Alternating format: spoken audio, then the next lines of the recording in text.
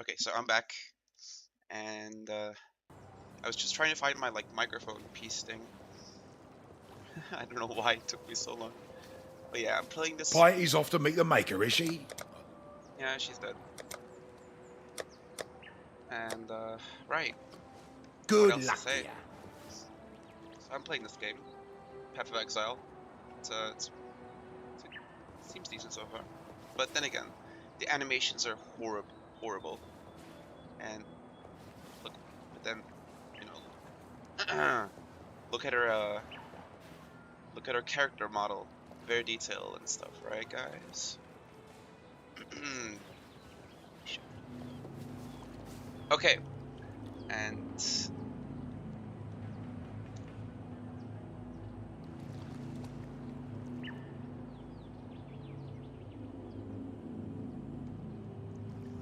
so this is like a Necro Settlers league. They're called leagues, not seasons or ladder.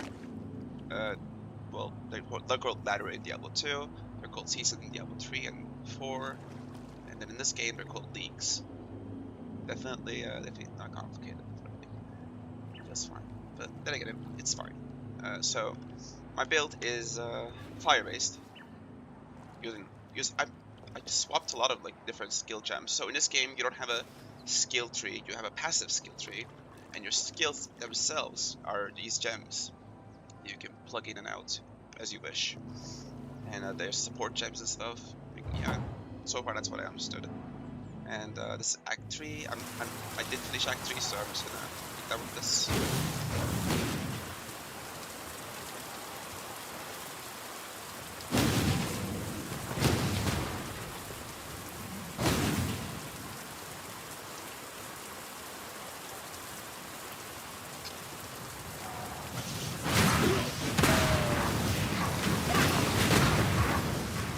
So I didn't upgrade. So hold on, let me just sorry.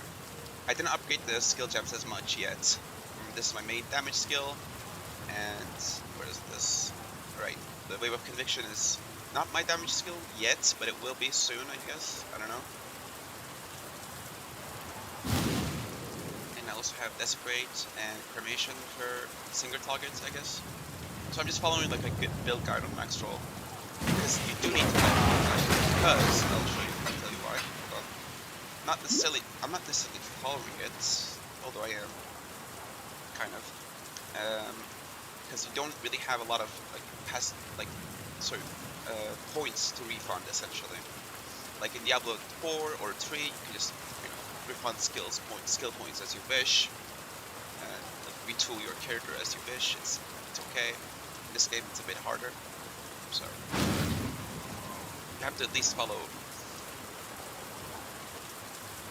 slightly follow the build guide. You can't really do it all on your own. Because I'm just starting this game too. I know nothing about this game, and yeah, that's about it.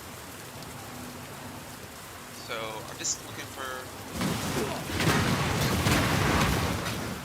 these orbs, crafting materials, I guess. I got a few orb of bindings and an orb of chaos as well. Looking for like a better, I guess wand. Let's just look for a wand then. I mean, there's a trade side here. No big deal. I'm not sure how to buy items yet. I really have to get used to this.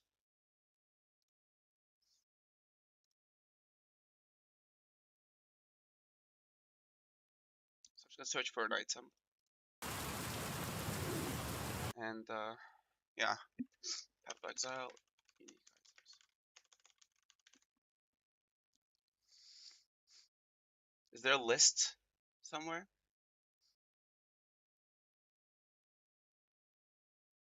Okay, scepters, wands, whatever. So what is this? Level requirement? Okay.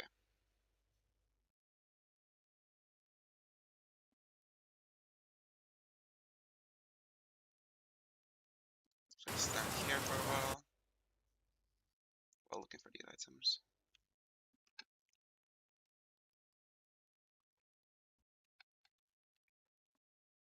Wait, wouldn't Shade of Solaris be a good one? Because I don't I don't think I deal critical damage, but then again, I don't deal critical damage that much in the first place. What critical damage works for me is what that does for me is it just gives me elemental damage boost essentially. That's it. Not dealing extra damage as you can see here. That's the point. Oh wait, it works the same way. 200% increased spell damage if you dealt a critical strike in the past 8 seconds. Works exactly the same way. But then again, there's the catch with critical strikes dealing no damage. And I have a chance, I think, it was like 8%. No, spell. Where's the spell? Right here. So it's 6% here.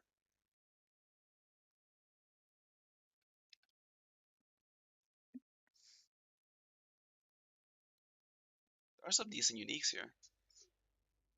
I like Shade of Solaris specifically.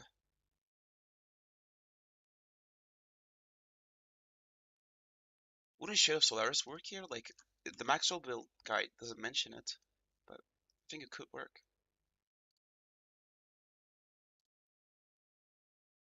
I'm not even sure why I'm looking at Maxwell. I know in Diablo 4 they were horrible. Wait, build guides. Which sites do this shit? Mobalytics is there, but that's just PoE 2, not PoE itself. Okay, there isn't a lot of sites, or there's not an official site for it at least. So I'll go with Maxwell. The UI is nice. That's it. That's the only reason I'm going for it. So I'm level 36 or so. Let's say 37.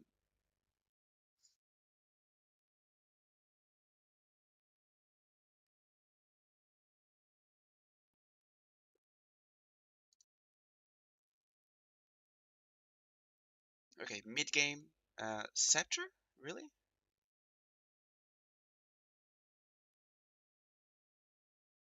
Scepter?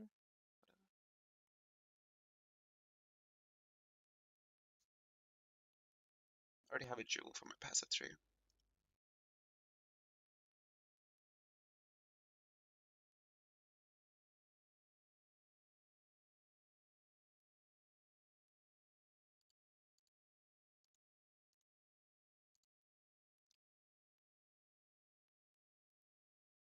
You can buy for a couple of Chaos Orbs, but the equipment section on the right won't always include them. Okay.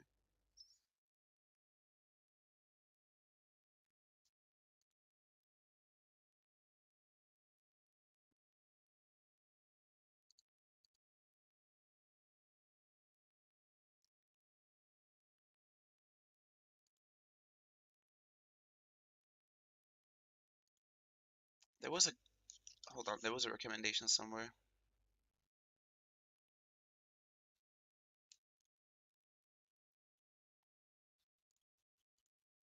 Cuk. Ne oldu sana? Öpücük veriyor şu. Oh, there we go. Obliteration.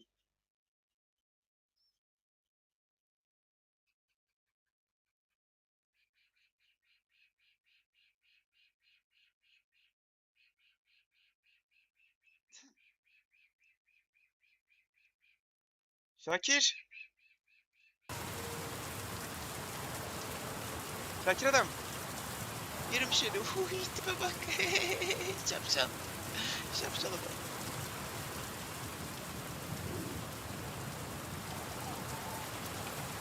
Wait a second. Hold on. Is that elemental overload? It was something else.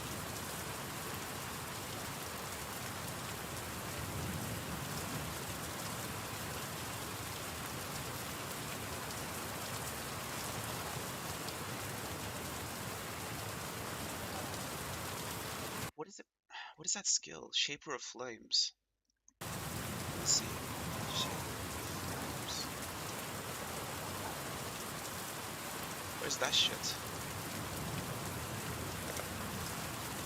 I don't see it.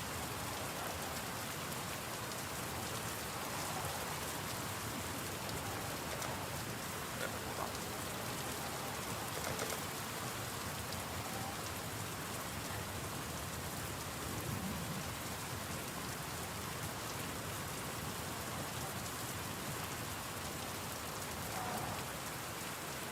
What is Chamber of Flames?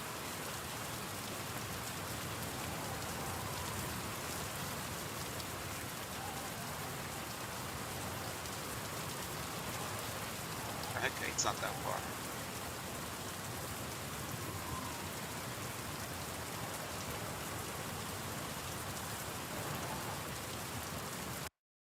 Where in the skill tree is that? Oh, right. That's not on the skill tree. That's on the ascendance thing mission. Okay.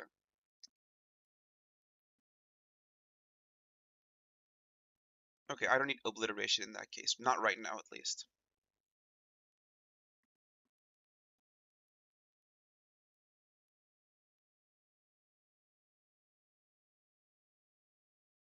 So my critical strike chance being low is actually not a bad thing at all. Shadow Solaris is nice. I like that.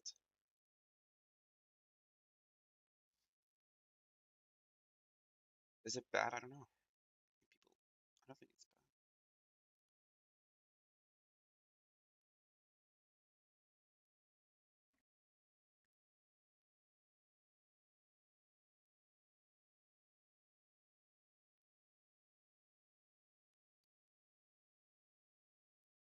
Okay, level requirement is getting a bit too much now.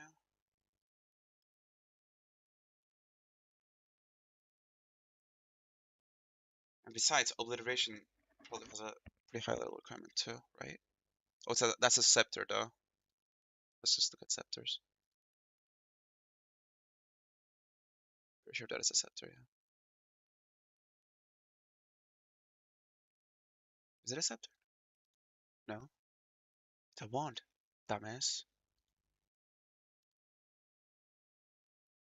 Where the fuck is it then?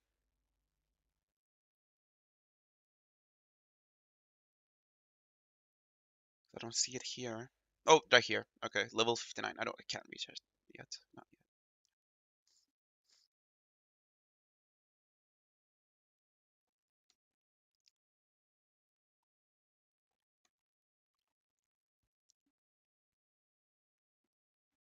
In that case, yeah, Shadow Solaris is nice. I like it. I'm gonna look for it, see what if people are selling it. Search. Oh, 40 Chaos Orb? Fuck no. I can't afford that. I mean, it's probably not expensive in the grand scheme of things, but it is expensive for me. In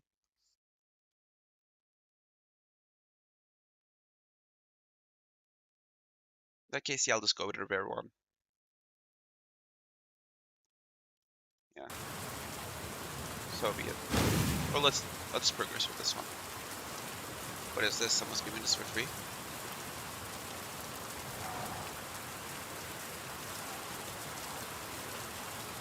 I don't use Herald of Ice.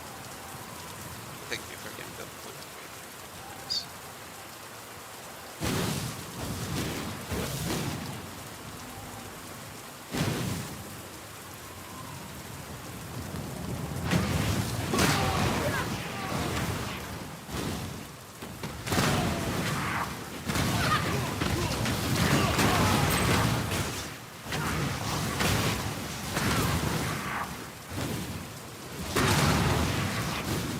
Yeah, I don't have any damage problems right now.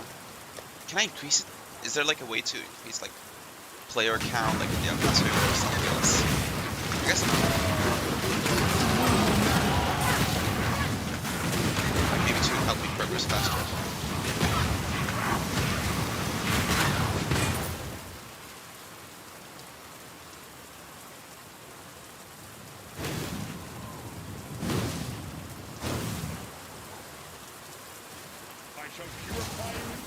I don't care about you. I already killed you.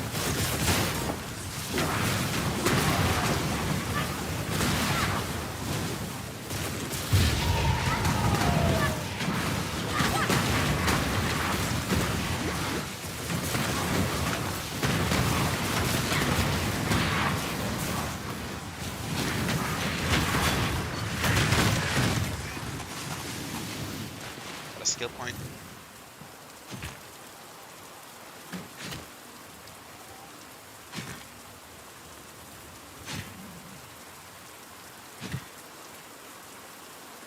Do I even need more chance to ignite? think I do. I have too much chance to win. 75%. And with this one, I guess it will be 100 almost, 95. Yeah. I'll go with the overtime multiplier, but then again, I don't know. Maybe not.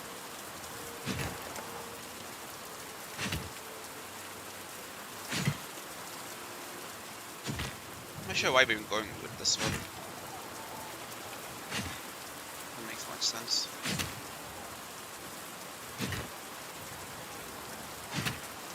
One life per second for each uncapped fire resistance, which is not that big of a deal. But we're still going for it apparently. Whatever.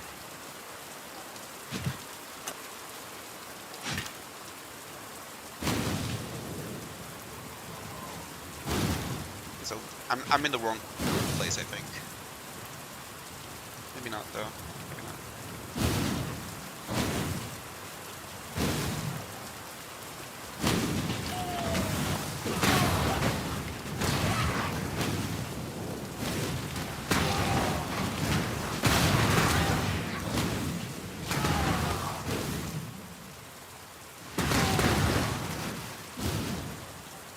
When I'm ready, and not before.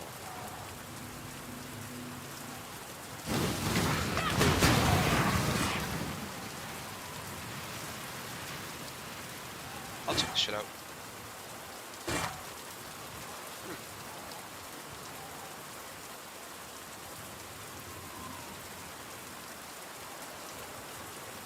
Not the worst. Definitely not.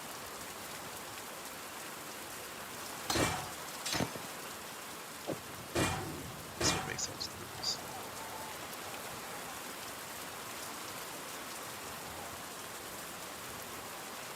Wait, hold on. Let me just look at the build guide again. Right, leveling. Where's Wave of Conviction? Wait, you go with flammability still? What the fuck? No, you're good. Why flammability? We're still going with flammability? That shit never gets removed?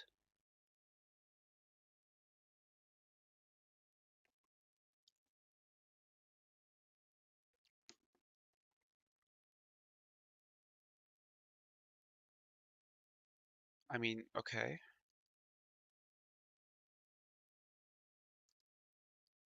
I guess.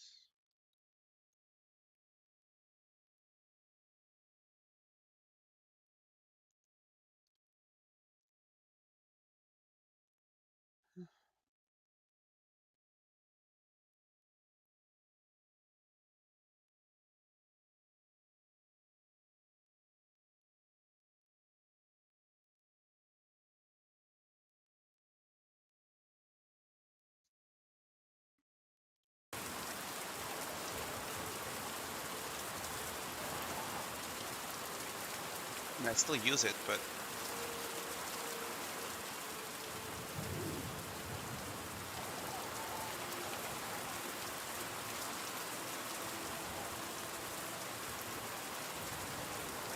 mana. Wow. A bit too much now.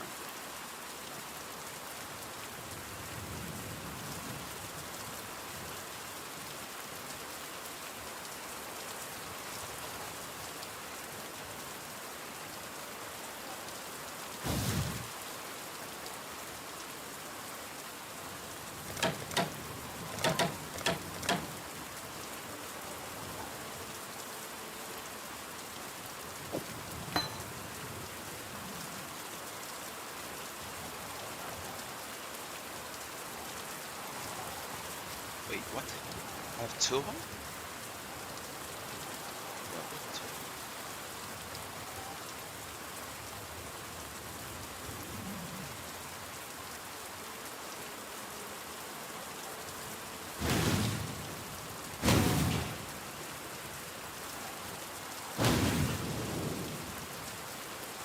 I see a lot of the same people in the global chat in this league. I guess this league is not that popular. When I'm ready, and not before.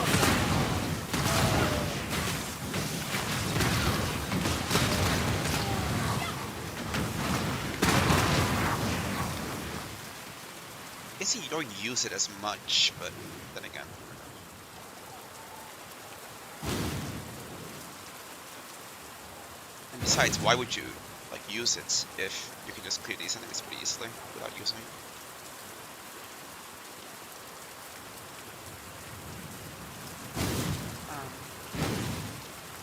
I guess there's a problem. That's supposed to.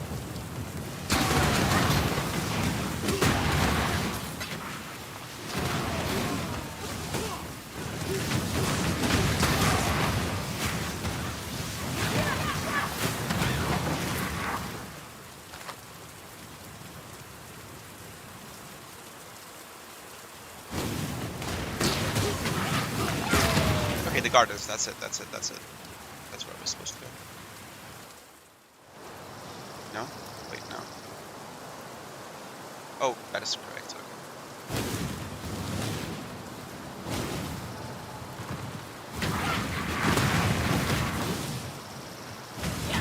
I need my mana.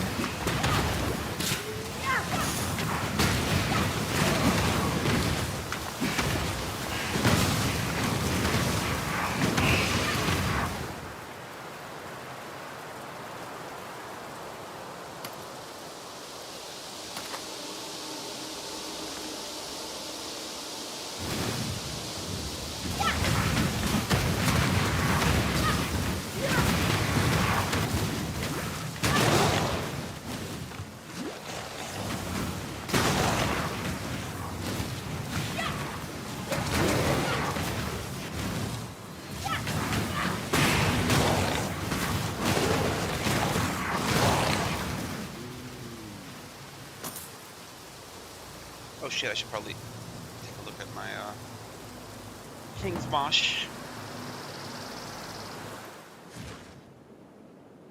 Hail! Look, there was a ship. Okay. How do I collect that? You should check out what came. I see ya. So, how do you collect? What do you need? Oh. So what was the rewards? Oh, this is what they sent? Assholes. The worst, I guess. Oh, alchemy, nice. That's a nice one. But then again, I don't know. Maybe not. I'll take it.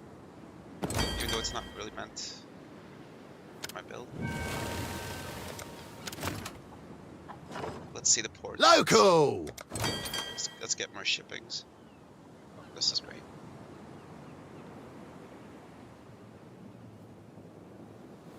Okay.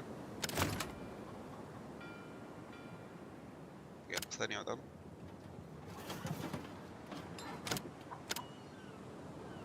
So the value, as long as it's not too high, I'm good.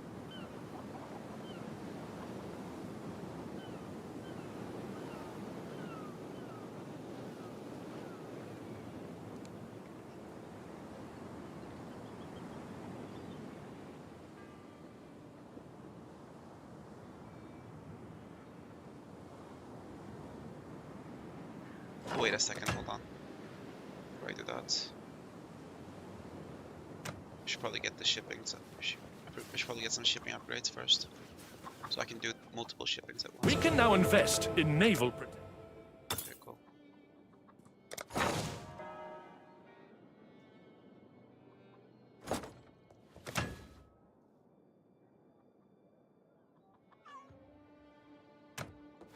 Decisions must be made.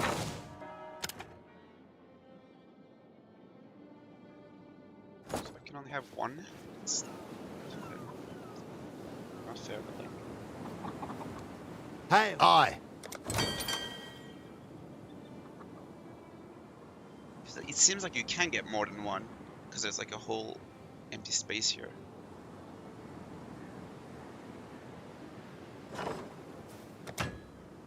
So we get an upgrade here. I have plenty of gold, I think. No, I don't, but shit. I don't. Exile. Treasure gold should stay that way. But Hail. G'day. Hail. I. tile.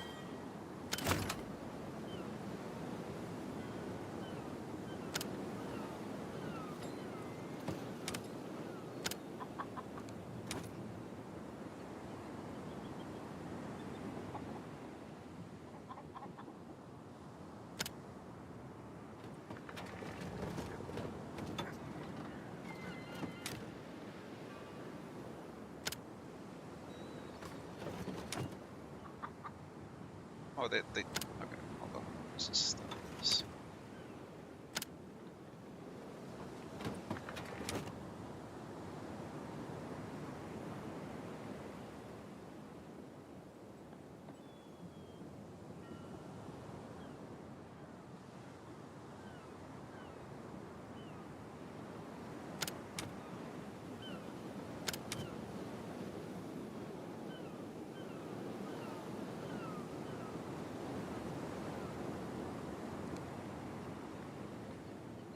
Okay, the risk shouldn't be too high in that case. I'll just send these.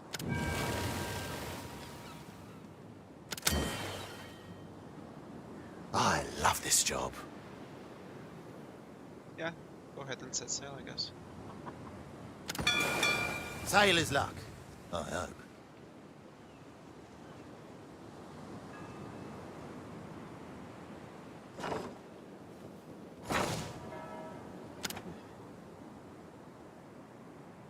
But then again, I have no fucking gold in the treasury. Oh. Okay. What I'll do.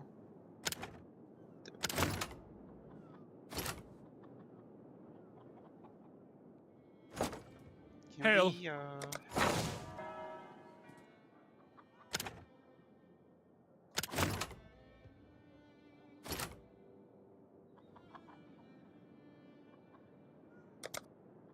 I'm just gonna add a few gold here. All of them, actually. That will do nicely. Okay, I don't need more orichalcum. Then again, how much? Oh, the wage is not that high there. How about this one? The wage is a bit too high in these places. Okay, Done. idle them. Idle them as well. Done.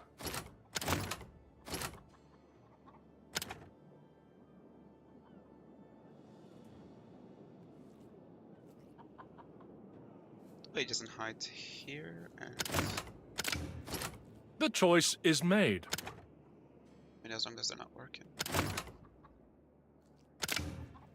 The choice is made. The choice is made. Okay. I'm not gonna pay you fuckers. Just sit around, do nothing. Jerk off if you got. Local. Local. Fuck is he calling me a local? You're a fucking boss, bitch.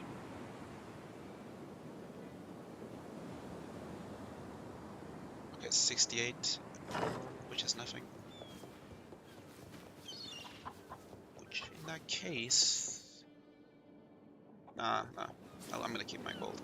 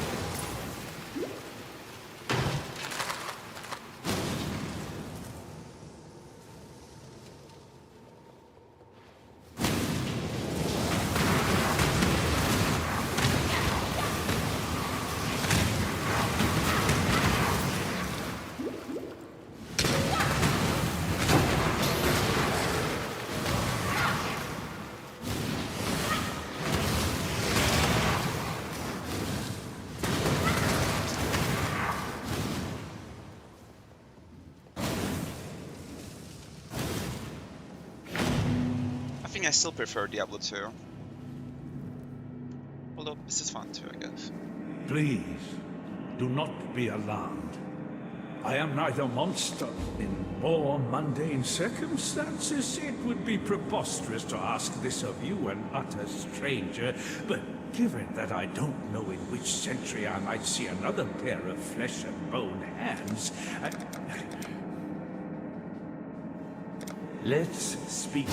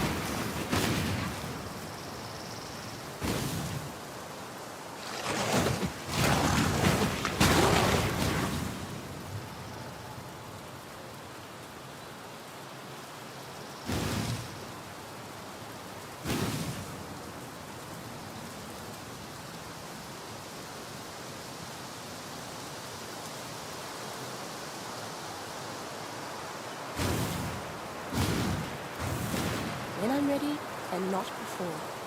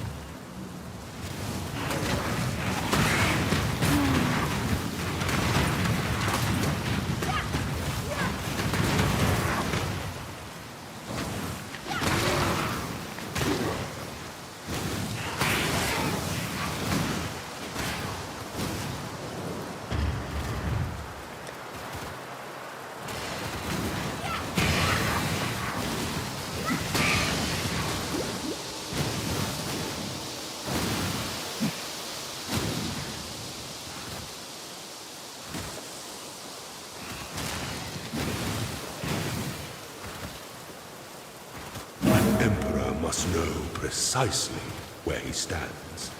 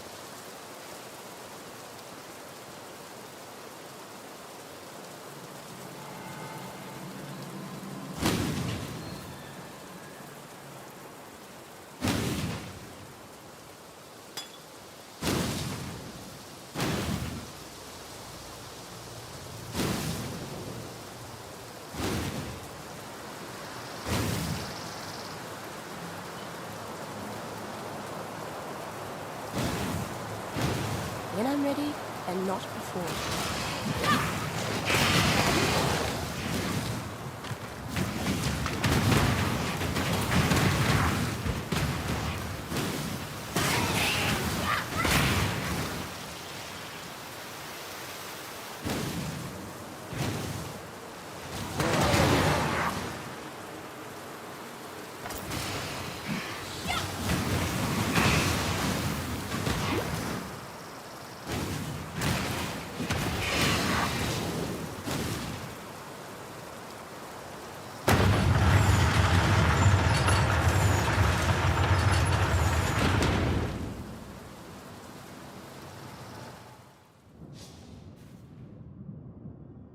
Remember, Dominus, what goes up must come down.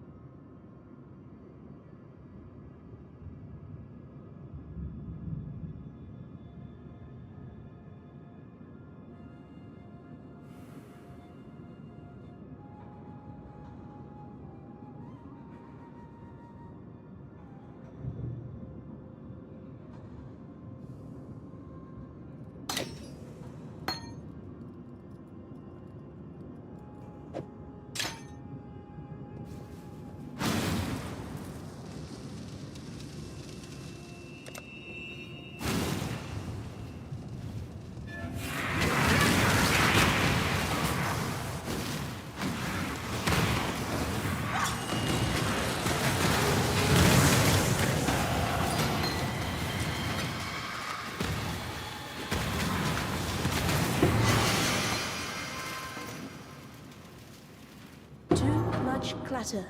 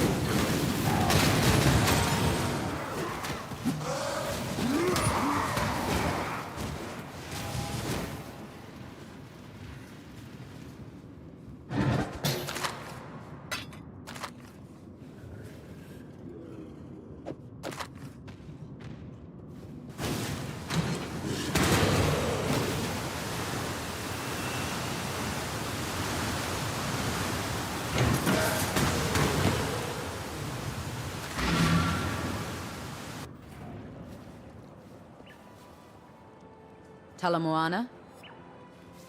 Mate. Don't do anything I would.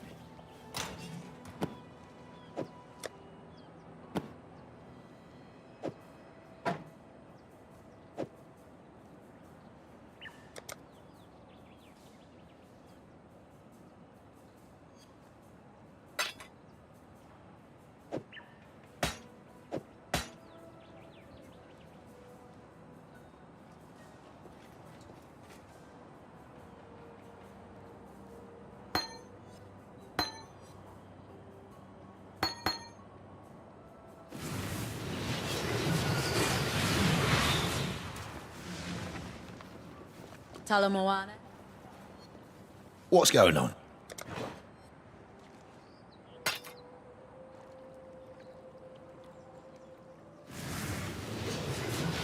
Good luck.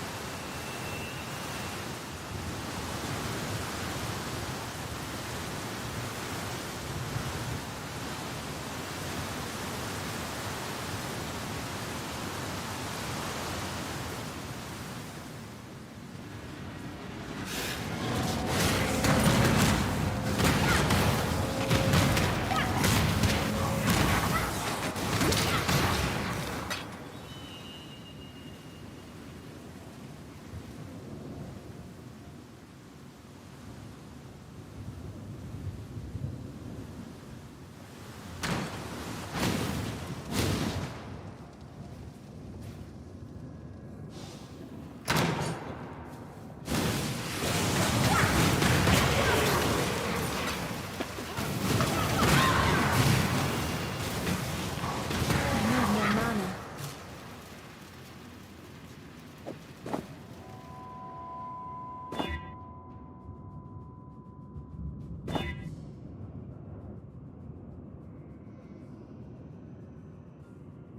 I'll need to be more lithe for that.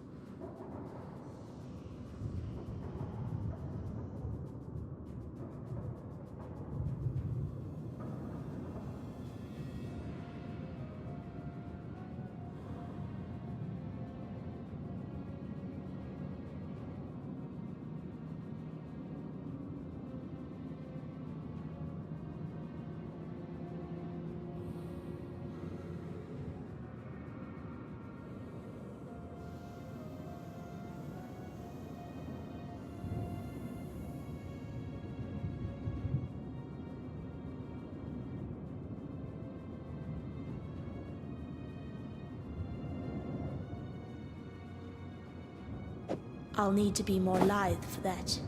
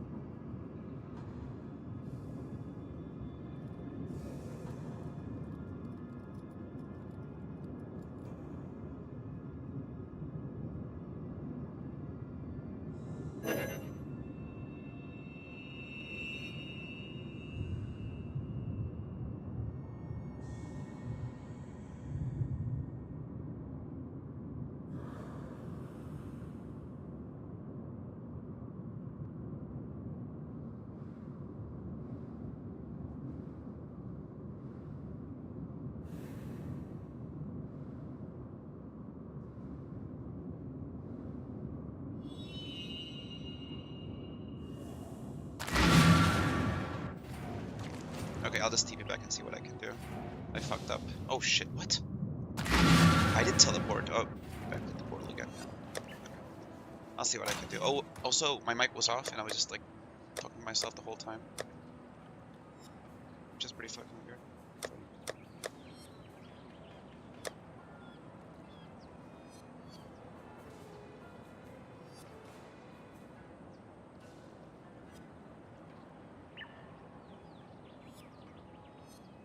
So much more increased movement speed, but then again, it's, yeah, armor stats are horrible. I need something with dexterity right now. Anything with dexterity.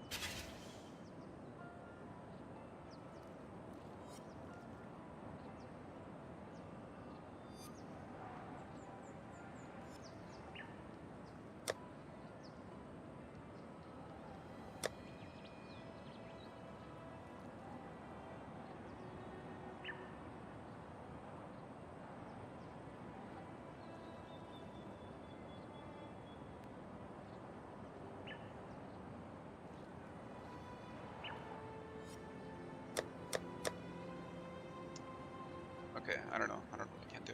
What I can do.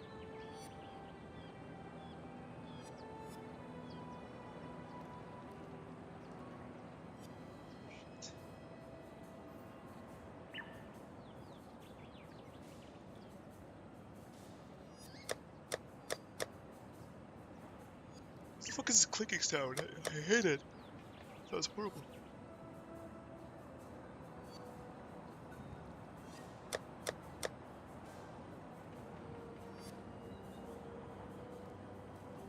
Why am I even keeping this here? Destroy.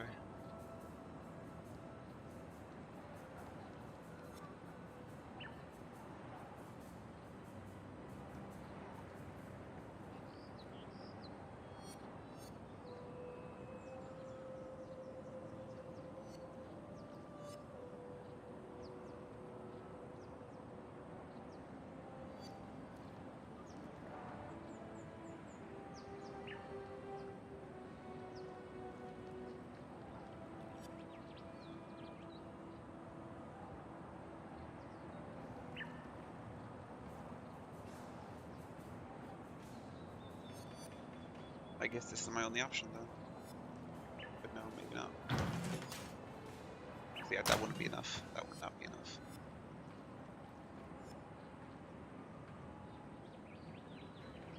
Although it's definitely my fault.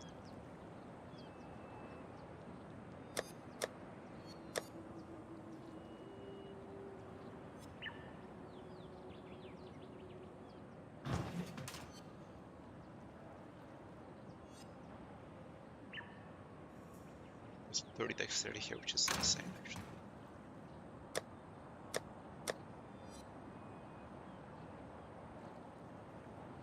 I just need some temporary dexterity, that's it. Not asking for much. Shakin oldu.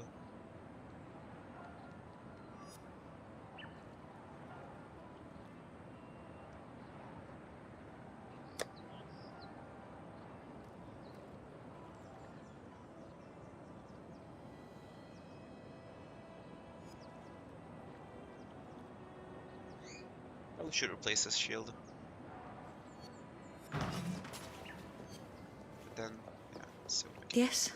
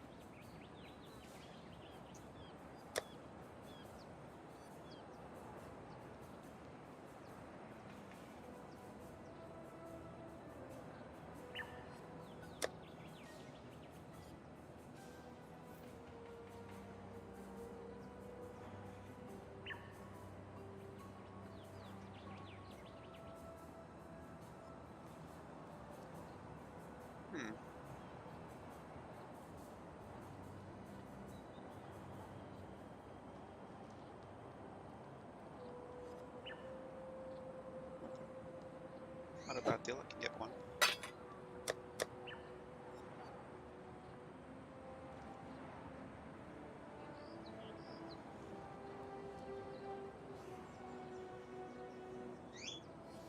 Shakir?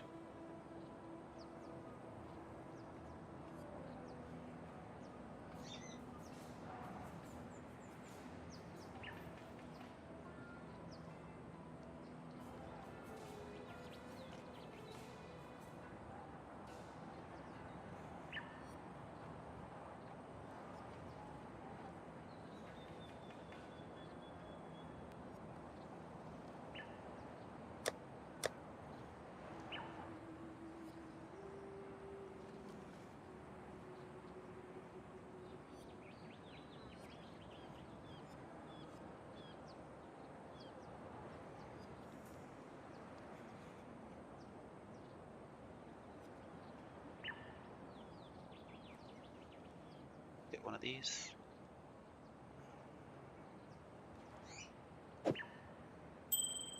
Bye. And use orb of alchemy on it, maybe, or something else.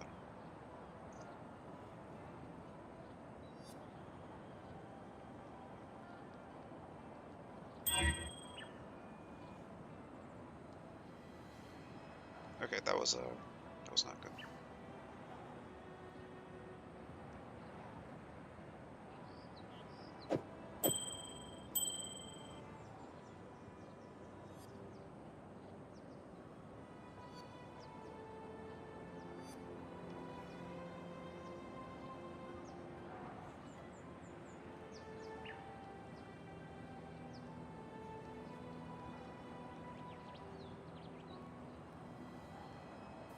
So my overcap fire resist is pretty high.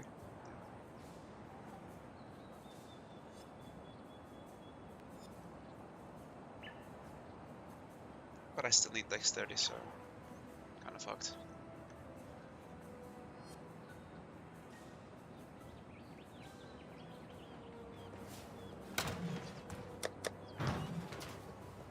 Need something?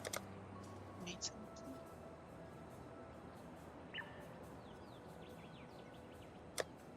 See you.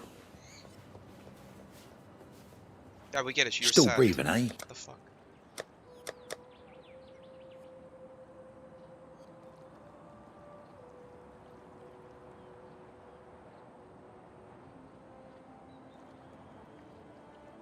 Okay, this is good. This is exactly something. This is exactly the type of weapon I want. I lose some movement speed, I guess, but yeah.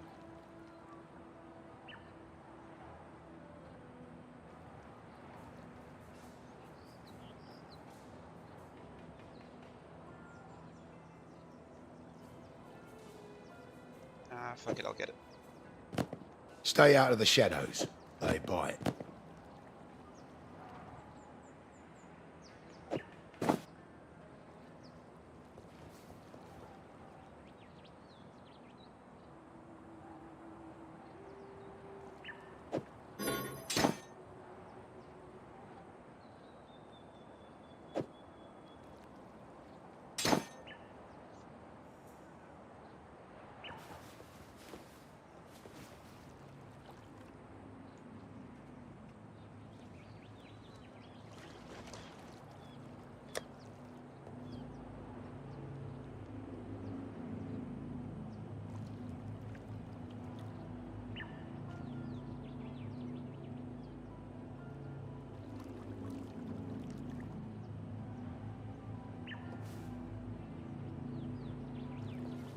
What happened to my portal? Shit. My portal's fucking gone.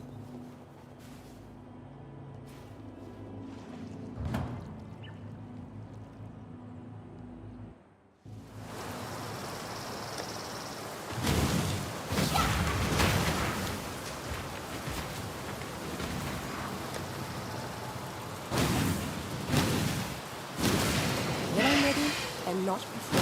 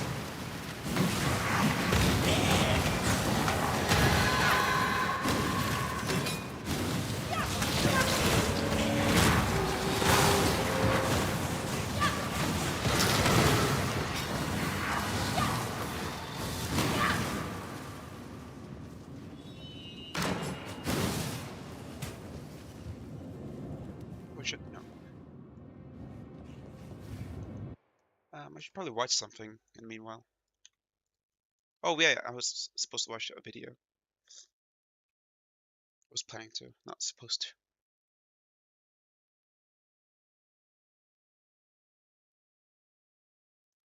XQC highlights Hassan's hypocrisy as a class traitor. It's not normal to be asked if you're a Jew at random and unprovoked. It literally is, dumbass. It is. We just... Sorry, I got. What is he talking about? Wait, at what point would this ever be an ordinary and normal question? Oh my god. If you knew anything about Judaism, Well, also... Hassan versus Philippe. Okay, here we go. XQC runs into most normal Hassan fan on his Twitter homepage. Fan account. Dude, you have to be kidding me. Sure, we would have had sex.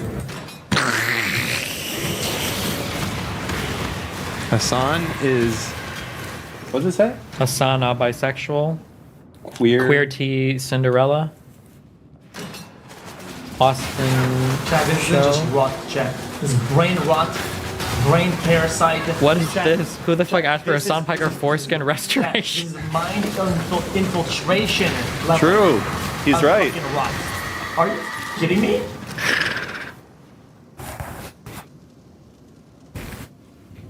God, hold on, pause. This guy's just farming.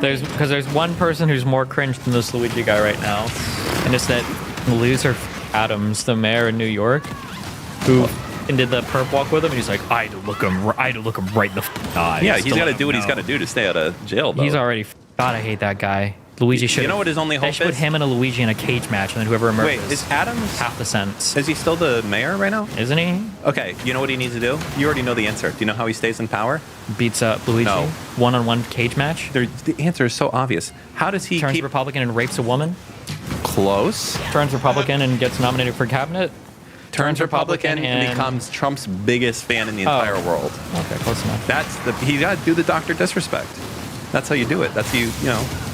XQC highlights Hassan's hypocrisy as a class traitor. Yeah, Republicans Is a will literally literal accept any slave fucking person. of- As long as they worship Trump. It's just such a fucking wild, like, death cult.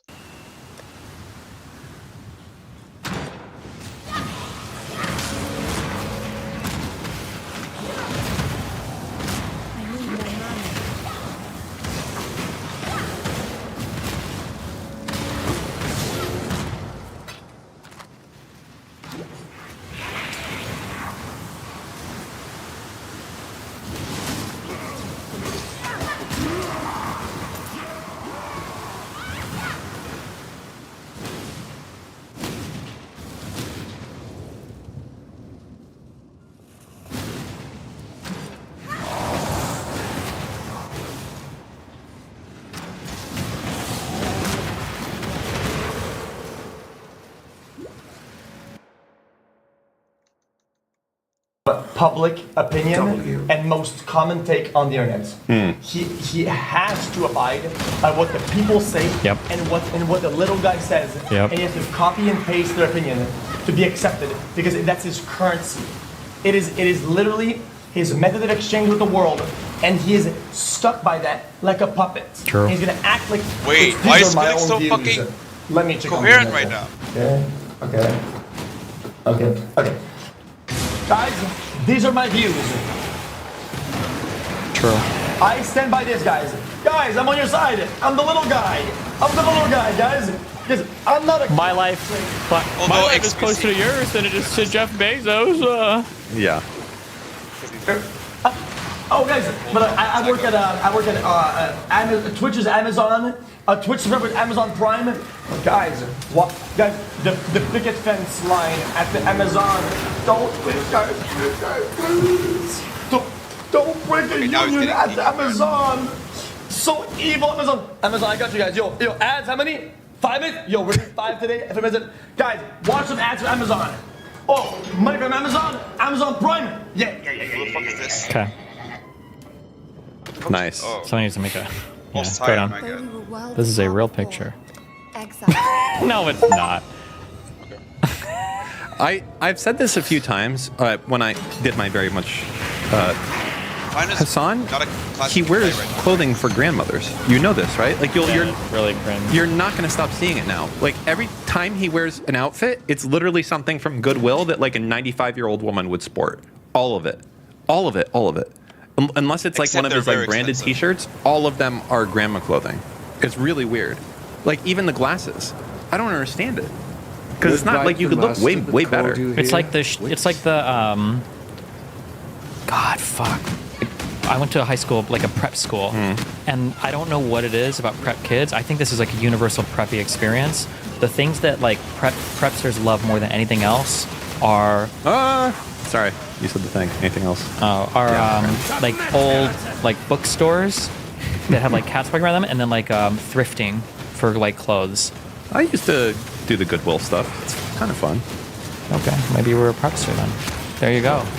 Like you can get like some. I mean, granted, this was like 20 years ago, but like, you know, like cool T-shirts, like vintage. That's how you would actually get vintage T-shirts before like the days of eBay. I mean, I guess eBay was kind of around at that point, but that's like you would go there and I don't know.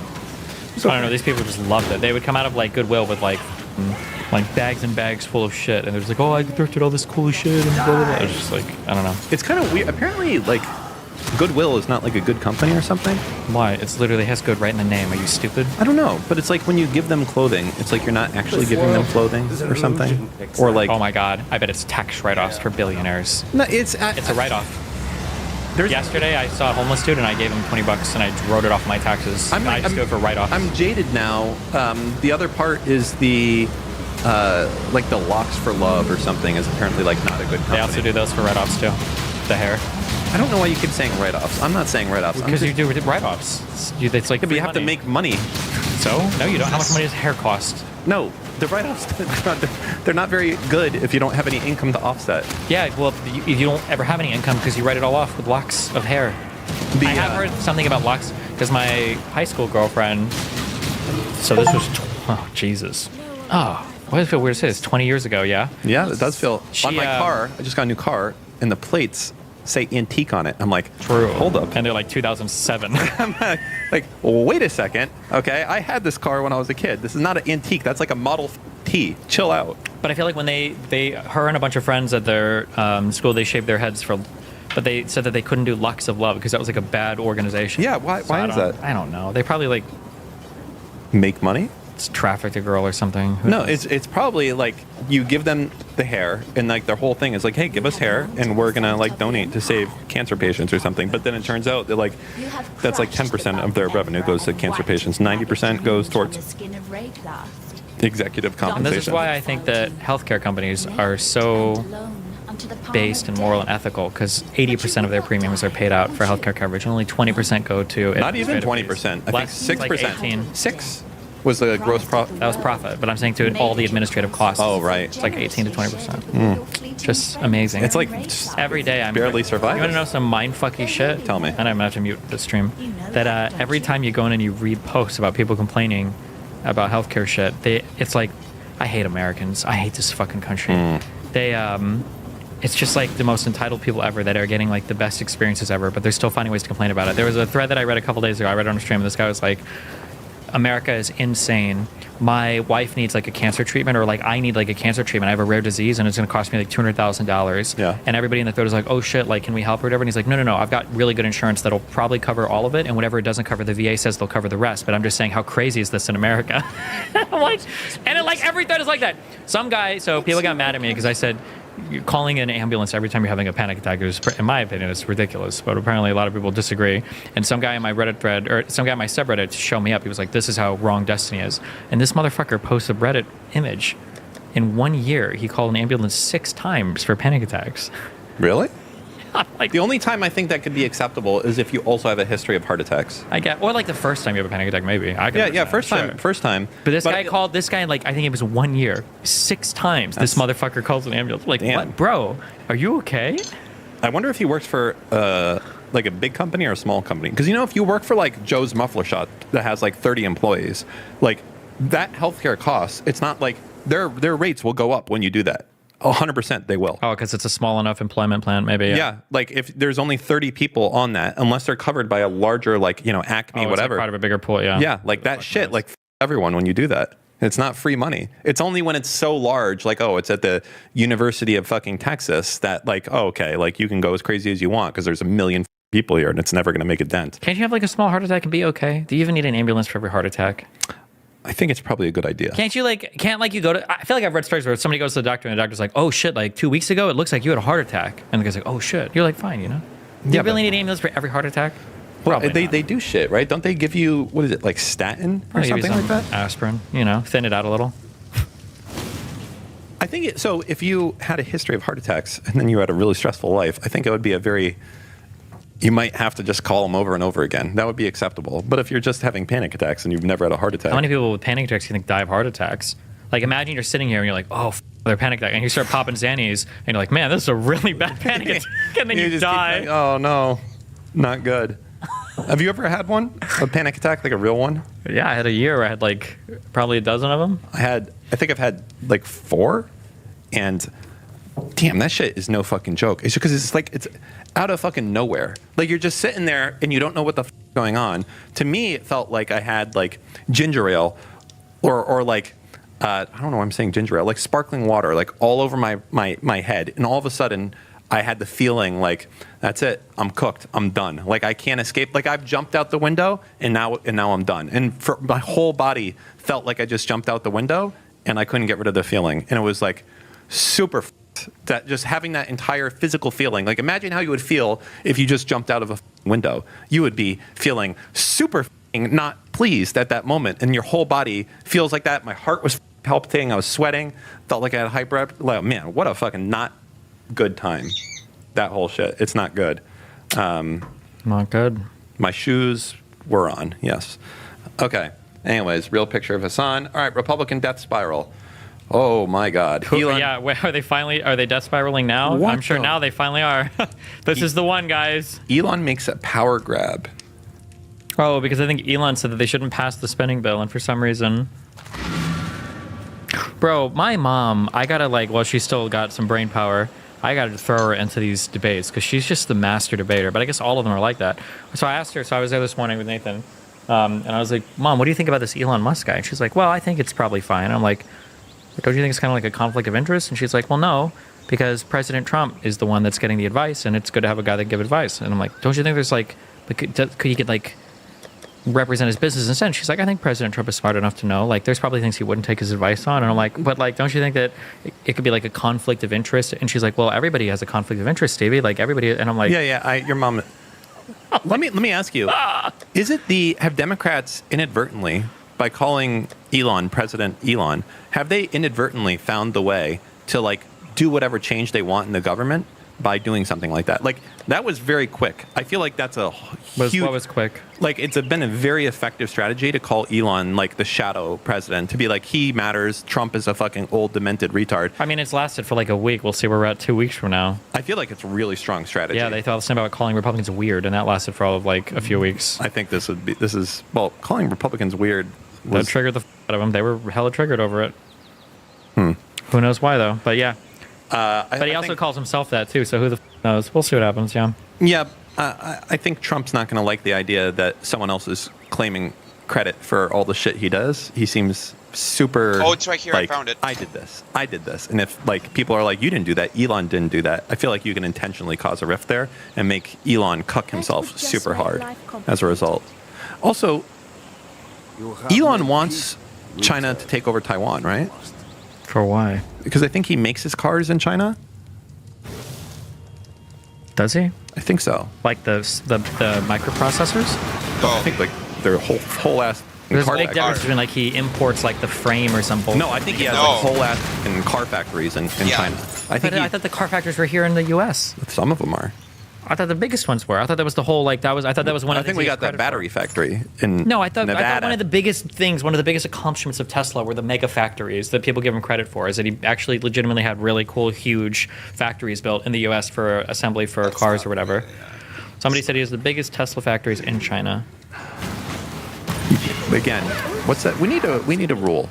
We should call it by a chatter. You know how they have like Occam's razor? We need like, who could it be? Who's a good name of a chatter?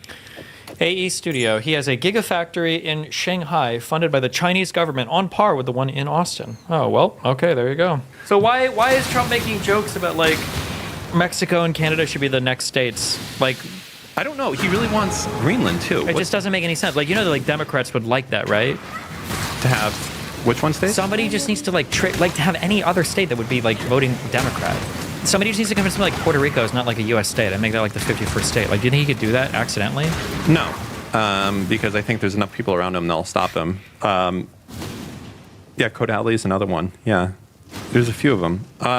Trump is like a literal fucking He's like child, bro. I don't know. Why does he want Greenland so much? What's his strategic? I legitimately have no. Why did you say strategic? Like that's at all what he's thinking about? There has to be a reason he wants it. Probably because he played Risk and he got raped because he kept losing Greenland, and now he's like, we should have this as the U.S. Is there any value in that? Because it's not. It's like not as big as Isn't it it like looks a on the giant map. block of ice? Yeah, is there like, anything there? People see. Okay, Mercator projection.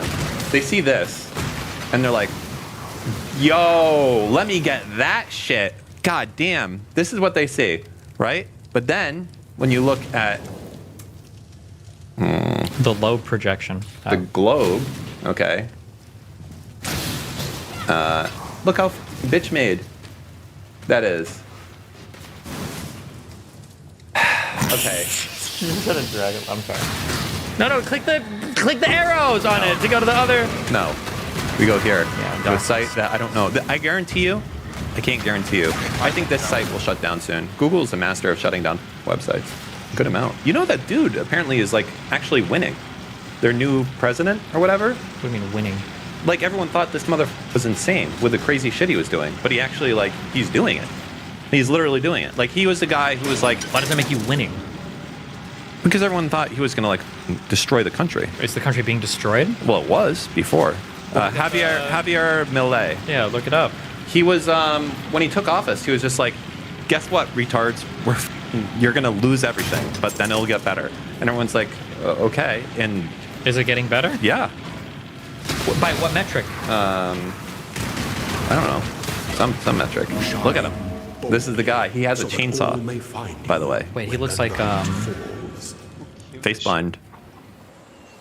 Inflation. That's what they're trying to get down. Yeah. Look, right here. How Javier Milei pulled Argentina. Oh, can we trust this news? What do you think?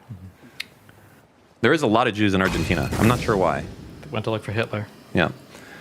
You can't be accused of flattery or hiding the facts. Exactly 1 year ago, he became the Poggers bro and delivered his address. There is no money, he said. We're broke, retards, he said. There is no alternative, and there is nothing we can do. You guys are cooked. So I think what they did is they went to the U.S. dollar, actually, which is pretty crazy to say we're not going to be able to print our own currency anymore. Grappling with a monthly inflation of 12%, 13%. The government was printing money at an insane pace. Poverty, 42%. Since entering the Pink House, Milei has taken drastic steps, fired 30,000 people, closed 13 government ministries, cutting 13% of the expenditures, reduced tax on foreign investments, and eliminated funding for something, anti-poverty organizations, and privatizing state-owned enterprises. Unsurprisingly, these measures caused poverty rates to soar from 42 to 53% within 6 months. Pension took a hit, wages fell, and Argentina economy contracted for 3 quarters. This week, however, it worked. This crazy son of a bitch, he did it. Argentina recorded its first positive economic growth in years, 4%. Why is Dan so Inflation dropped to 2.4% monthly. Well, still alarming by Israeli standards. But anyway, this fucking did it. He took them out of the meme, and he's winning, apparently. That's it. And when is this from? It may be better. Nope, this is from yesterday. Never mind. Yeah. Huh. That's it. Kind of crazy. I respect that. I respect that statement he made. I don't think you can make that in America and survive. Where you're like, the last sentence of that, where he's like, yeah, it's going to suck for a little bit. Get used to it, and then we'll get over it. Yeah. But I have no idea if it's good or bad. I think that would be a really interesting guy for you. That whole thing, I know you have your own shit going on in the U.S. and everything. I'd be interested to know how that happened. Like, how do you elect someone who's like, I'm gonna f your shit up? And well, they did their it. shit is super up already. Yeah. And if they're having that much inflation, maybe their shit was already. But like the fact that what he did like actually worked is something that I feel like it would be really interesting to like study, because like he is like a very populist dude. Like the people liked him, but like he did it. He took a country that was like printing money, running out of it, and is now making it so that it's like a real country and they don't have to print their own money. Like, it's pretty cool. People are saying that it's not working at all, though. So, there you go. Never mind then. Get my chat. Orientate. Wait a minute. I thought something could happen simply for my being perceived as Jewish without actually being Jewish. And this provided me with a window into the fear some Jews are experiencing in the streets of Britain and Europe at the moment. It's not normal to be asked if you're a Jew at random and unprovoked. It literally is, dumbass. It literally is. Dumbass. We just... Sorry, I got. What is he talking about? Wait, at what point would this ever be an ordinary and normal question? Oh my God. If you knew anything about Judaism, or Wow, so this must be a new. It's either a Muslim or far left like dog whistle, where you mention Judaism. Like it has anything to do with anything. It's got to be like a new dog. Because I'm hearing this more and more over the past like few months, where people are like, "Oh, don't you know about like Judaism or whatever?" And it's like no one is talking about this. Judaism has nothing to do with Jewishness or Israel. It's like the least relevant fucking thing ever. But it like comes up in the weirdest ways. Like, if you knew anything about Judaism, or if you actually had ever been around at least Orthodox Jews, you would know that yes, this is an interaction that does occur. Okay? Like, what are we talking about? Why is he talking like he's This is the drunk? one lady where you're like, don't stay outside. Yeah. Lady, go inside is right. No, you should not touch grass. these are the same people, by the way, who will say, like, if you ask an Asian person, like, where are you really from? Which I agree is rude, but they'll be like, oh, this person's gonna have, like, a fucking breakdown on the street and kill themselves. Sorry, hold on one second. There has to be, like, this clip needs to be cut with, like, some Schindler's List, and it's like, are you Jewish? What was the music you would have? Where do you normally ask this question? I want to know what Hassan, the challenge had been like, Hassan, in which situation in your life have you actually, did he? I'm trying to think. I feel like I remember one situation where somebody asked if somebody was Jewish. And it's when I was at that chicken and waffles place with Nick Fuentes. Did he ask the guy walking by if he was Jewish, or he just asked me if he thought he was Jewish? Do you remember? I don't remember. Does anybody remember, did Nick ask if the guy was Jewish? Or did he ask? Because if so, that's the funniest. That would be the because Hassan references that like maybe he's rewatched that so many fucking times. Hassan thinks it's normal. Oh. Thank God it was a bear. Where's something like this? What's up? None. They're just serious. That's true. Thank God it was a bear. Glasses aren't that serious. Where's something like this? Does he? I don't have to make it happen. It's like I can have a kid. What's up? None. They're just serious. That's true. Thank God it was a bear. Glasses aren't that serious. Where's something like this? Yeah, are you Jewish by any chance?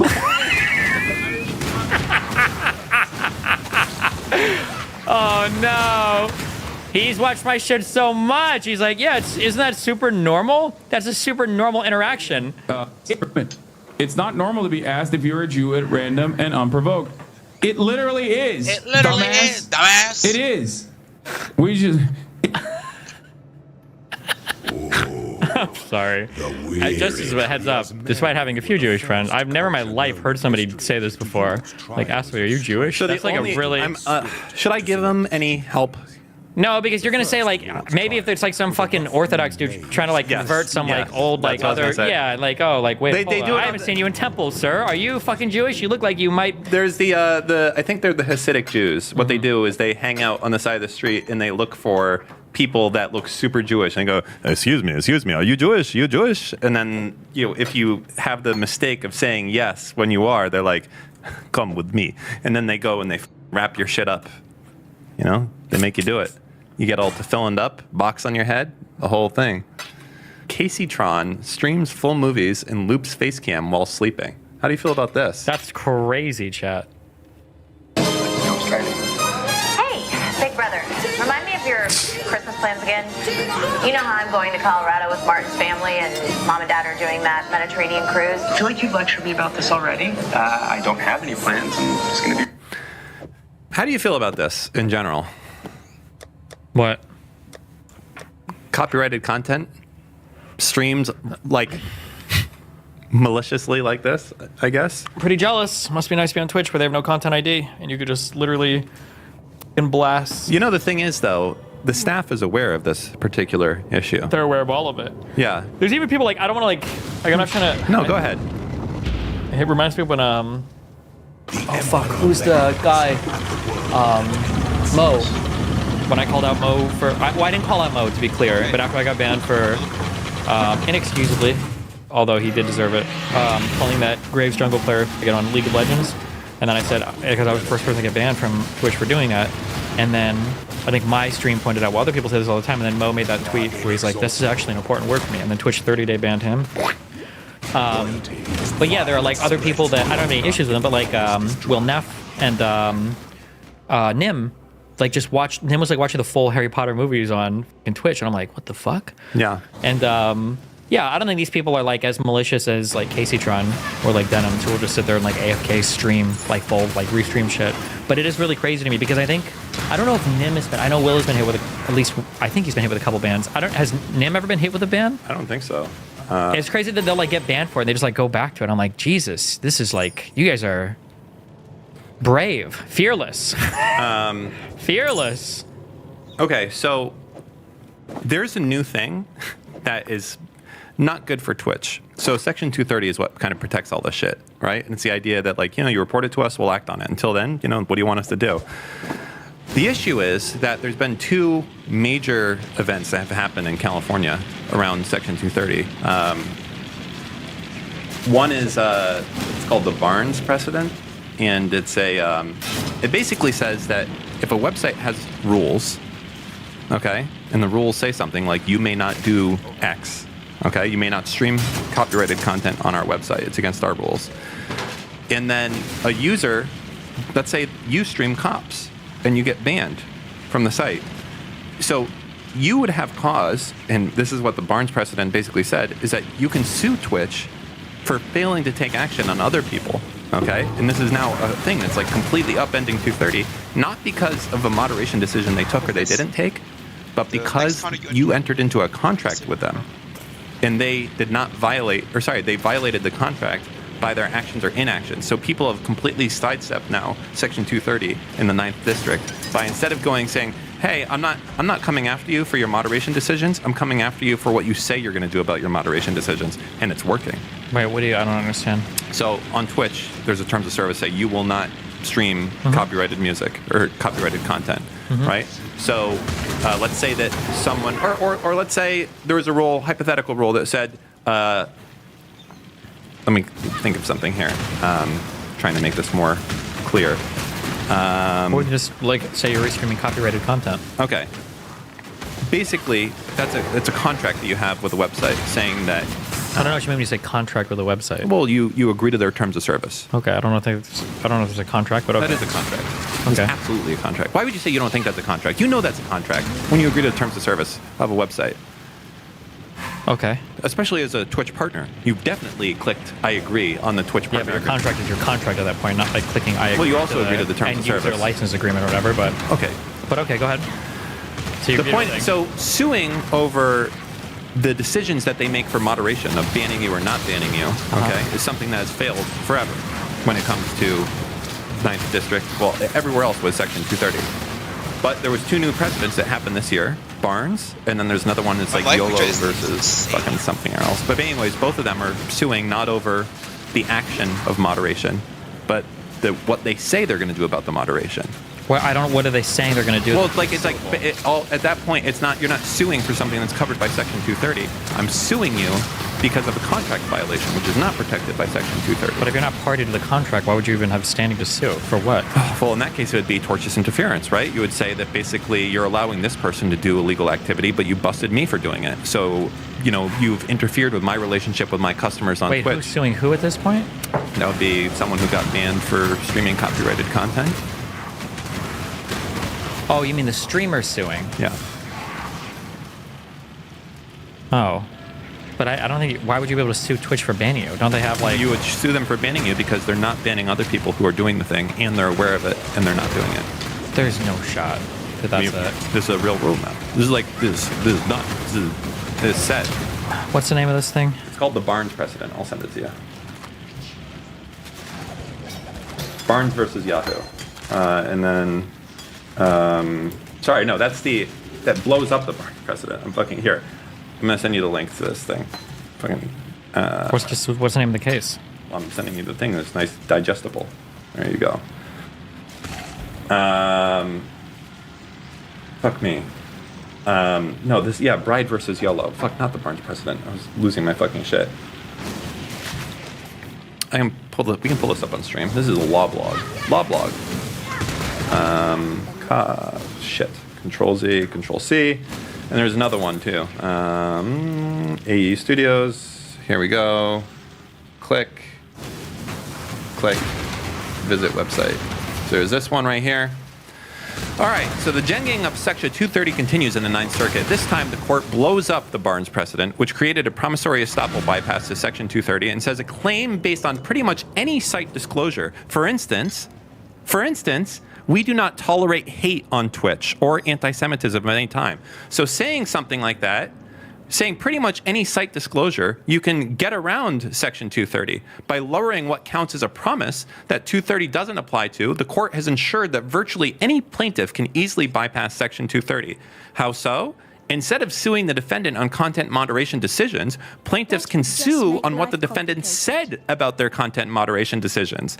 This will be trivially easy because plaintiffs can always find some site disclosure they think should have applied, as illustrated by this case, where the plaintiffs appear to be overinterpreting YOLO's site disclosures. Thus, suing based on content moderation decisions versus what the site said about, what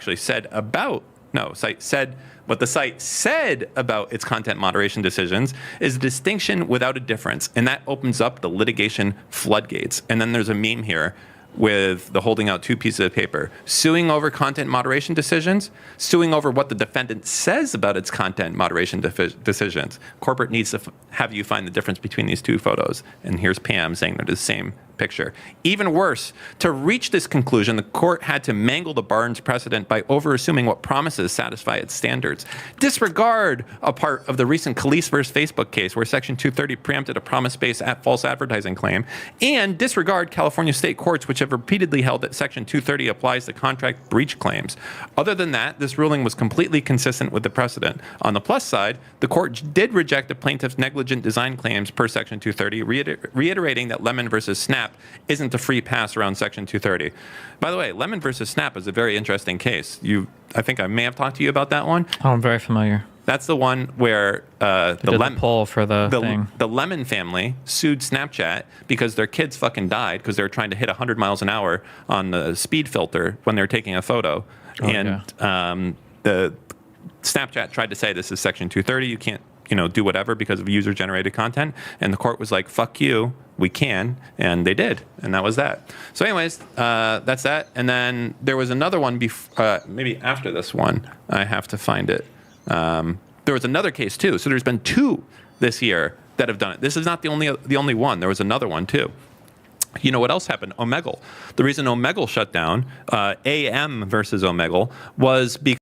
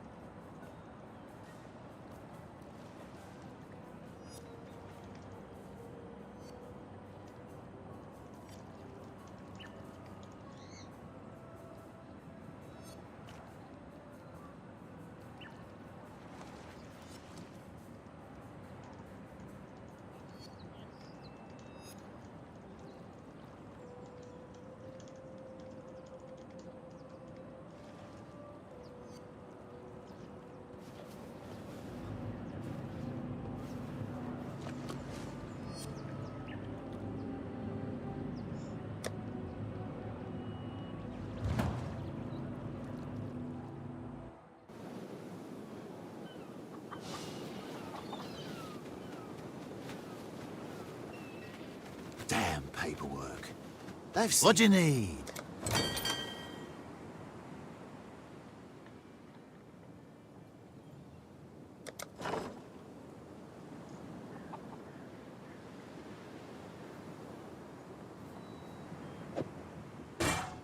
I mean, okay.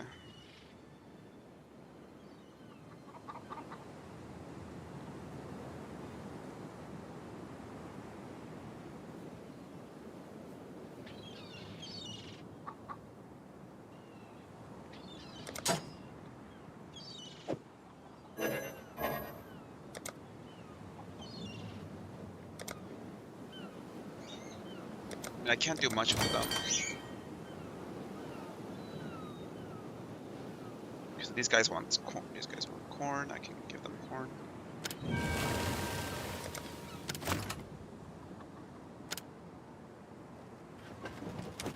Maybe that's a bit too much.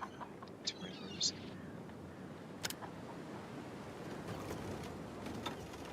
Okay, I'll only do health then. Fuck it.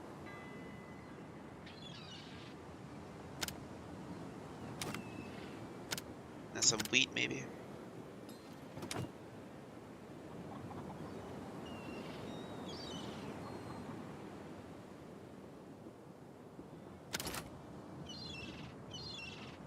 Select the port, this one. And yeah, I guess set sail. They're on their way. Oh, about time.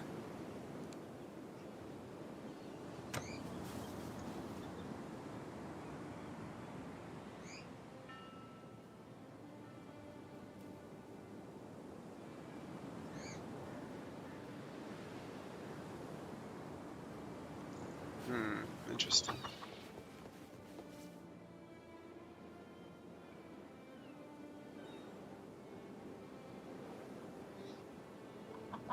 So this is not a helm that I would use at all.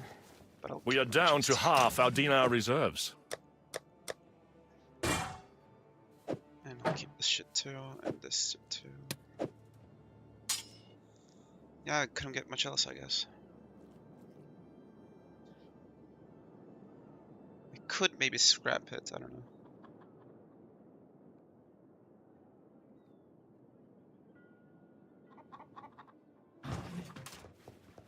I got some chaos orbs, so maybe I could buy something.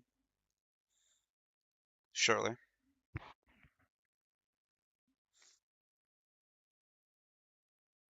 Okay, that's pretty good.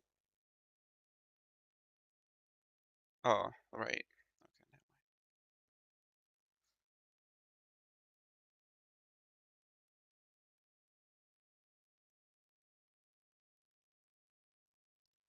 Let's check the spectras then, instead of wands.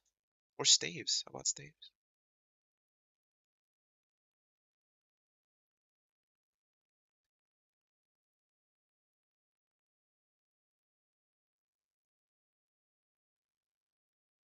Lose 500 life per second. What the fuck is that? Some of these are wild.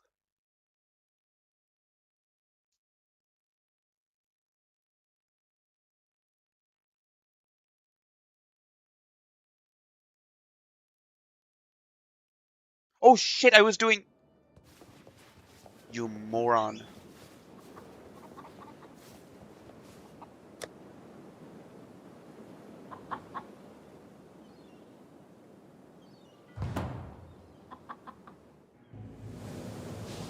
I still haven't completed the labyrinth.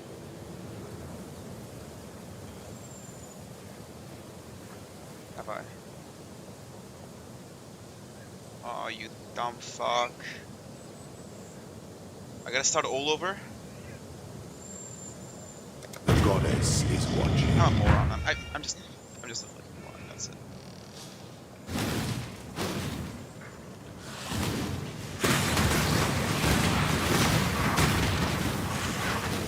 Fucking forgot, I mean...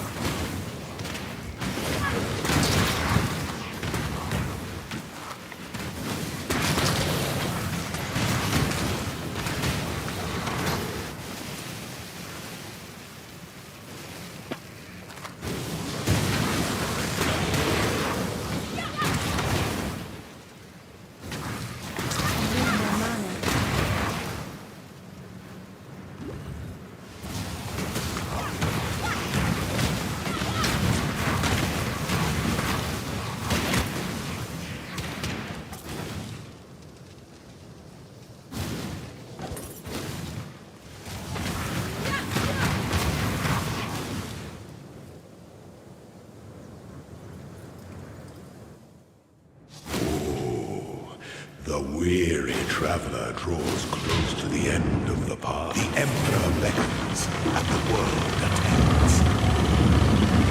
I know this one. That's pretty easy.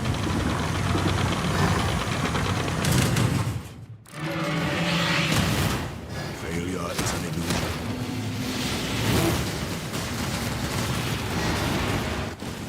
And that's it. You were born for this. This empire remains filled with emperors in waiting. I'm gonna rush this.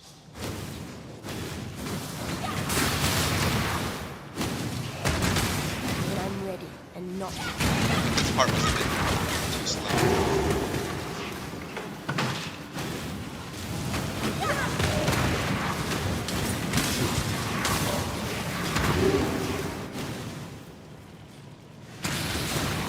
Because Omegle, which should have been able to claim Section 230, saying, "Listen, crazy shit happens on this website. What do you want me to say?"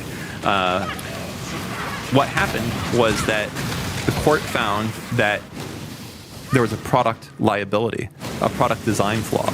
Just like if I bought a fucking motorcycle that exploded, and I did that, I would have a right to sue you for creating an exploding motorcycle. The court found that because the product created a environment that was unsafe, like hatred, or in this case, child predators. Without hesitation. Because of that, Section 230 didn't apply. The product itself was broken from the start. So there you go. I don't know about this one. I feel like well, the good thing is you don't have to know because it's already done and over. And well, now it's not done and over. It's done and in over. the. It's for the Ninth Circuit. It could still get appealed, but I don't know. It seems.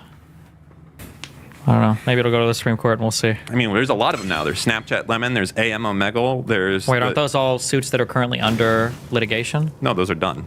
The Lemon one is completely over. It's cooked. What was the outcome? AM versus Omegle didn't go to appeals. No. What but was they the settled. outcome of the Lemon case? Well, Snapchat lost through appeals. Lemon versus what? 2 M's. Snap versus AM or Snapchat? Snap. AM is Omegle.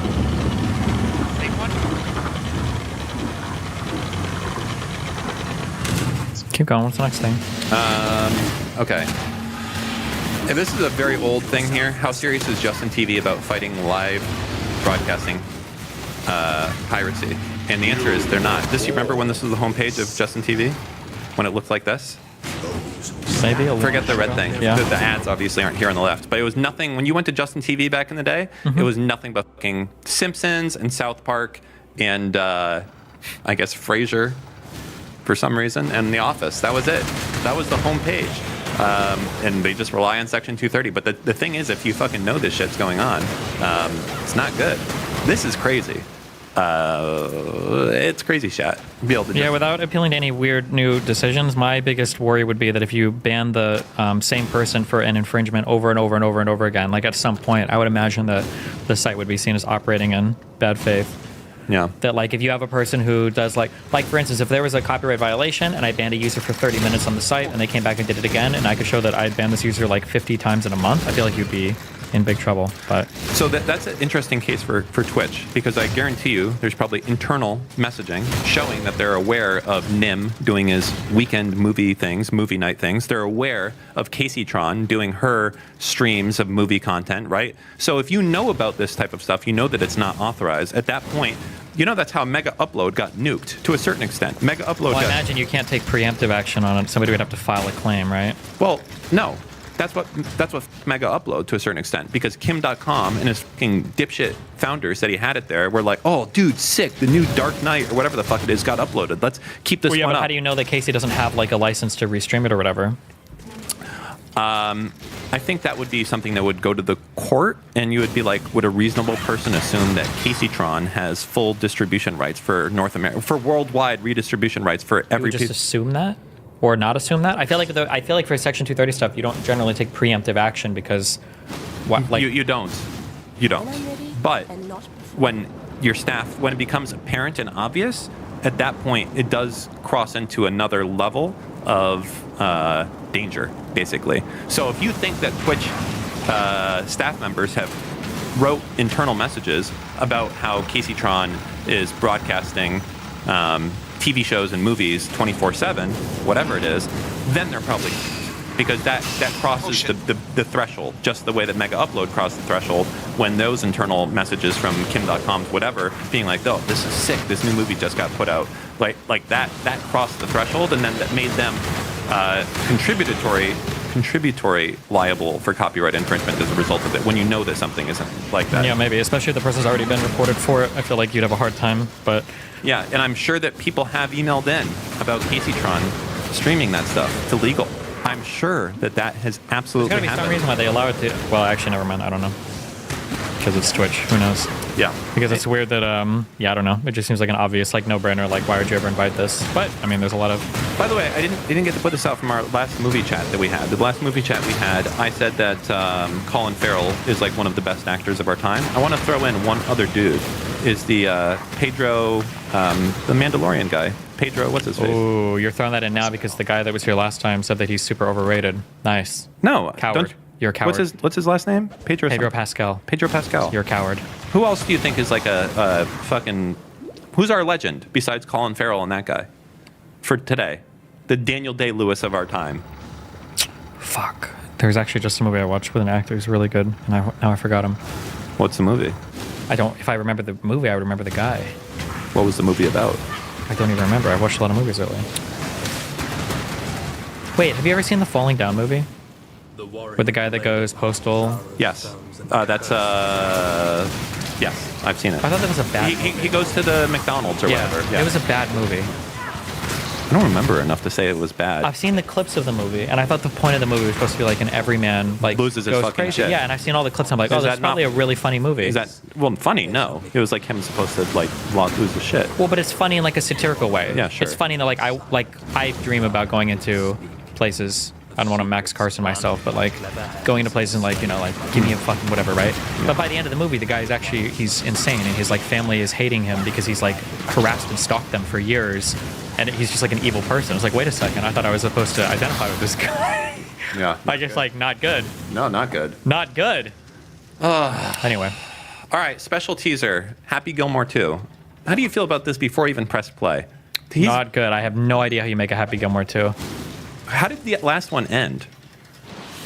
I don't remember. I don't either.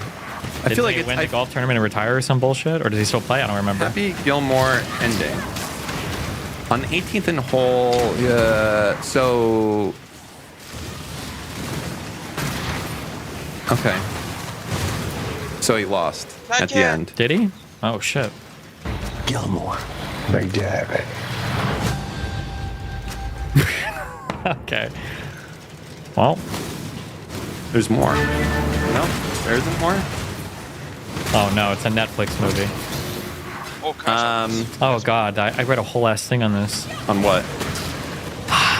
There's a look. There's like this very weird. Oh my God. Give it to me.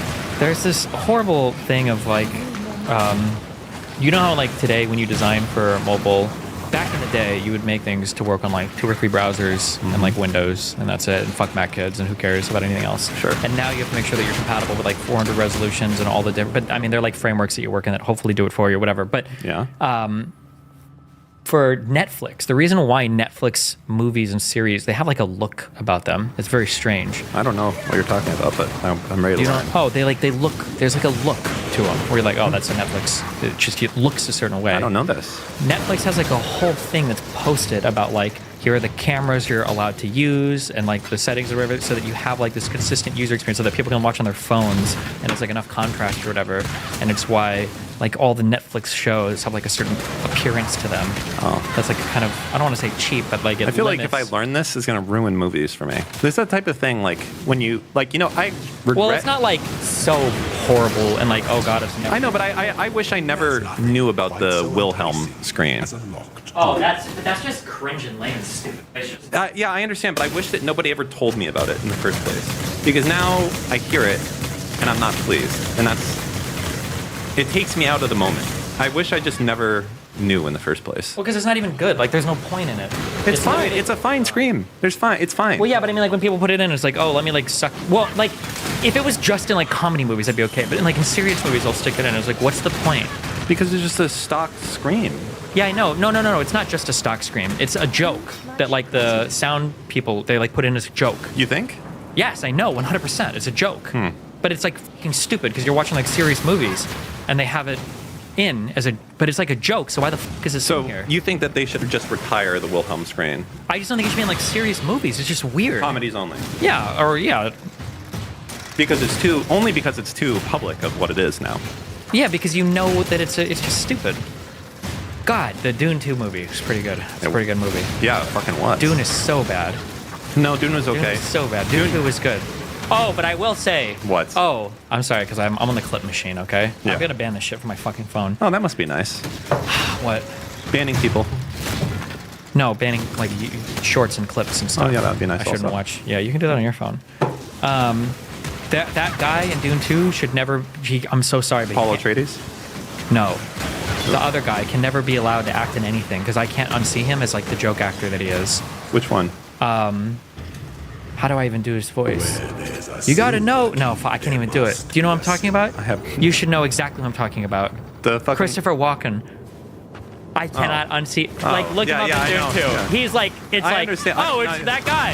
Yeah, I know. Why did they do that? I don't know, but look him up. Bring up one clip. It's just like, it's so obvious. It's like, okay, I can't. I just can't. I can't. It's too much. Oh, that guy. I'm going Yeah. to be around the planets, but... YouTube him. Look at one clip. Just clip Dune 2, Christopher Walken. It's like so much like, I just can't with this guy. He's a good actor. I'm not saying he's bad. He's very much him, and it's just not... He's a madman. Mad. All criminal. Mad? Just that one word. Play it again. Mad. All criminal. Mad. That guy, he did a good job. And so did his dad, dude. He did a good thing. Walken did not need to be in this movie. Hey, speaking of which, did you know that there's like almost another hour of this podcast that you're not going to see on this YouTube video? If you want.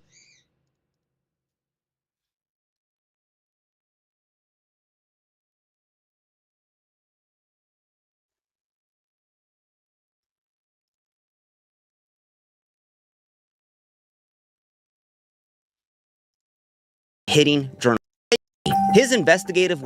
Now this here is Tyler Liviera, YouTuber turned investigative journalist. With 7 million subscribers, Tyler's had quite a bit of impact on the world, with hit videos such as cat-eating Haitians in Springfield, Ohio, or neo-Nazis uprising in Germany. And there's a fucking Ku Klux Klan in the fucking thumbnail, bro. The thumbnails are AI made too. Like, they're just so fucking dog shit. A big lie. And biased, a searcher for the only throws gasoline on the problems in America, all in the name to get clicks and views. Today we are going to expose who Tyler Liviera really is. Because whether you're left-leaning, right-leaning, you like Tyler, you hate him, I think everyone can agree that a lie is bad. And when those lies are pushed to hundreds of millions of people as the unbiased truth, I would say there's a little bit more than just the problem. Now normally I don't make expose videos, but after me and Tyler got into a little Twitter spat, it led me down a rabbit hole of his content that I thought was so twisted and sick that I thought the entire world should know about it. And I'm so surprised that all of this stuff I'm going to talk about has never been mentioned before online.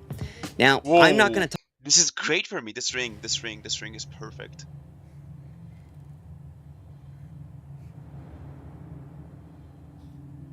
This thing is perfect. It's goated.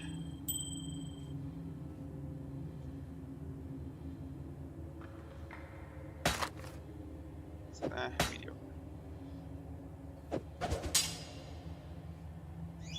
How about this bow? I don't use bows, but check. Okay, seems okay. I mean, it's like a twink leveling bow. Twink leveling. I'm not sure what I call that twink. Talk about Tyler's drama with Soft White Underbelly, Brent Riviera, the Las Vegas Tunnel people. Everything in this video is newfound stuff that I've discovered over the past 4 or 5 months.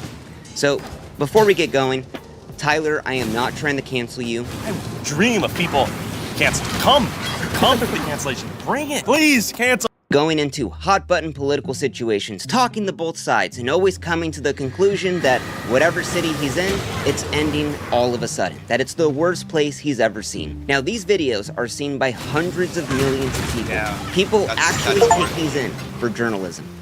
But this is all just a facade. Now, let's go to his video, Oakland, where every crime is legal. Now, this video consists of Tyler going to Oakland, California, talking all about the car break-ins and how they've gone up 50 million% or whatever it is. This is Oakland, California. The owner of this property is not responsible for any theft or vandalism. The owner of this property is not responsible for Lawlessness, crime, homelessness, police giving up. And the whole video essentially boils down to if you... Hold on, let me just do the display thing so you can see the white video. come to Oakland, your car will get broken into.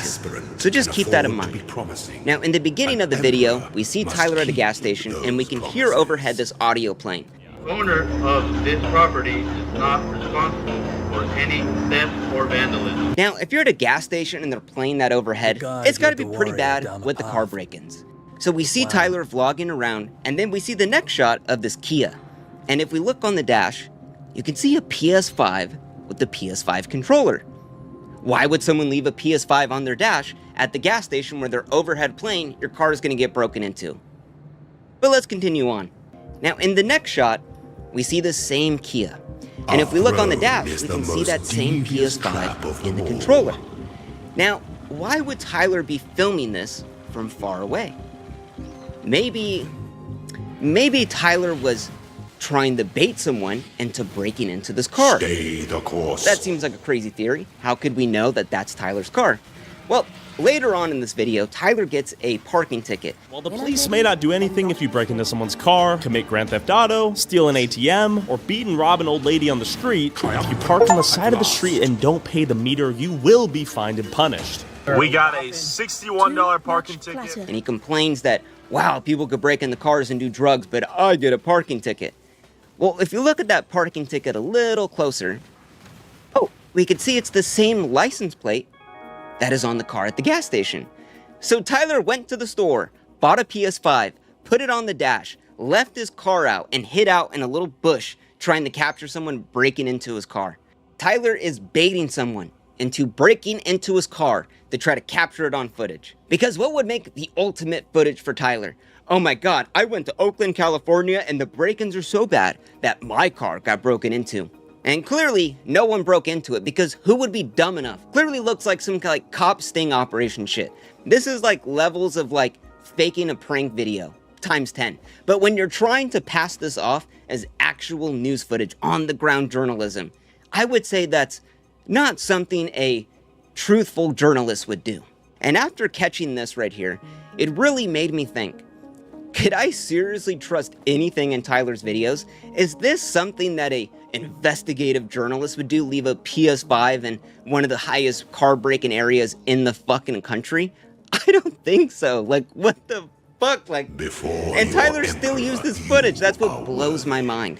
And didn't think anyone would find this. Like, look at that. It is a PS5 combo package deal with the controller on the dash. How fucking dumb are you? Like, Tyler went to Best Buy and was considering like, should I just get the PS5? No, I should get the PS5 and the controller. Someone would definitely break into a car for the controller as well. So, throughout the rest of this video, just think about this. This is how far Tyler's willing to go to make a good story. We've YouTubified traditional news and documentarian content, basically. Like, you bought the controller. Why would you buy the controller as well? So let's go to Tyler's video, Oakland, where every crime is legal. Now, Tyler's video start out with him flying to the place, checking it out, talking to both sides, and he'll intersperse news clips or relevant news footage of these events happening in that city. With 1 of every 30 residents having their cars stolen last year, a 38% increase in robberies, 23% increase in burglaries, and 44% increase in motor vehicle theft. Because frankly, when Tyler goes to these places, it's not as bad as he always wants it to be. So by Tyler showing all these... So wave of conviction, okay, I got that much. Şakir tamam koçum. Küçüğüm.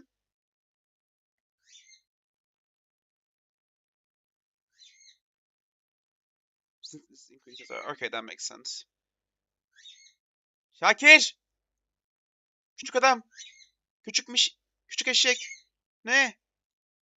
Ne oldu Şakir'ime? Bakayım sana, bakayım sana. Oo, tatlı şişiri, tatlı şişiri. Tamam, tamam. Tamam. Eşek adam. In crew lab, we take. This means we. Okay. Mastermind of what? This.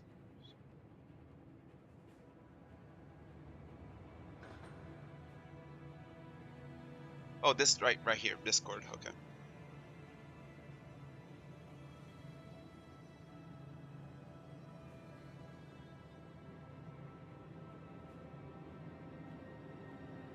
Oh, that makes a lot of sense. In that case, yeah, this is the one that I should go for. Right? I mean, I don't know. Let me just check. Okay, that's what you do. Right. In normal labyrinth, you just go for Shaper of Flames, apparently. And then you go for this, then you go for that. You go for Mastermind at this Discord, okay.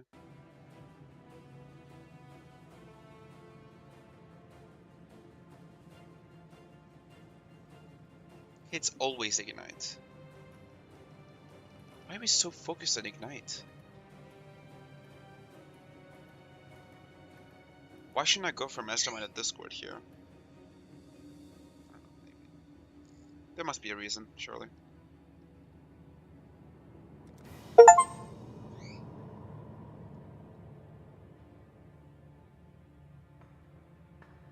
I'm an Elementalist, okay. Feels cool.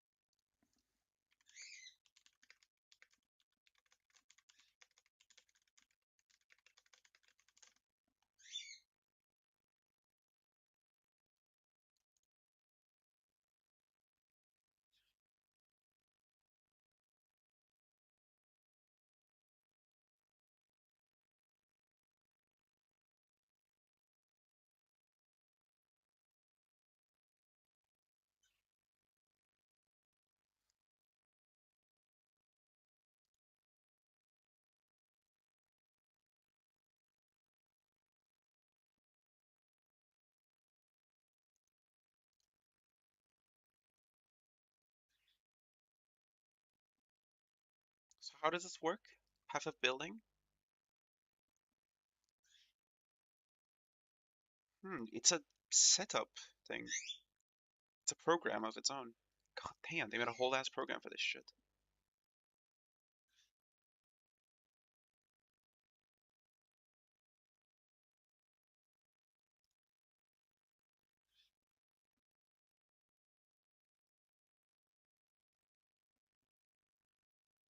Wait, Bandit kill all? Really?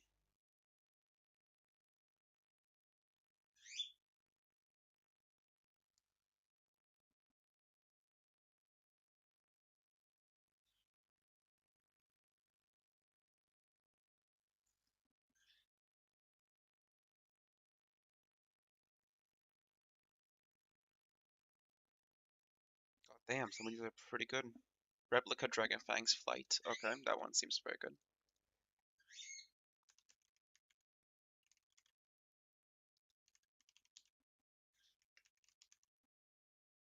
This one. And what's the level requirement for this thing? 56. Okay, that's a bit too much.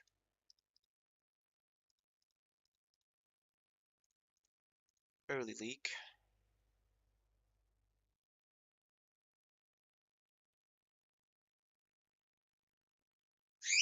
I mean, don't you use Fire Res here?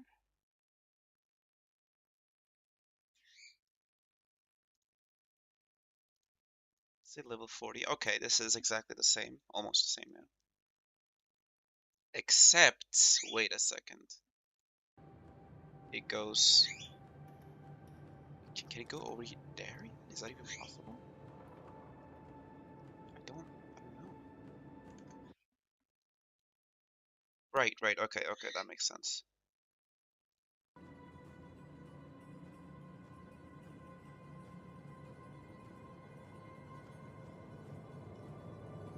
Should probably put some ascendancy points then.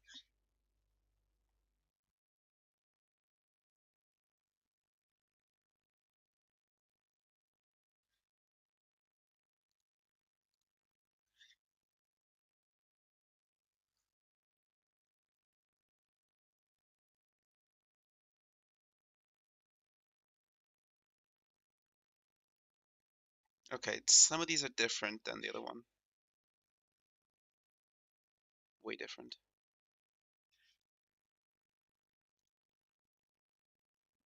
Huh.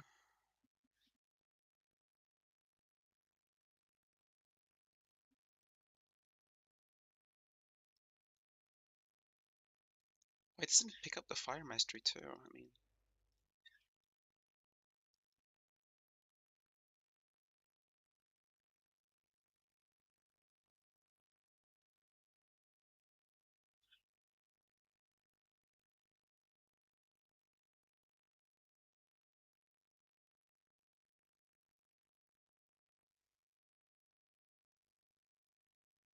cruelty, huh?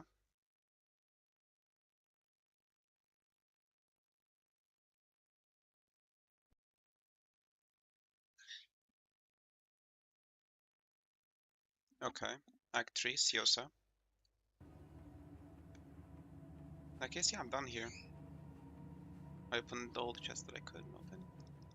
Although I didn't do this one. Oh. Oh, I can put a skill gem. Okay, wait a second. I got some. That's an abyss, that doesn't work right.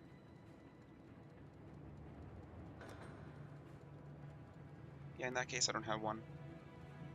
I don't think so. I have a tattoo, I think.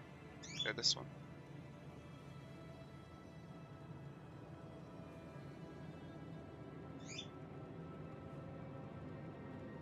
Okay, this tattoo seems nice. Right-click this item, right, and then click a valid passive skill.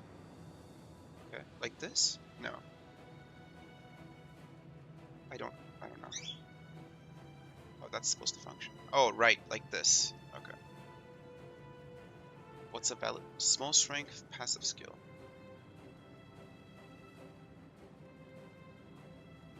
The fuck does that mean?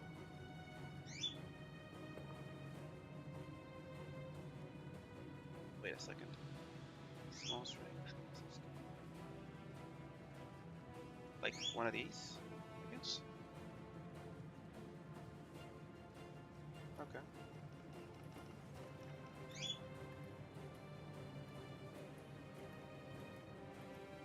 Should probably...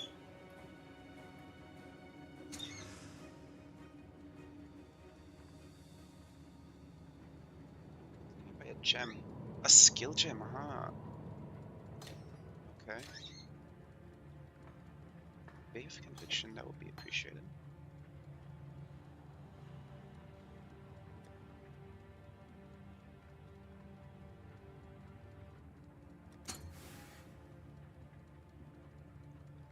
Okay. That's that done.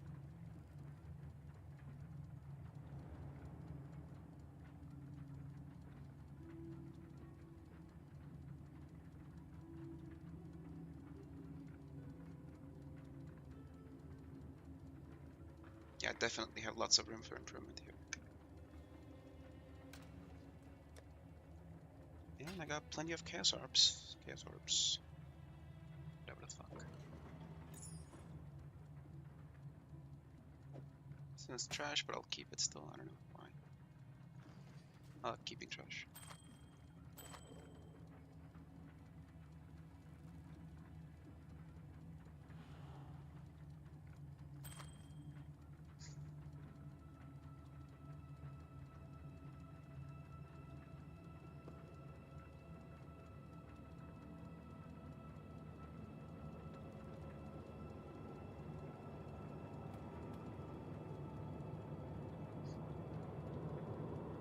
I'll keep that one. Yeah, I don't need it. How about this? Oh, not bad.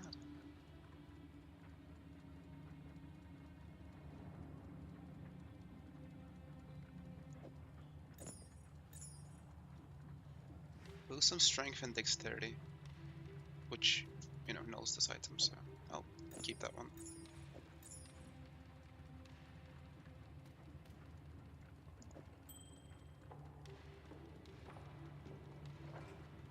I got plenty of items, I should just dump them somewhere. Dump this one here. Jewels go here.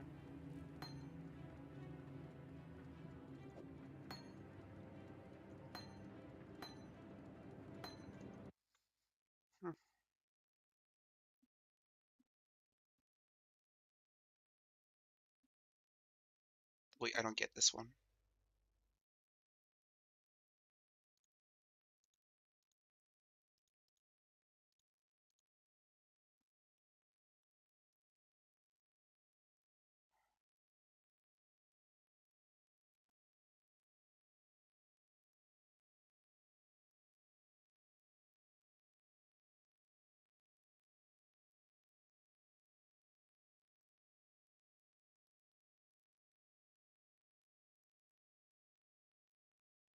Okay, singularity seems nice. What else?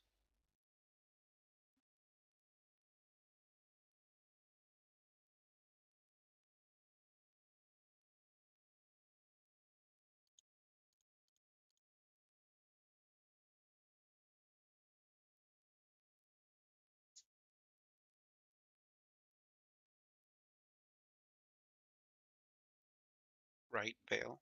I get that.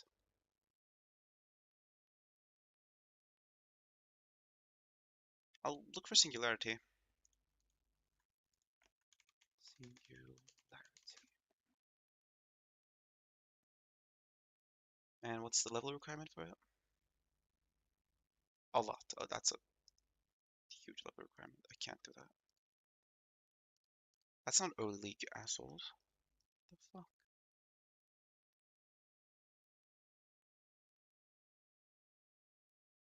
Okay, anyways, I downloaded the portable version. I hope it's safe. I mean, it's probably safe. Yeah.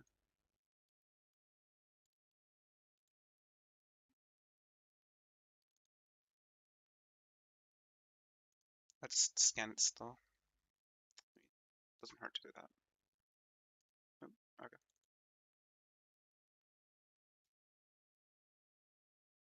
Whoa. So that's interesting.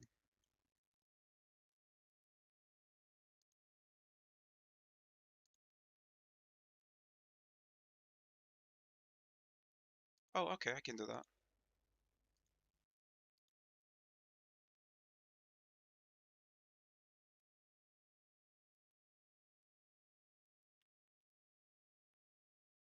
Yeah, I'm on PC, and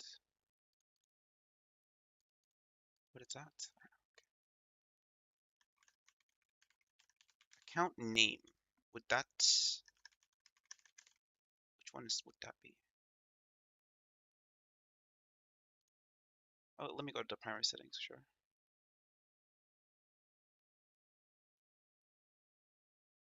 Oh, okay. I got it. It's not private. Not yet. Maybe.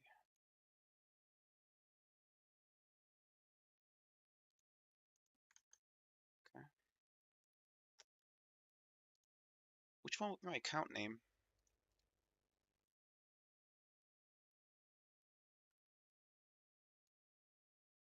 Would this be the account name?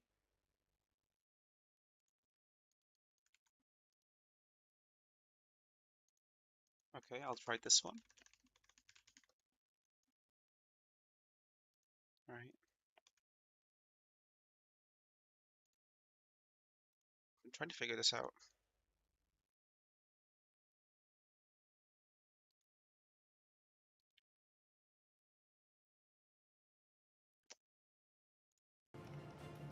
In what? Okay. What the fuck is an account name?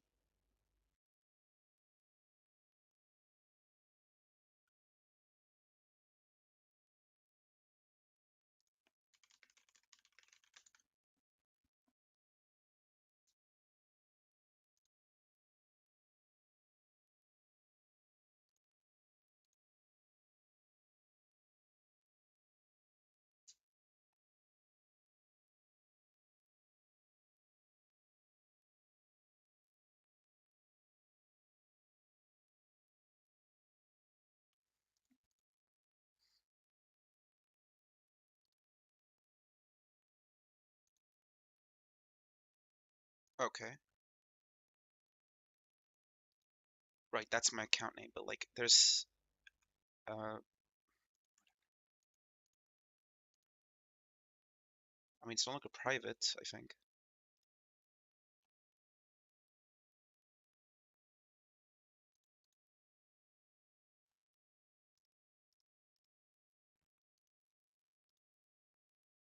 Oh, I see. I didn't click on update. That makes sense.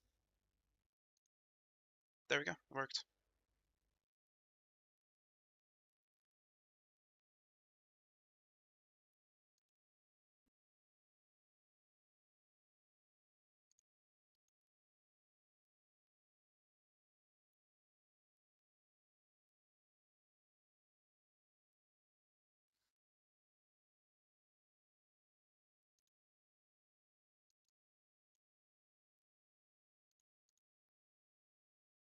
Okay, so how do I import the character?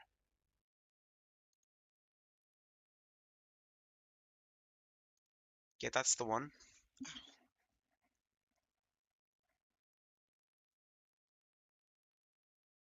Right, it is on Network Settlers.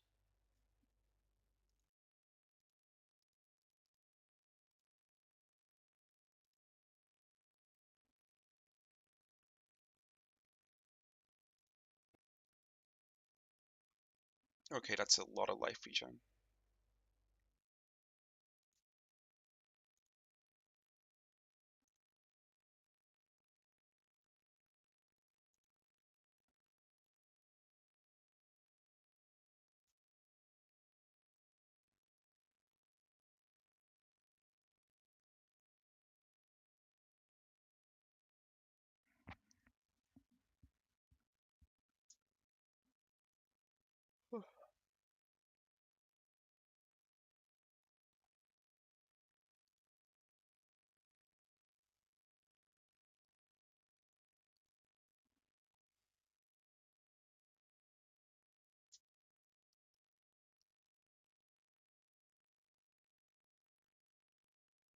Whoa. That much life regen?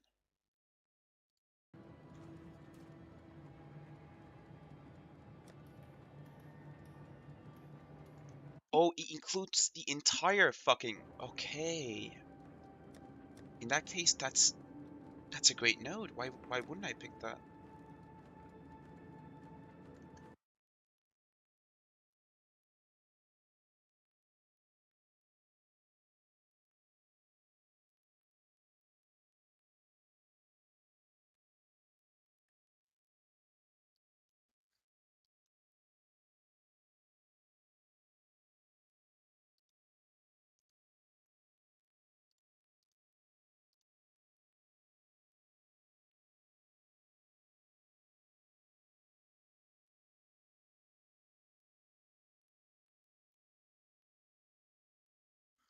That's a dumb one. How about this?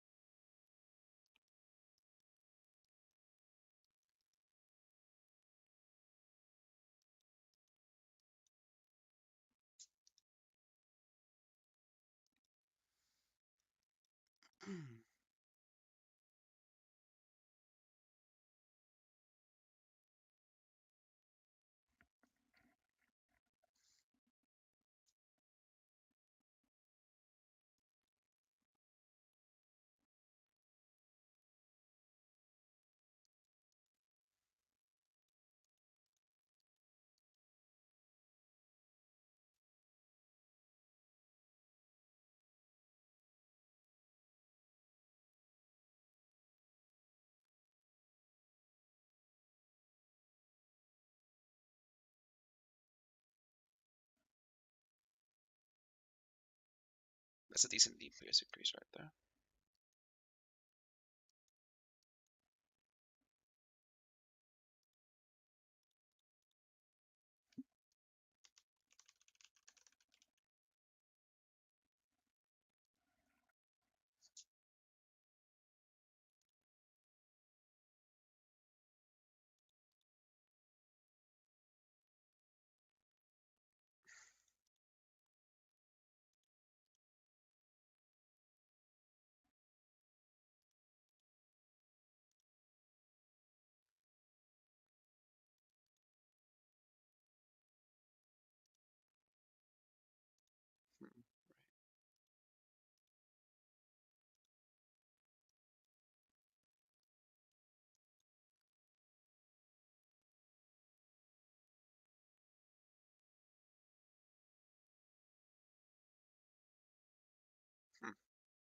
Right.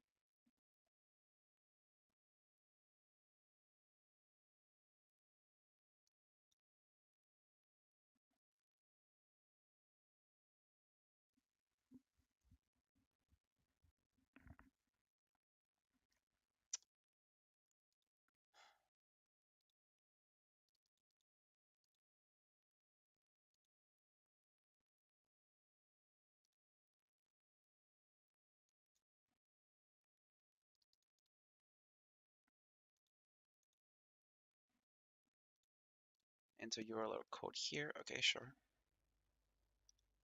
This is great.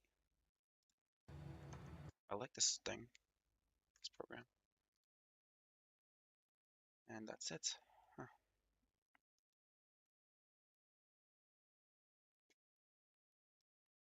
Well, that is an interesting one. Well, I did do that with my as well, right? Wait, let me check. Yep, that's what I did. What else did this build do, though?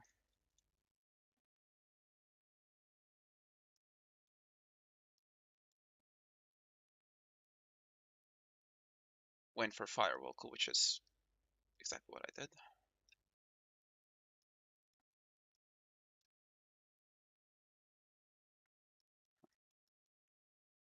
That, okay.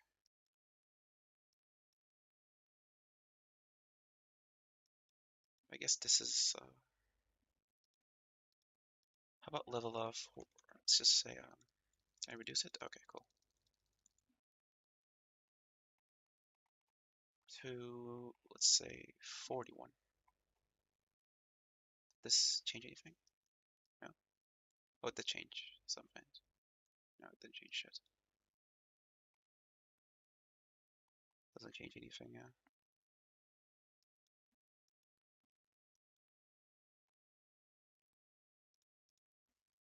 Okay, I'll just type 99 there.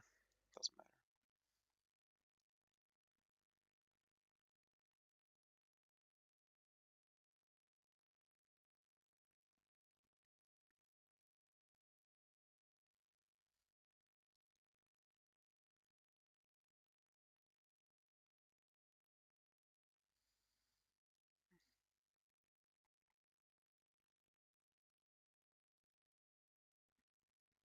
Yeah, okay. I should probably look for some gear then.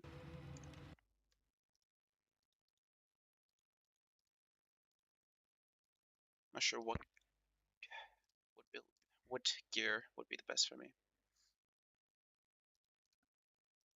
I mean, I got like very low amounts of currency, but I think they should amount to something, at least for like a shit tier unique that nobody wants, but I would use. Let's go to uniques again, the unique list.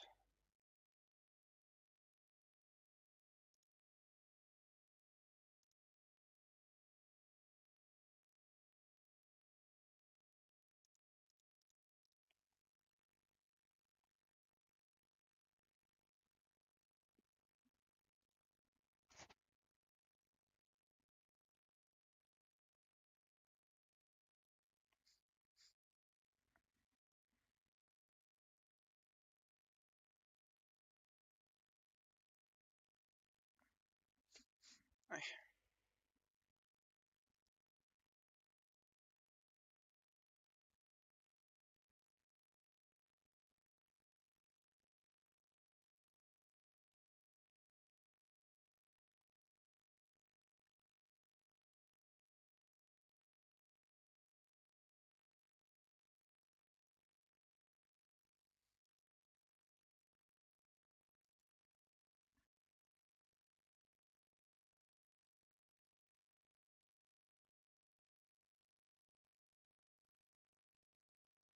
Elementalist Shaper of Flames.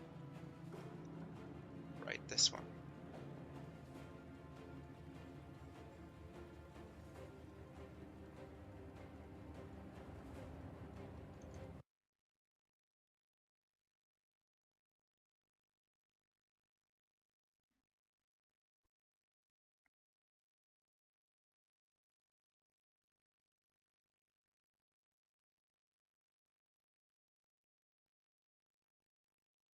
Right, okay. Interesting.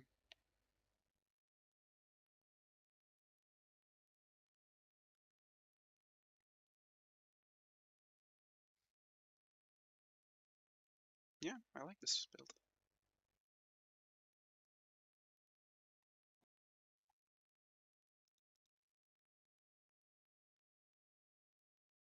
You know what? I'll go for that, sure. But I have a question. How about leveling?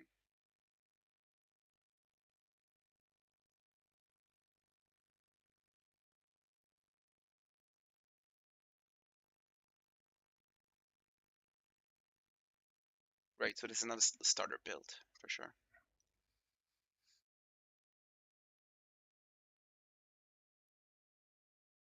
Main link, 6 link. Whoa.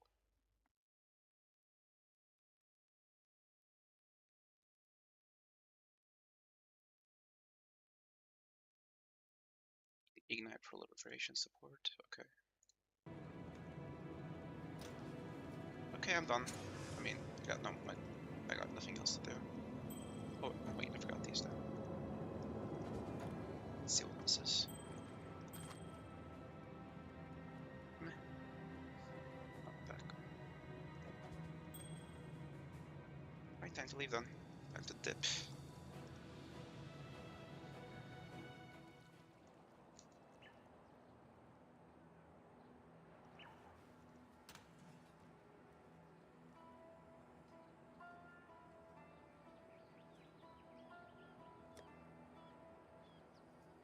Should probably get myself unique. I'm just so obsessed with this shit.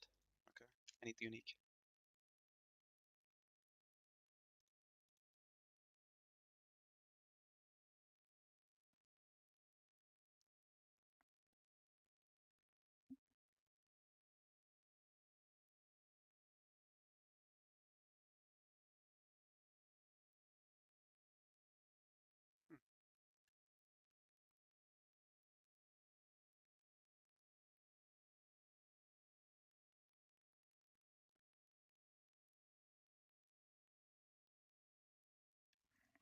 Okay, I like the potions.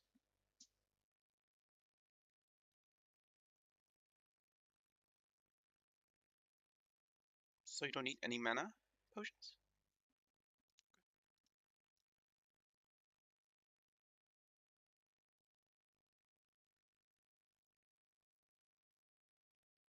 Let's go back to early link.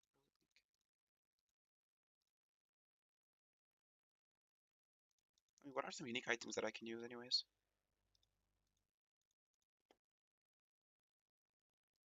Let's look at helmets. Let's check out the helmets, yeah.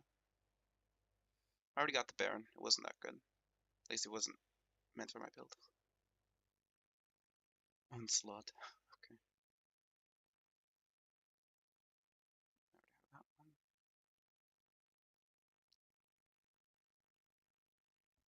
That's not good. Okay, most of these just don't fit my build, or I don't have the level for them.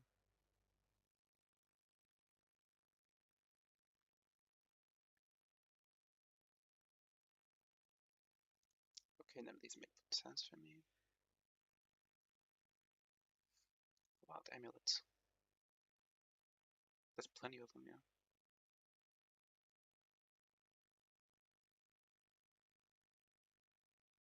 I already have this one. It wasn't that good. Sadly.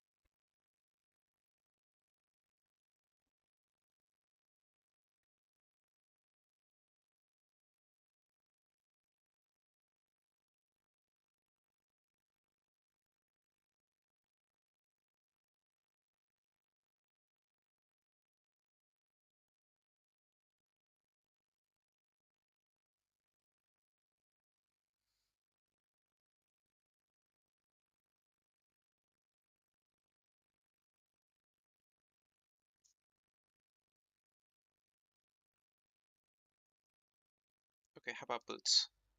If not for amulets.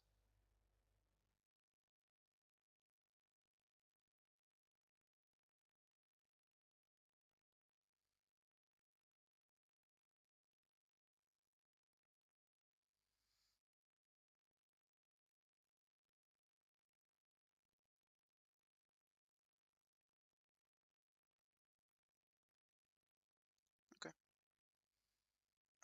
Boots, let's see.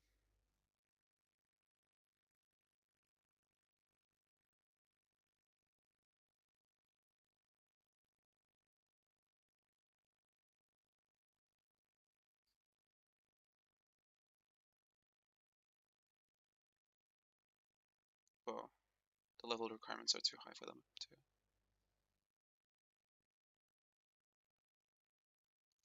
About once. Okay.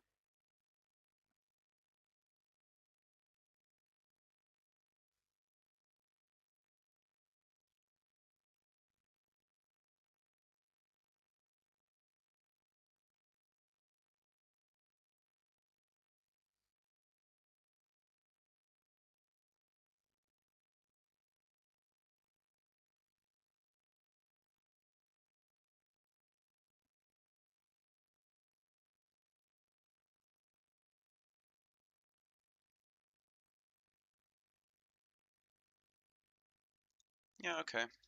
Uniques are not worthwhile yet.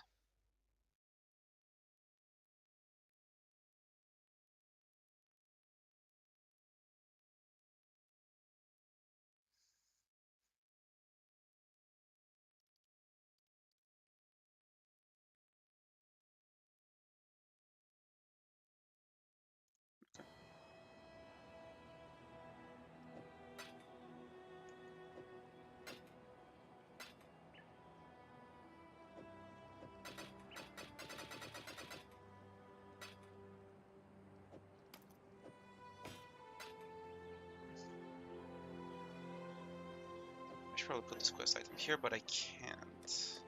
Shit. I gotta get rid of it though. To kill a man like Dominus. That's an accomplishment worthy of Kaum, my greatest ancestor. Were we in Namakanui, I'd make you a Makanga, an honored warrior. Go with courage. Thank you, lady. You're awesome. Too.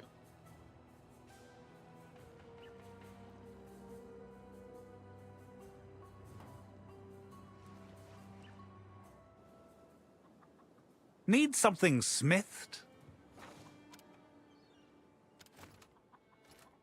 Oh, turned, cool. Damn paper. Aye. Let's see what we got. Really? How the what? Okay.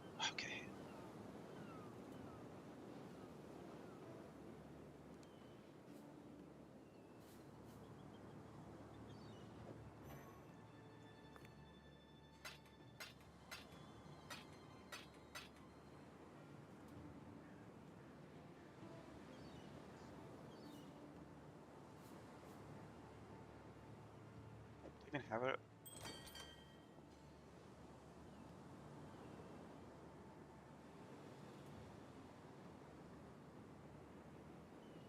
I don't have pumpkin, so I'm kind of fucked.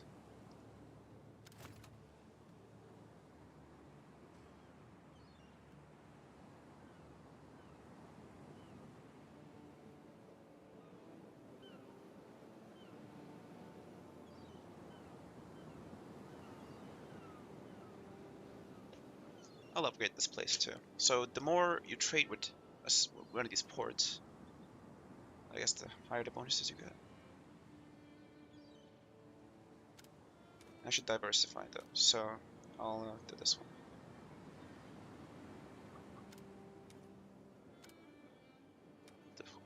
This much, yeah. Barely anything, no risk whatsoever. Yeah, a little bit of risk is fine.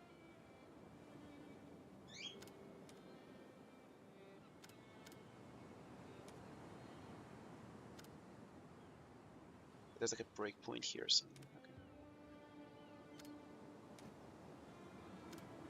Let's keep it at that.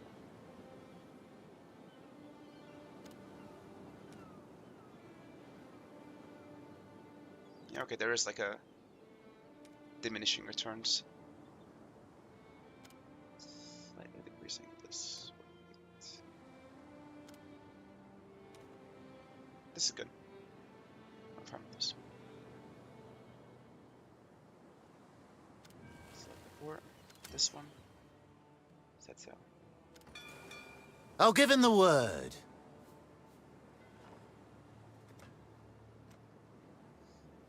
I guess we should get to. Hello.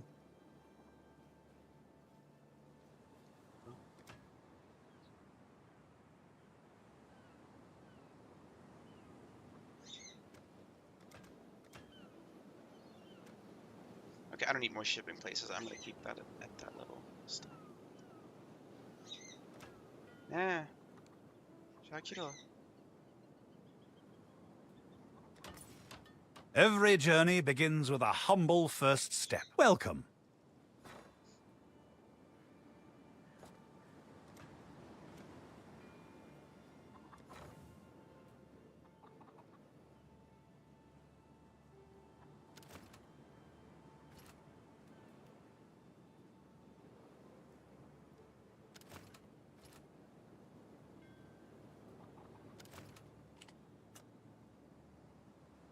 Should probably get some workers here.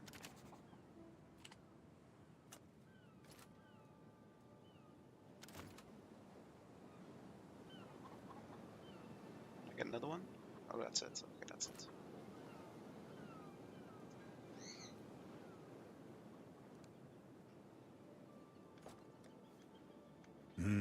Probably mine some ores too.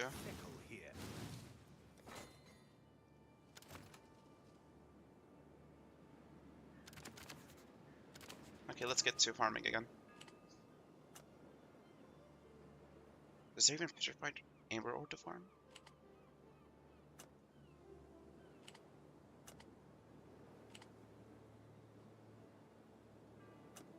Let's farm those. Fuck it.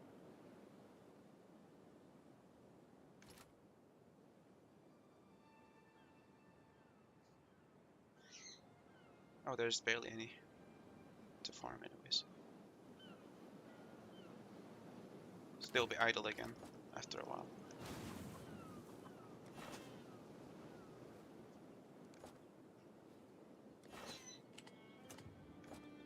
Can I upgrade this?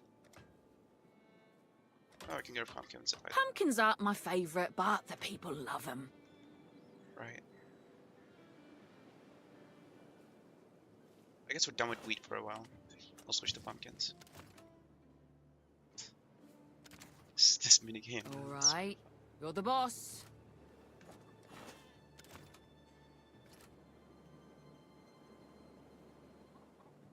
Yeah, let's get to work. How much gold do I have? Fair weather.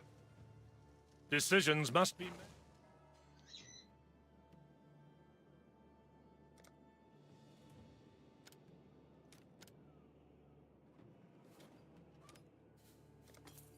That will do nicely.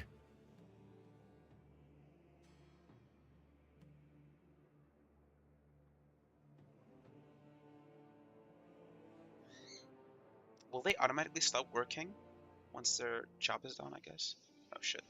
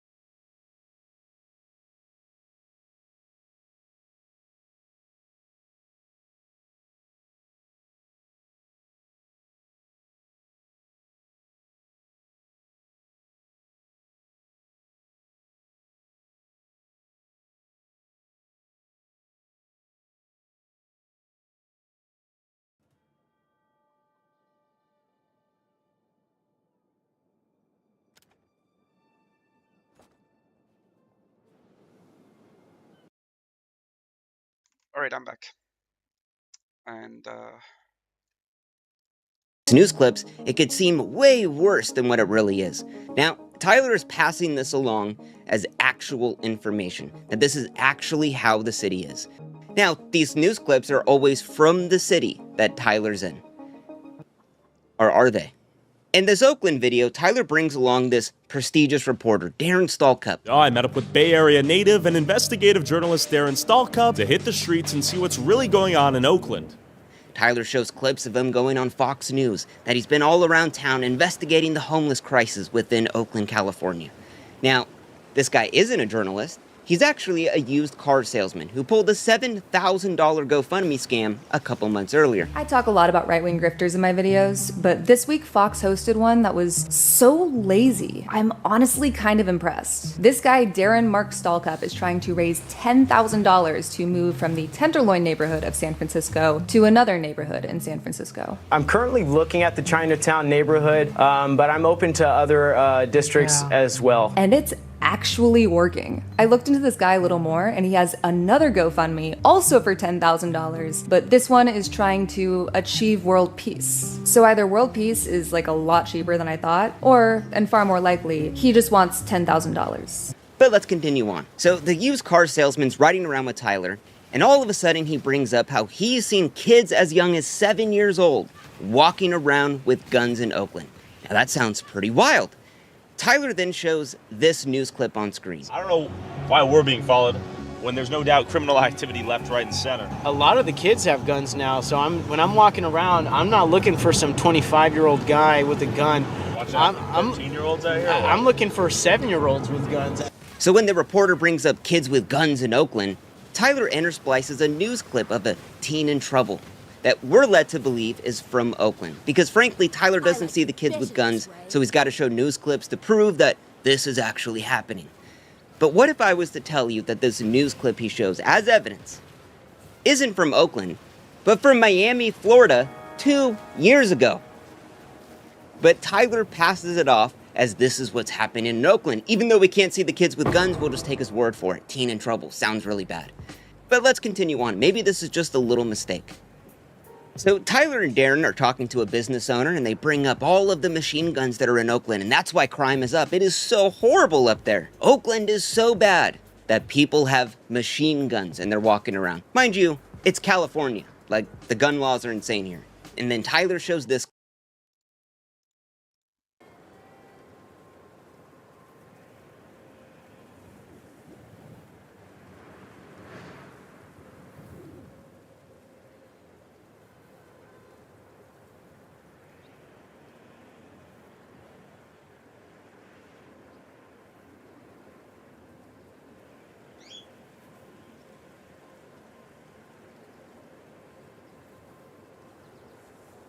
oh, so I need, what, 9 of these? Is that the point? Humility, has no information on it. Not that I can see, at least. Wait, what does it say? Humility, right? Humiliation. Humility. So what is this? Oh, it's a unique item, apparently. Or tabula rasa.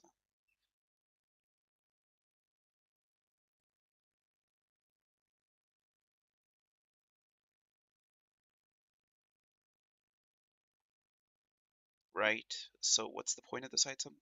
But provides no defense values and even no base values. It was simpler. 6 linked white sockets. The fuck is a white socket? Which can fit any color. Oh, so that's the point of it. Okay. 6 that's cool. Not sure what kind of building is that.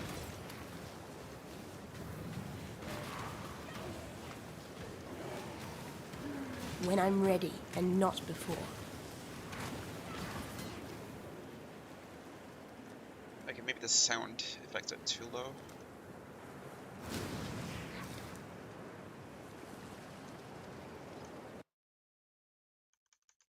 Clip. A scary black man with machine gun manhunt in the corner. I believe it's necessary for law-abiding citizens to have the means and capability to defend themselves. As you know, all the criminals out here have guns, so I have no problem with you. And I actually feel safer. Machine guns? And we're led to believe this is actually happening in Oakland. But this clip isn't from Oakland. It's from Pittsburgh, Pennsylvania. Once again, Tyler is literally making shit up to push a narrative. And this is in nearly every video Tyler releases. Let's go to Tyler's video where he goes to Memphis, the most violent city in America. In the beginning, Tyler shows this clip of two scary black men robbing a car in a gas station, and we're led to believe this is from Memphis. This is Memphis, the most violent city in America. But it's not. It's from Chicago PD. And Tyler even goes out of his way to cut out the Chicago PD in the upper left-hand corner. So Tyler deliberately knew what he was doing. Now, normally I wouldn't really care about this type of thing, but Tyler is using all of these violent images and video to pass off a narrative that these places that he visits are so horrible. And it's really being used to just make up shit about the city. Because frankly, it's not as bad as he wants it to be. And when you're at the point of having to use random news footage to sell off this narrative, I would say that's not really the unbiased truth or investigative journalism. But it doesn't end there with Tyler. In his video, I investigated the gun violence capital of America, aka Chicago, Tyler shows this clip when the man's talking about petty theft in Chicago. But all the crime down here is just like petty theft, breaking into cars, go to certain neighborhoods. Now, petty theft is non-violent theft that is under $500. It isn't some burglary or mugging or whatever. But while this guy's talking about petty theft, Tyler then shows this clip to almost disprove the guy. Like, wow, he's talking about petty theft, but clearly there's 4 black men robbing a car in the middle of Chicago. That sounds pretty wild. But once again, this clip isn't from Chicago. It's from Houston, Texas. Dead. Now, Oyan believes there is a third reason. I have seen the look in Piety's eyes. I see the look in your eyes, which it is not as different as I had hoped. No matter. The knife in your...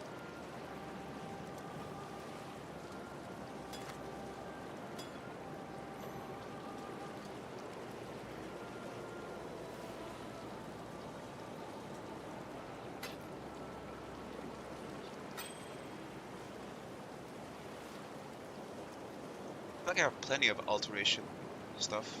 Yeah, I do. So I don't Go need where that. you are needed. You just drop them, maybe. Or just destroy them. Anywhere. You are most welcome here, sister. What you did back there in San, it was truly... Terrifying.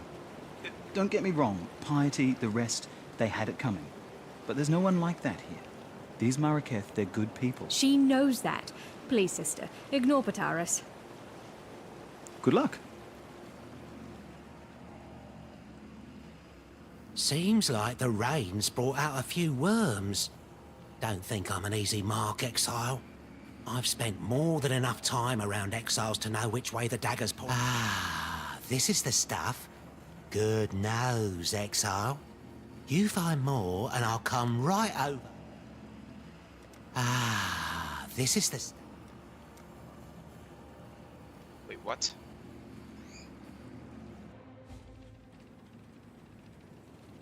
Looks like shite, eh? Well, don't judge. Ta-da. What's the point of this shit?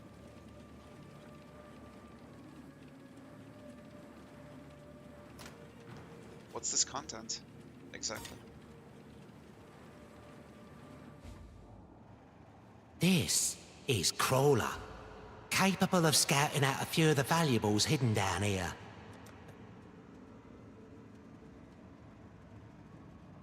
Huh.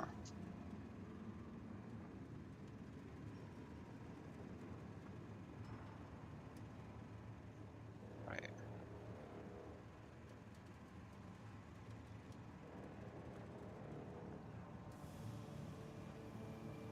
So just follow the crawler.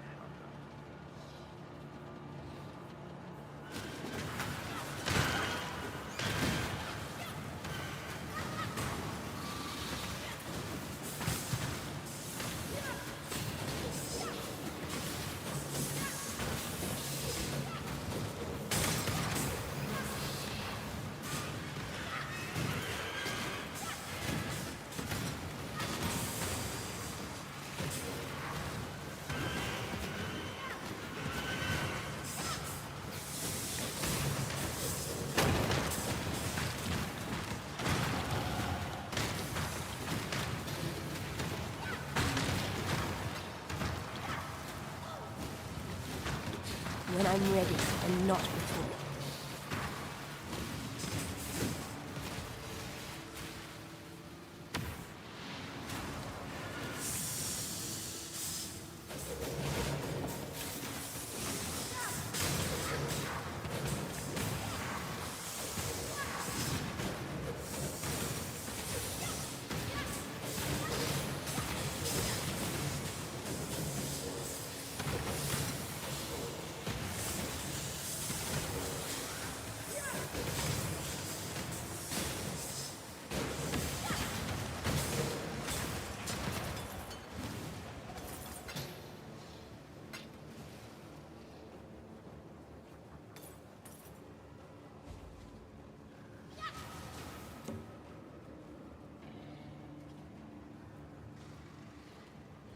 Oh, that's cool.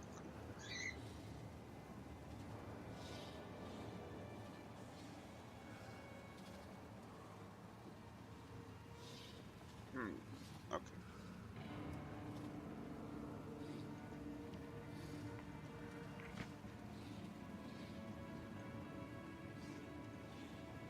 I'll go here.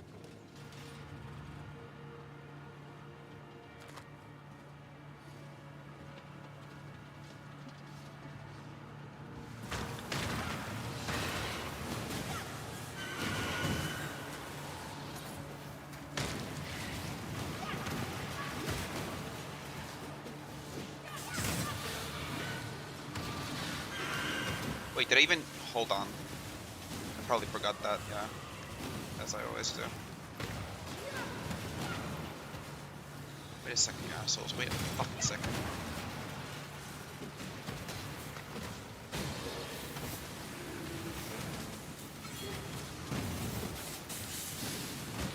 Okay, there we go. Oh shit, I died. Welcome.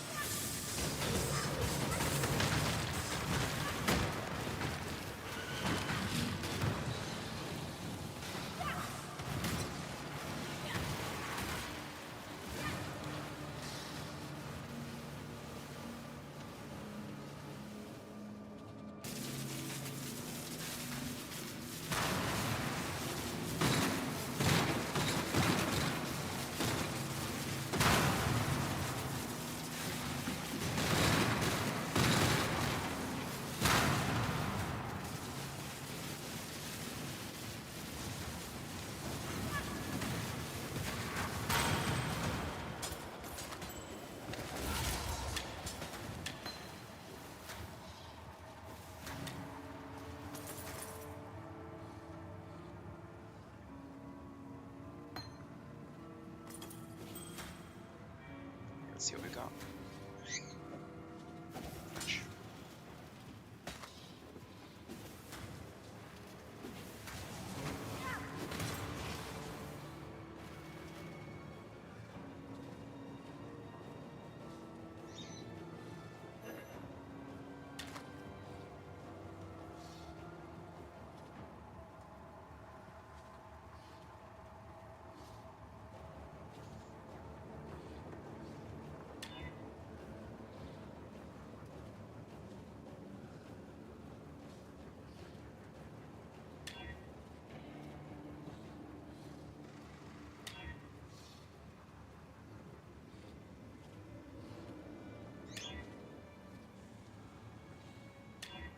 Alright, it worked.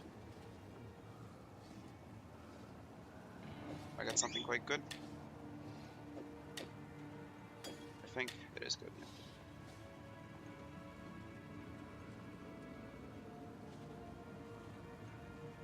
Maybe not though. We'll see. Okay, let's just see. That there. Oh wait, I wasn't even. Oh, God. Fuck. All right, let's see. So this one. Wait, Armageddon band.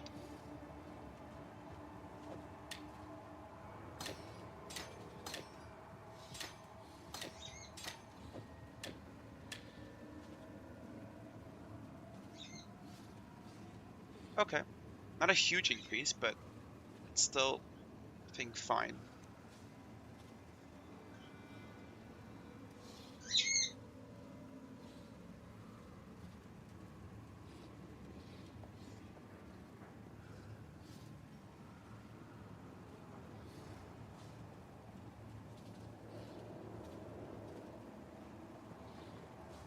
I guess there's a problem with this too. Cold damage outpaces it now.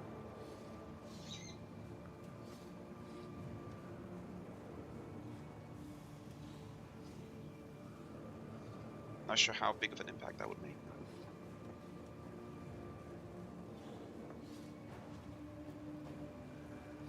Now, what I'm curious about is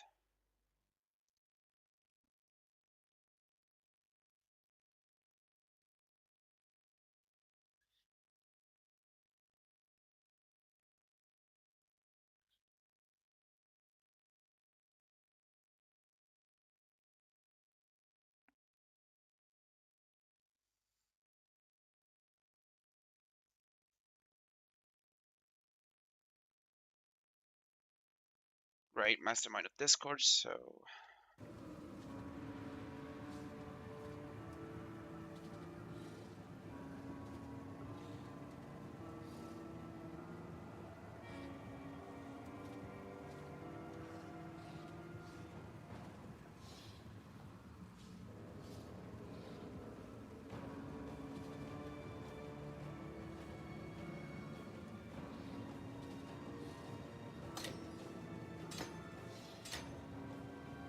what if I do that?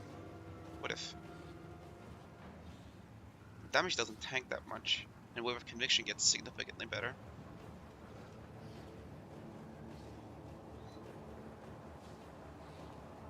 Does it? Not really.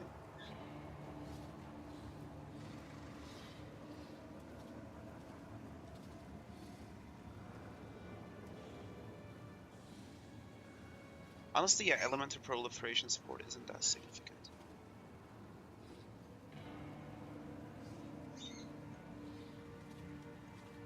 Then what's my alternative, really?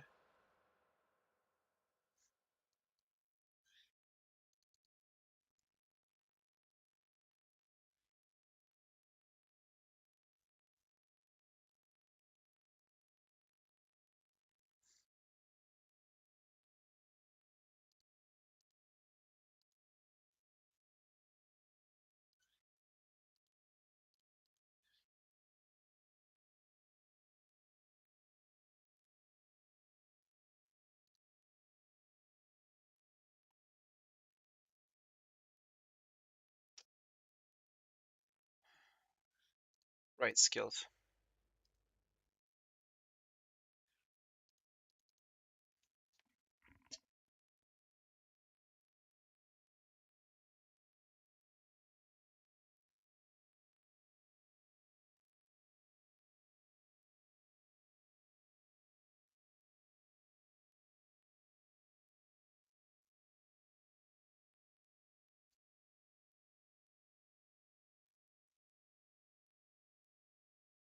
Right, ignite proliferation is pretty good.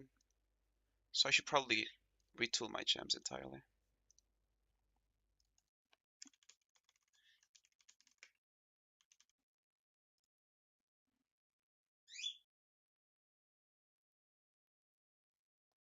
You get that from Act 4.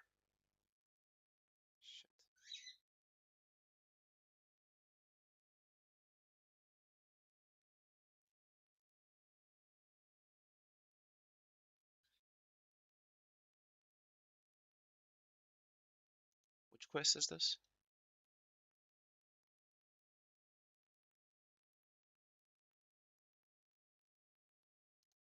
Right, okay. What else? Cruelty is something that you can get pretty easily, I think.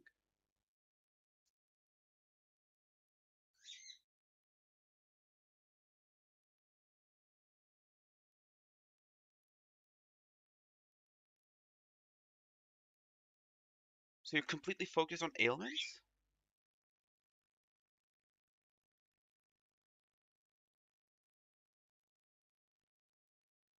Huh. That is interesting. I would like to deal direct damage, but I guess not. I got deadly ailments. I think it's in my inventory too. Yeah. What else does it do?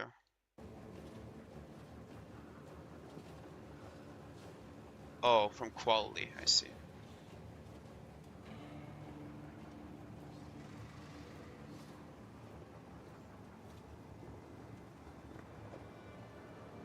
Right. Okay.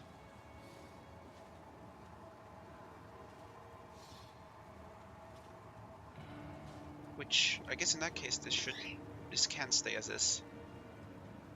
I can probably relink this one potentially. Right. I gotta get the sockets first. Wait. Hold on. It's way too much.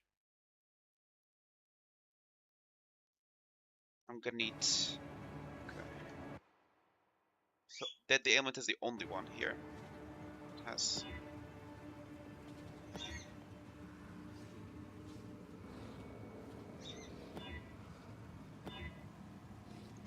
Okay. That is not the worst. Then again, this isn't even a good thing. This is not. Yeah, these glows are not good at all. So what's the point?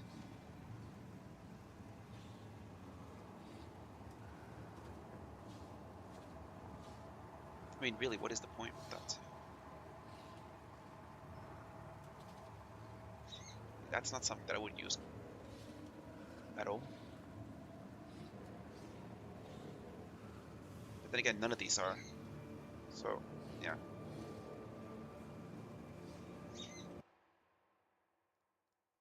What's an item that I would use, like, for a long time, I guess?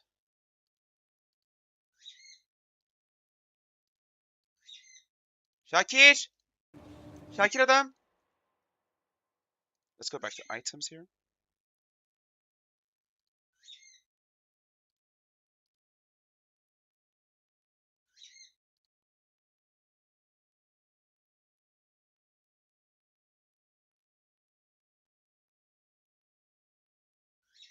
Yeah, this is just a bit too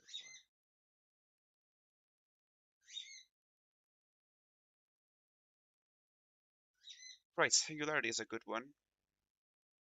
But again, the level requirement is too high.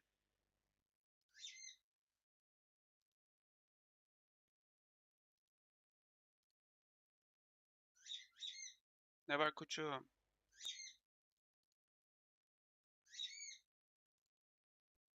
Şakir! Tamam.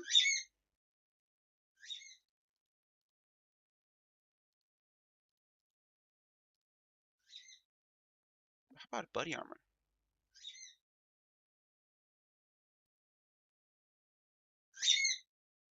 Shit, okay. Şakir'im lütfen yapma. Canım bağırma ya. Değmez. Şakir. Baba!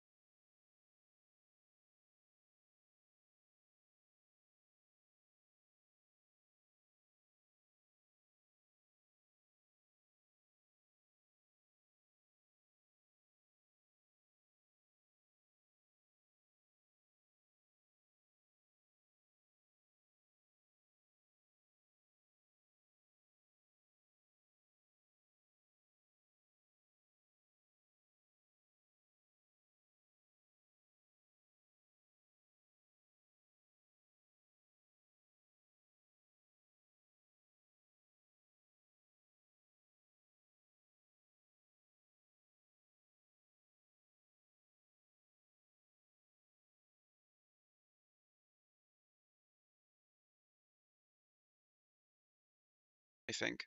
No, it didn't crash. Okay. Cloak of Flame. Let's see.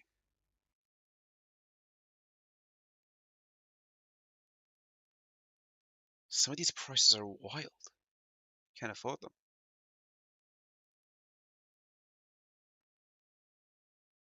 What does the Divine Orb do? Why is Cloak of Flame such an expensive item?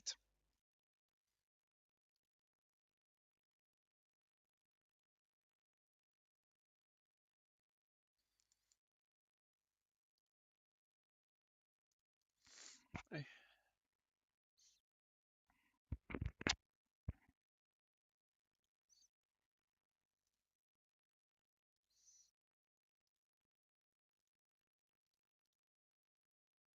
Yeah, standard has like a lot more people selling items. I should have done a standard build, but fuck it, I don't care. I mean, I do care. Not that I say, but now that I see how cheap the items are.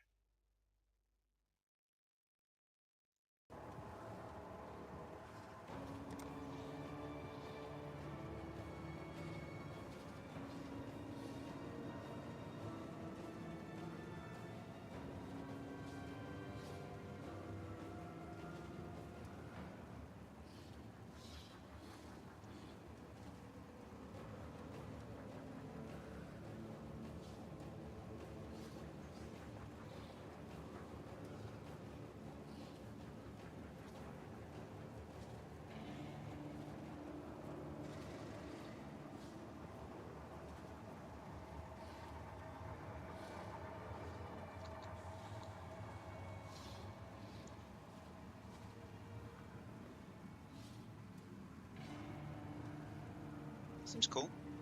I mean, I don't necessarily need it.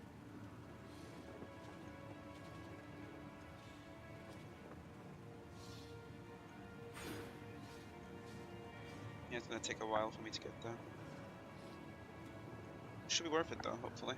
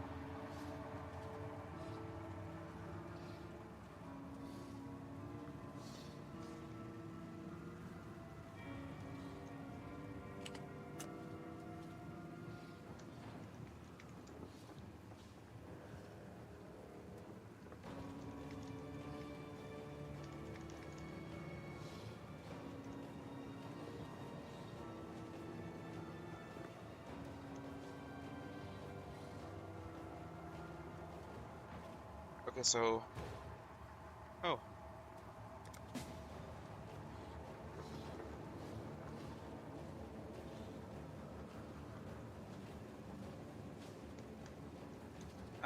Party. Switch to party chats. Come on. What the fuck?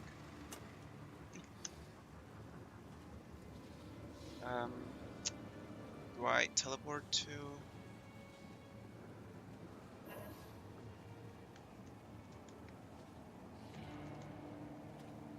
Shit, I can't teleport. I can't teleport here.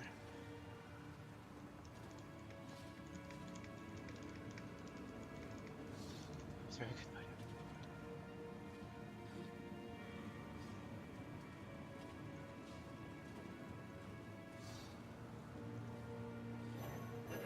Portal's not disabled here. Fuck this!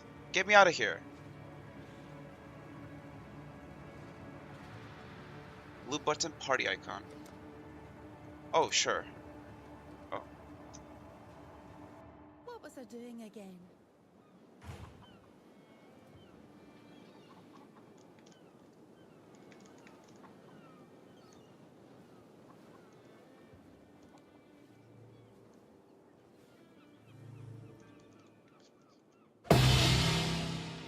Oh. Too much clutter.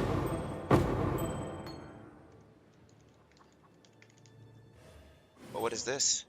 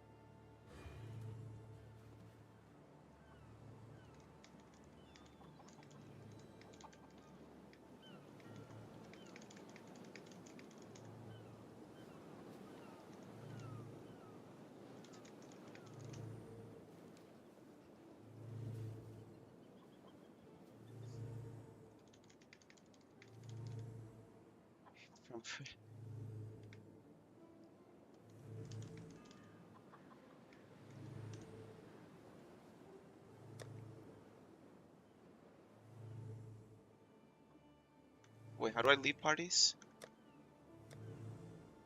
Okay, I exited the login screen. I don't know what the fuck.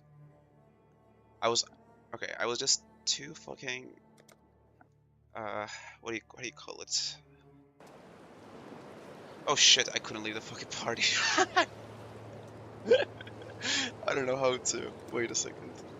Social screen, there we go. Current party. Leave. Okay. Got it. Oof.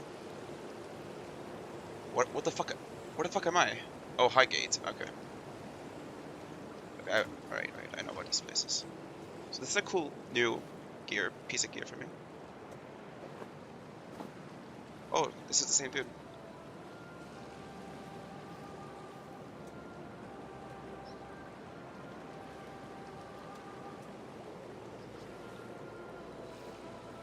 Yeah, this is quite good.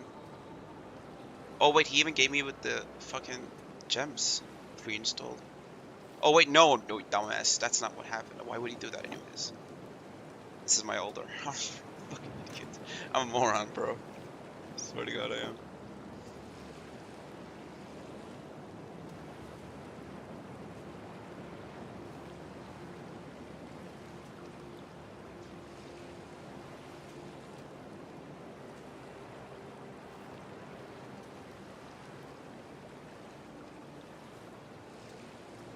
Okay, let's just figure out what I can do here. This is gonna be my main weapon base, I think. That would make sense, right? But for that, I need to add sockets to it. Oh, right, that makes sense. Boom. How much sockets can this get? Oh, it's hard. 2. It's 1, 3. So if it doesn't say maximum at 3, that means we can do more. So 3 of them is actually not that bad of an idea either. I don't want 4. I don't know why I want 4. That's it. Oh, I got it. That took some time, but I got it.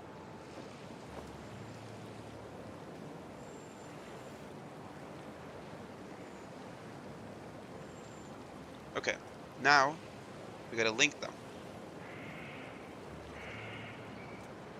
Boom. Let's do shit.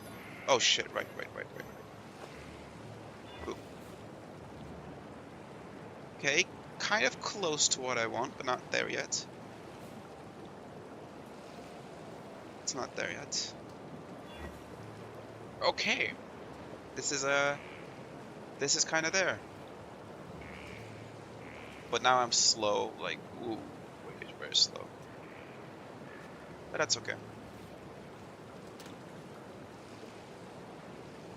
This gives a lot of movement speed, yeah. I think I need better boots too. Like, way better. Evasion rating, I'm gonna miss that shit. Now my evasion rating is like dog shit.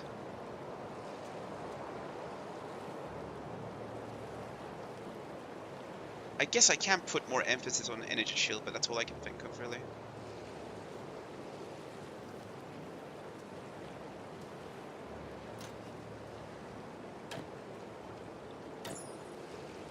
Okay, removing this item is not a good idea.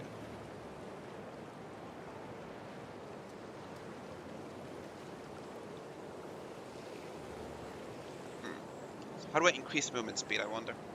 He gave me some rings too. Right, these rings are pretty good. Let's check them out too. Per level, huh?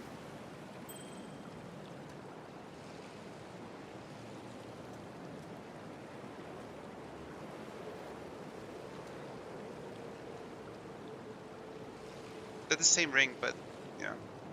Yeah, they have the exact same stats.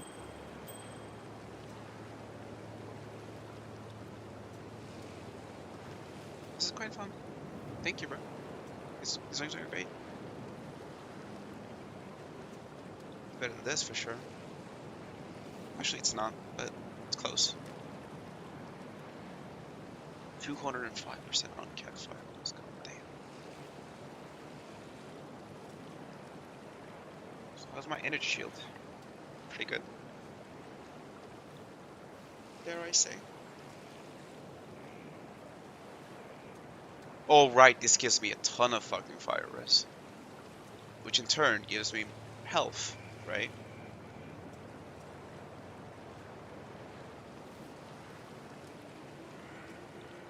And also gives me, oh right, 40% of physical damage taken as fire damage, which means that I can apply this resistance to it. The reduction isn't as necessary.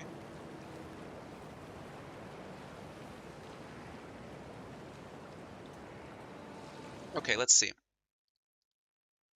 The build.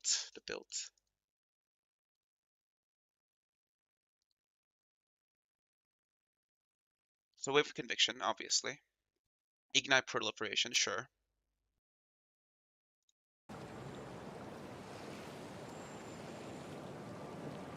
these here.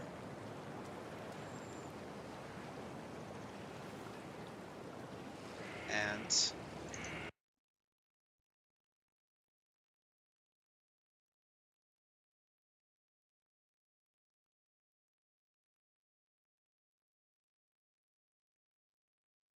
right, cruelty, burning damage, whichever one is the most important one, I guess. And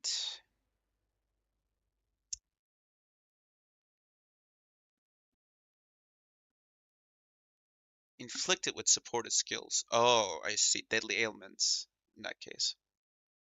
Right. I'll go with ignite proliferation and probably burning damage or cruelty. Is cruelty better? I don't know. I have to look. Although this armor is great so far. Should do me well for a long time.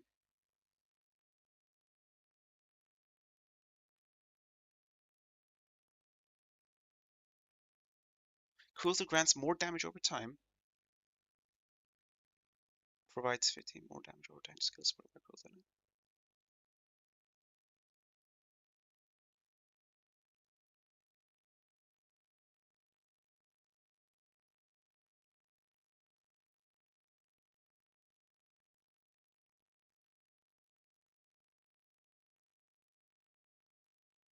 Huh.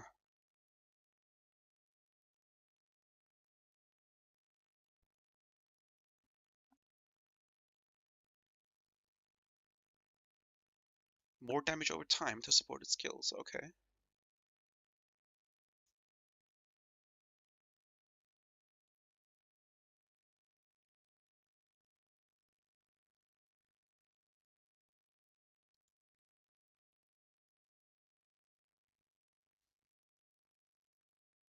Ailment threshold. What the fuck is that?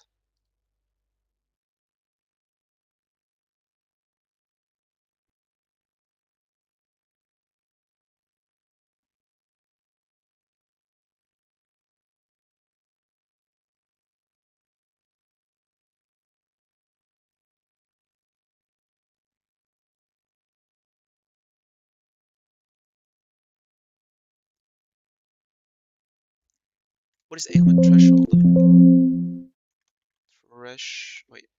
Threshold. Threshold, there we go. Found it.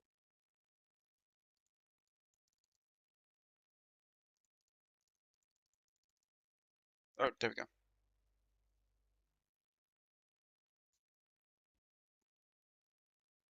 It's the same as the monster's maximum life.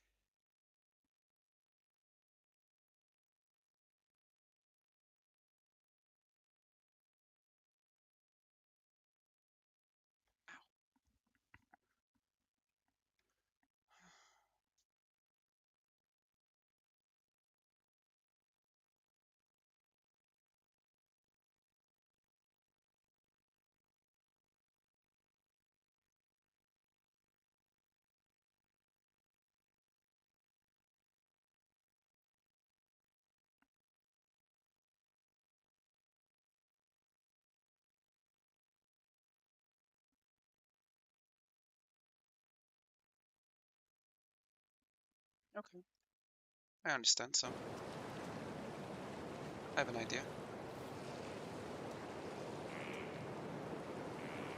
And in that case, ignite proliferation makes the most sense, and then the last one should be cruelty or burning damage. I think cruelty would make more sense. I think I got cruelty already, although I'm not sure.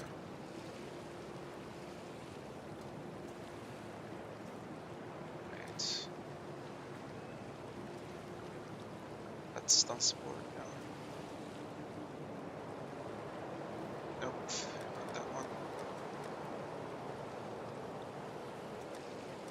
I checked it.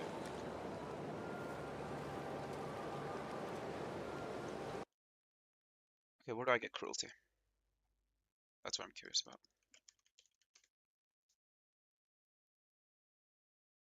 Right, cruelty support, that's the one.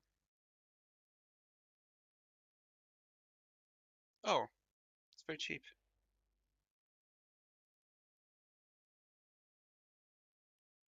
Act 3, a fixture fades. Yes, okay. I'll go there.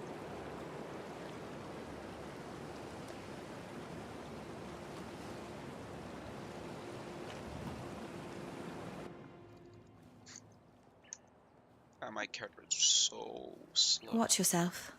Oh wait, Bye. no, not you, not you. Who's the other one? Act 3, right? Who the fuck's Yosa then? Oh, in the library in Act 3. I see. But I gotta do a quest for that dumbass, right? For him too. May reason preserve us.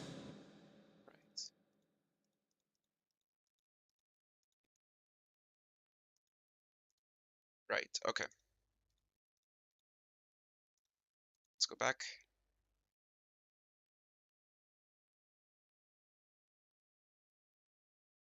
I mean, I guess I can get it from Act 2 Yina too. I don't have to do this quest necessarily.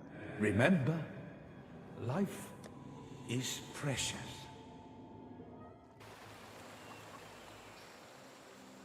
You're right. Mm-hmm. Mm-hmm.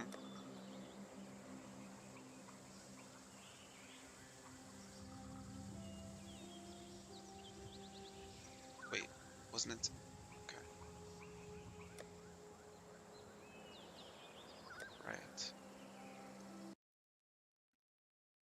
Wait, what kind of support gem is cruelty? Okay, it looks like that. Okay, got it. Oh, this one. Right. Found it.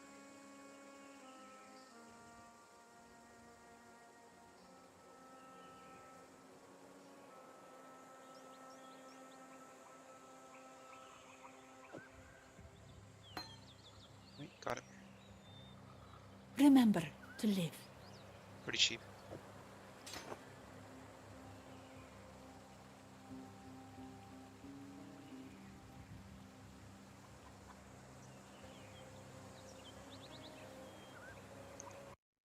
Okay. What else? Ignite proliferation. That one.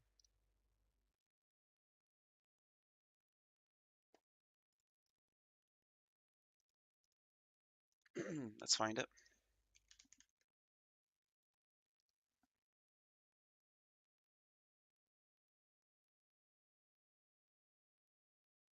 Oh. Well. Anything else?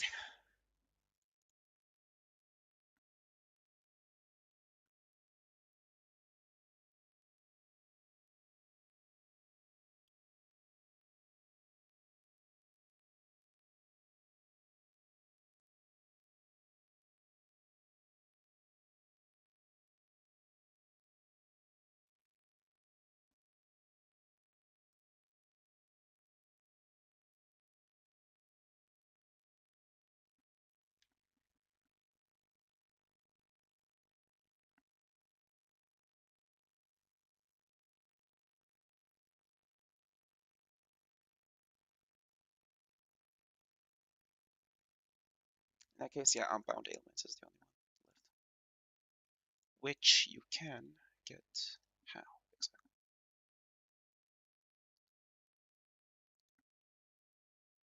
Unbound Ailments. Support. Oh, it's very cheap. So you can get it anywhere.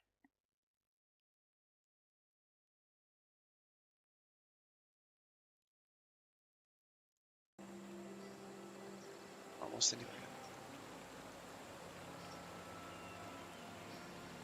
I might even have it myself, but I don't know.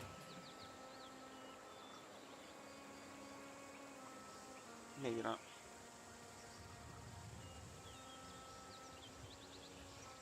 Wait, I already had a cruel fucking. But then again, it was low level, so it's still a win.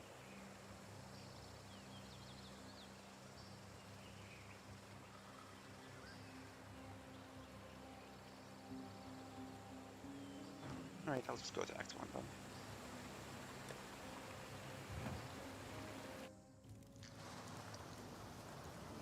Was it Nessa or Bestel? I don't remember. Yes?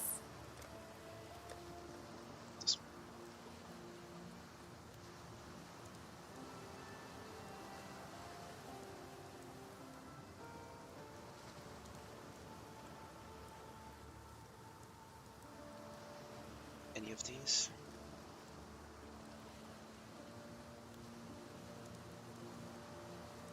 Oh, right here. Level 10 too. What's the cost? Oh, nothing. Okay.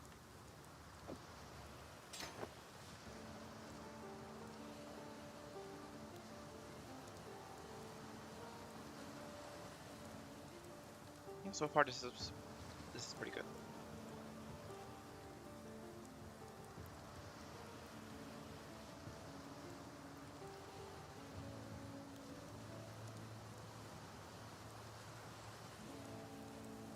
Goodbye.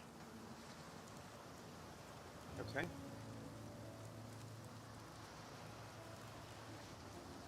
Nice. I think I'm ready then.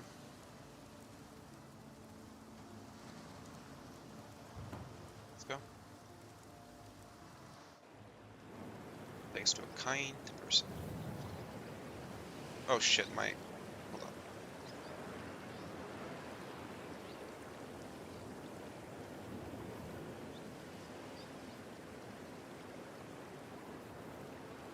I'm not even sure if I need most of these actually.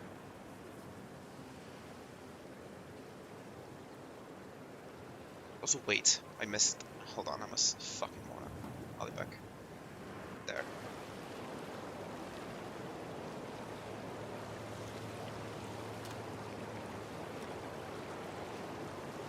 I didn't put the Thames out of the fucking thing.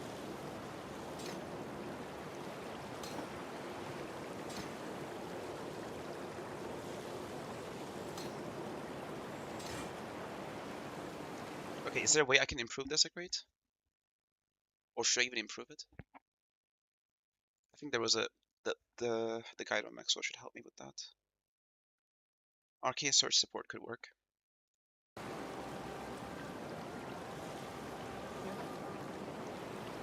But maybe not.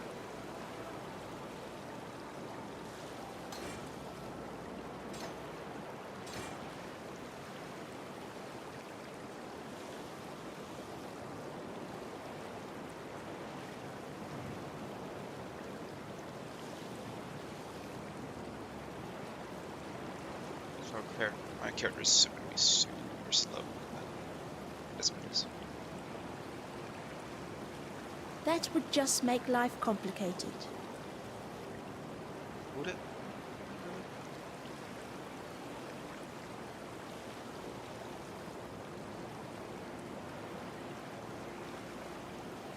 There's a crate and wait. Where's the other one? Shit. I'm missing that one. Oh, cremation. There we go. But there's no sockets for it.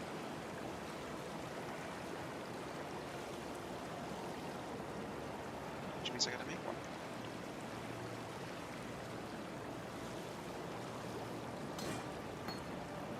Okay, which one though? Let's look at this.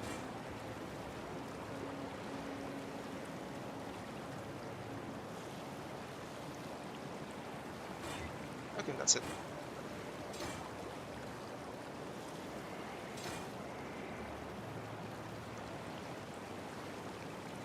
Right, it's pretty good, I think.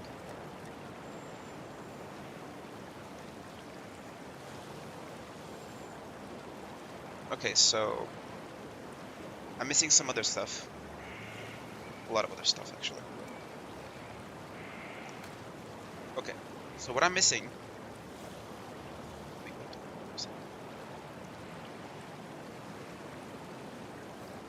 Right, okay. Critical strike chance, essentially. Which, yeah, this is pretty low.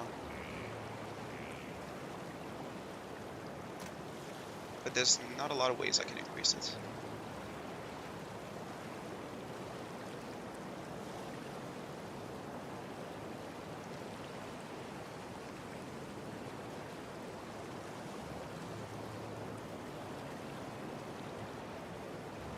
Okay, let's see how well I can survive at this build.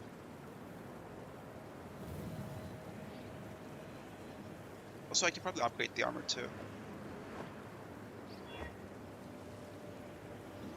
Does that change anything? The level requirement or anything like that? I don't see any changes, so maybe not. It's like very minimal upgrades. Not even worth it. Not even worth thinking about. When I'm ready, and not before.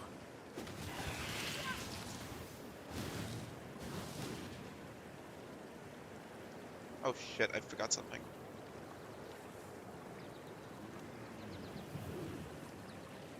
Wait, what the... Wait, what am I gonna use the Armageddon brand for then? What's the point of that?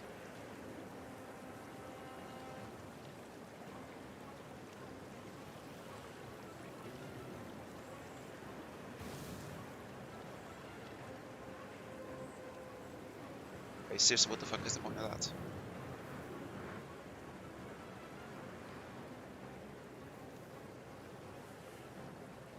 I mean, surely I can use something else.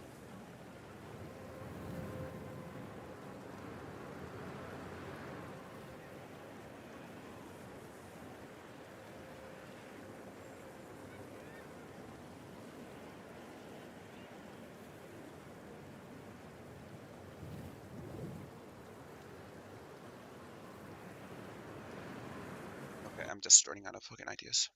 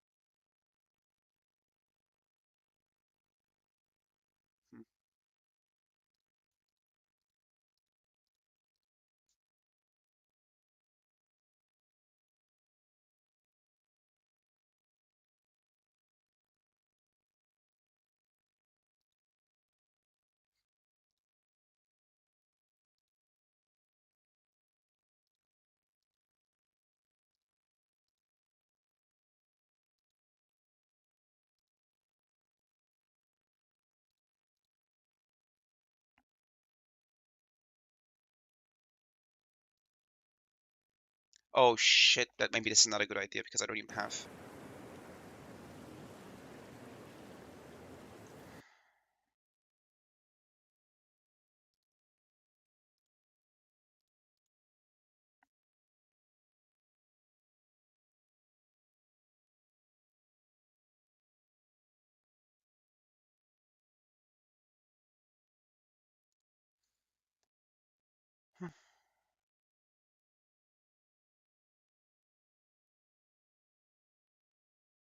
So you're not focused on dealing elemental ailments, right?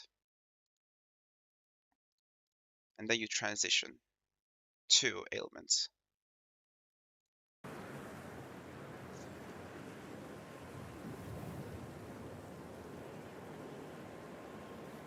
Because of this. Wait, no. No, that's not because of it. Okay, I'm good, I'm good. I should continue.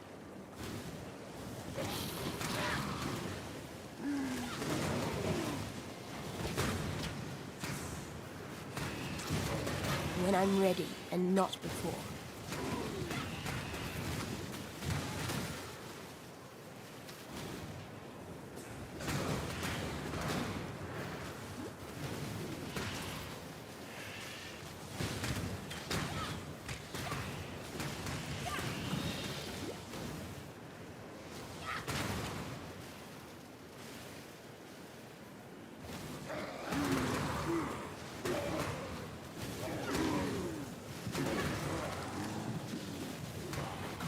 Oops, clumsy me. Clumsy me. Okay. Wait, the monitor just fucking went down.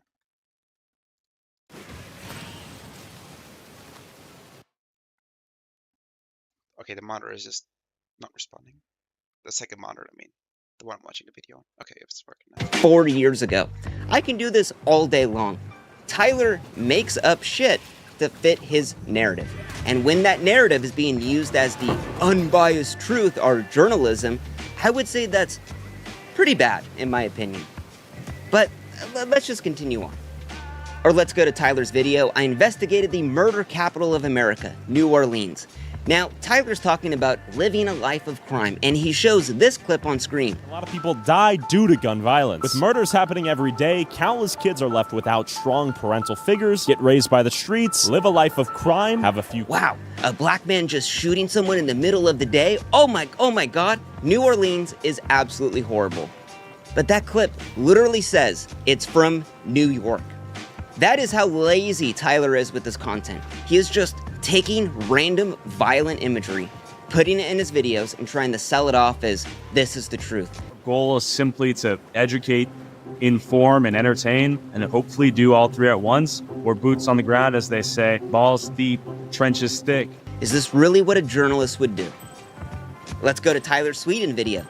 Sweden, inside the country that pays immigrants $34,000 to leave. Now in this video, Tyler's interviewing a Muslim activist, and Tyler asked the question, is Islam's values maybe not compatible with Sweden? Of Islam conflict with Swedish society and Swedish law. And while the lady goes into Islam and all these other countries, but when Tyler goes to the part of her talking about Islam in Sweden, Tyler shows this video on screen. The way someone see Islam in Afghanistan or in Somalia or in Iran or in Sweden is obviously different.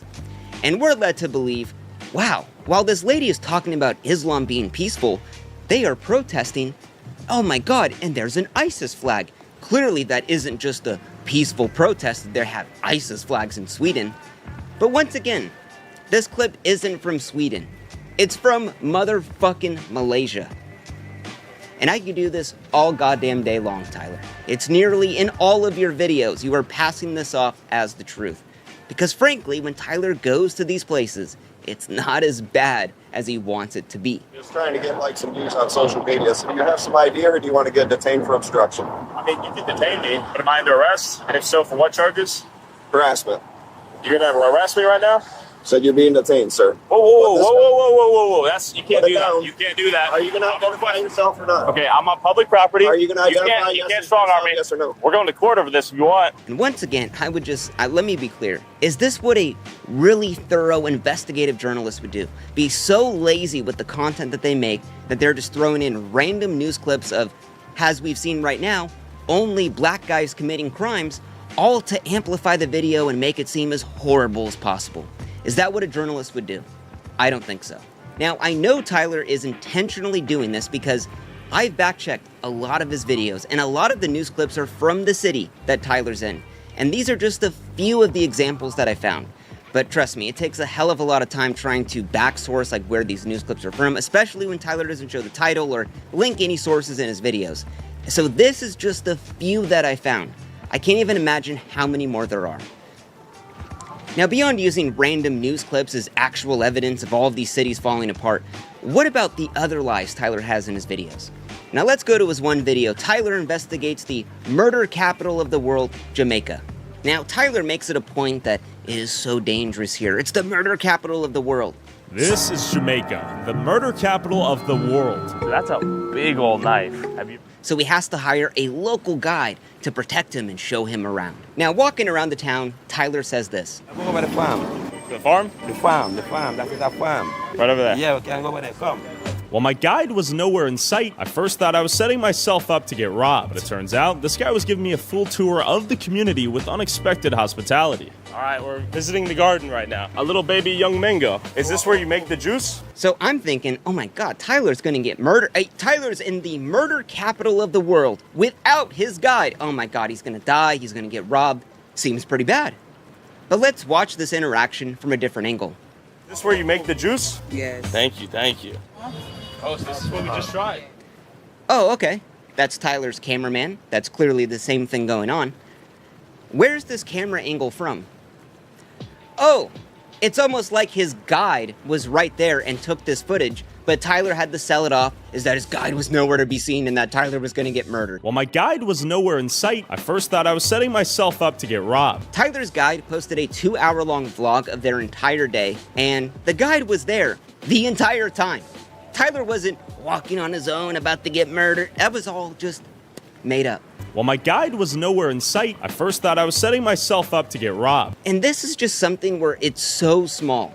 But why do you have to lie about this? I walked around on my own in the murder capital of the world. Like, really, Tyler's dissing the guy that he's doing a horrible job and just left and disappeared. But he's right there. He is right there filming this footage from a different angle.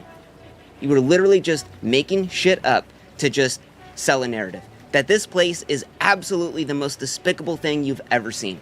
Now, if he's willing to lie about something so small like this, to just really just amplify the violence and the crime in here, when he clearly doesn't see it around him, what else would Tyler lie about? Now, later on in this video, Tyler's walking around Jamaica in a clearly peaceful-looking town, and he's asking all of these people, how bad is the crime here? Am I gonna die if I walk around here? And clearly, no one's buying into it. Think we'll die today? No, not today. Not today? Not today. Today's a good day. And that's not what he wants to hear. He has to amplify the violence and the crime of where he's at. So while Tyler's looking around, he sees this truck and he says this. This is what you're talking about. There's bullet holes on that thing. We saw a beryllium truck. That's the equivalent of one of the trucks in the U.S. that carries the cash, which means that someone's probably planning to steal from it right now. So there's bullet holes on the truck, and that means someone's planning to steal it right now. There's bullet holes on that thing, which means that someone's probably planning to steal from it right now. That's how bad it is. People are robbing the cars. They're robbing the bank cars. That's how bad it is here. But let's look at that car a little bit closer. Oh, wow, it looks like it was just kind of scratched. Now, I had to look in this a little bit more. The company that owns this is called Beryllium. And Beryllium just bought out a company called Guardsman. Guardsman, they're all based in Jamaica, has red trucks. So would it really be that the car shot up with bullet holes and they're continuing to use it? Or that the car was red, they wrapped it black, and the car scraped against something and now it's there? Why do you have to lie about that? Why do you have to make up this insane narrative? Oh my God, there was a robbery in place and I was about to... That didn't happen, Tyler. This is all he does in his videos. He goes around and he preponders at the crime in all of these horrible cities.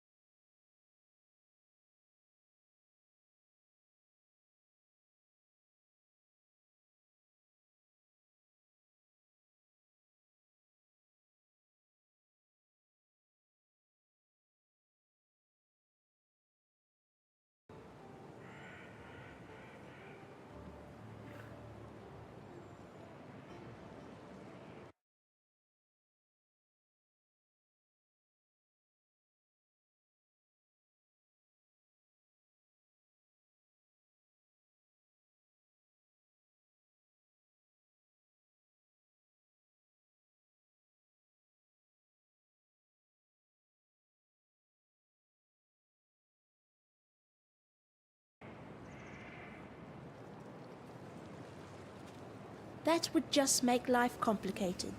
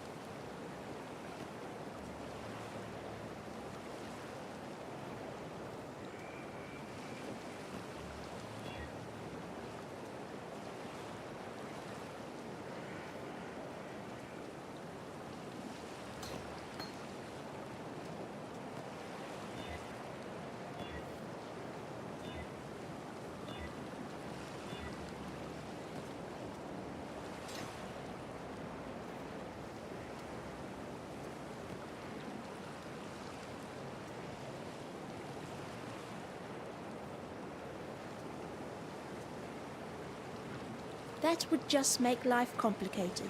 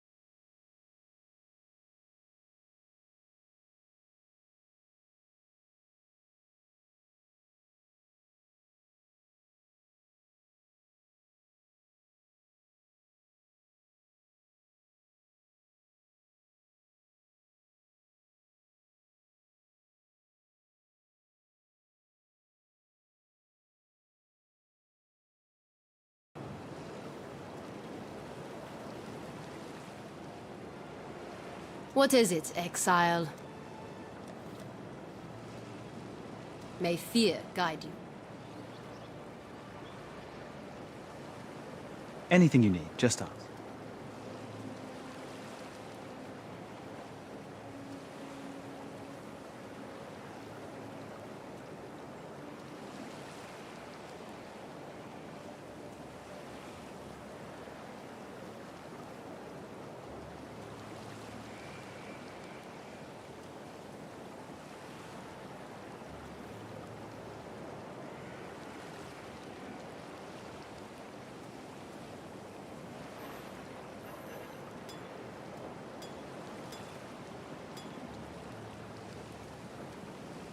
Take care.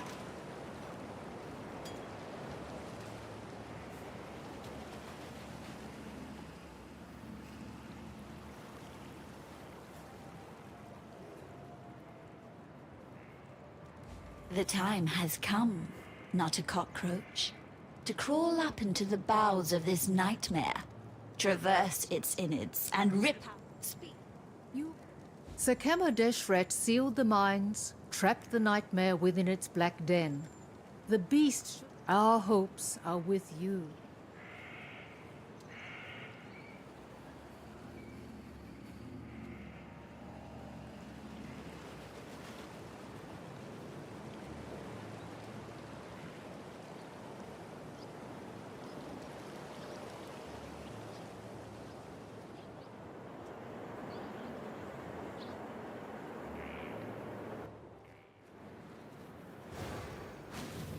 How do I keep ending up in such lovely places?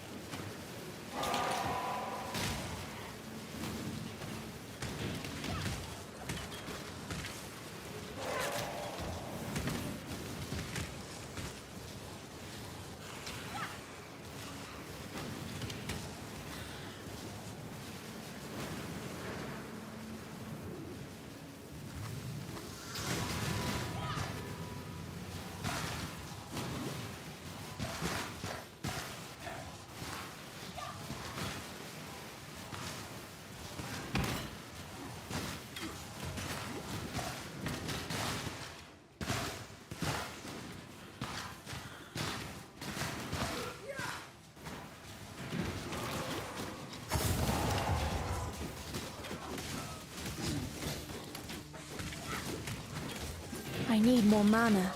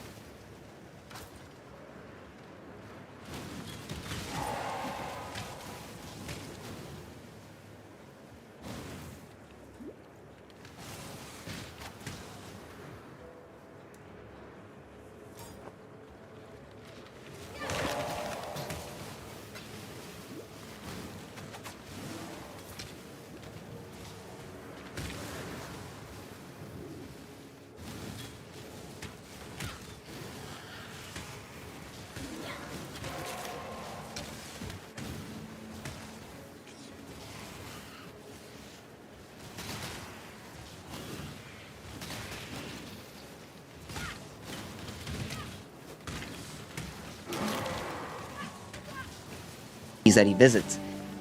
Is that really journalism? Is that really this unbiased truth that you tell? Like these people in this video, the tour guide that you're with, he's just trying to live his life. He's trying to do better.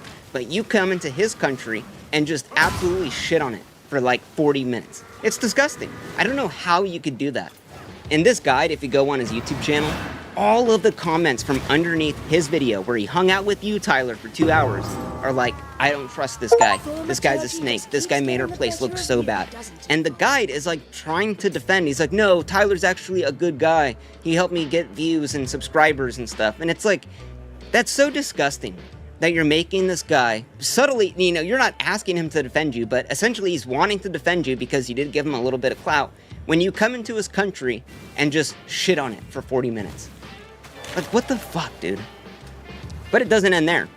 Later on in this video, Tyler is walking around the street of all of the escorts, ladies of the nights walking around. And then Tyler sees this restaurant. And Tyler says this. A lot of prostitutes out here. This is one of the hotels where the ladies get brought to have sex with the customers, the Johns. It is called the Pirate Ship Seafood Restaurant. I guess that's just a front, or seafood restaurant by day, prostitute brothel hotel at night. A little bit inconspicuous at first glance, but in actuality, people are getting banged in there for $15 US.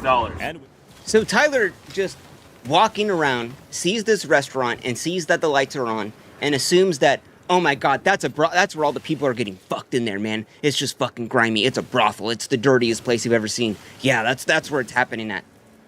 Tyler, this is a Christian catering restaurant that does weddings.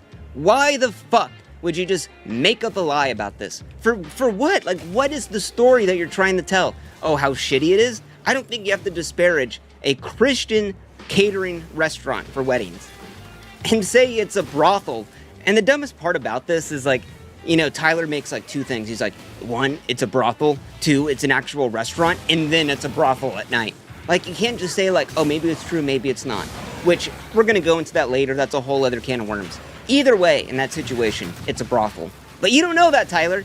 The thing is like, this is in a country where they're trying to rebuild, and you're just shitting on the people there for no reason. I'm surprised the guy didn't stop you and say, what the fuck are you talking about? This, you're literally just making this shit up. Why would you do this, Tyler? Oh, because you're trying to get clicks and views by making whatever area you're in the shittiest place ever.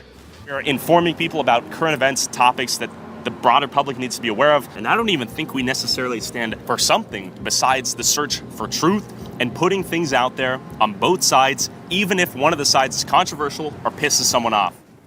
So let's go later on in this video.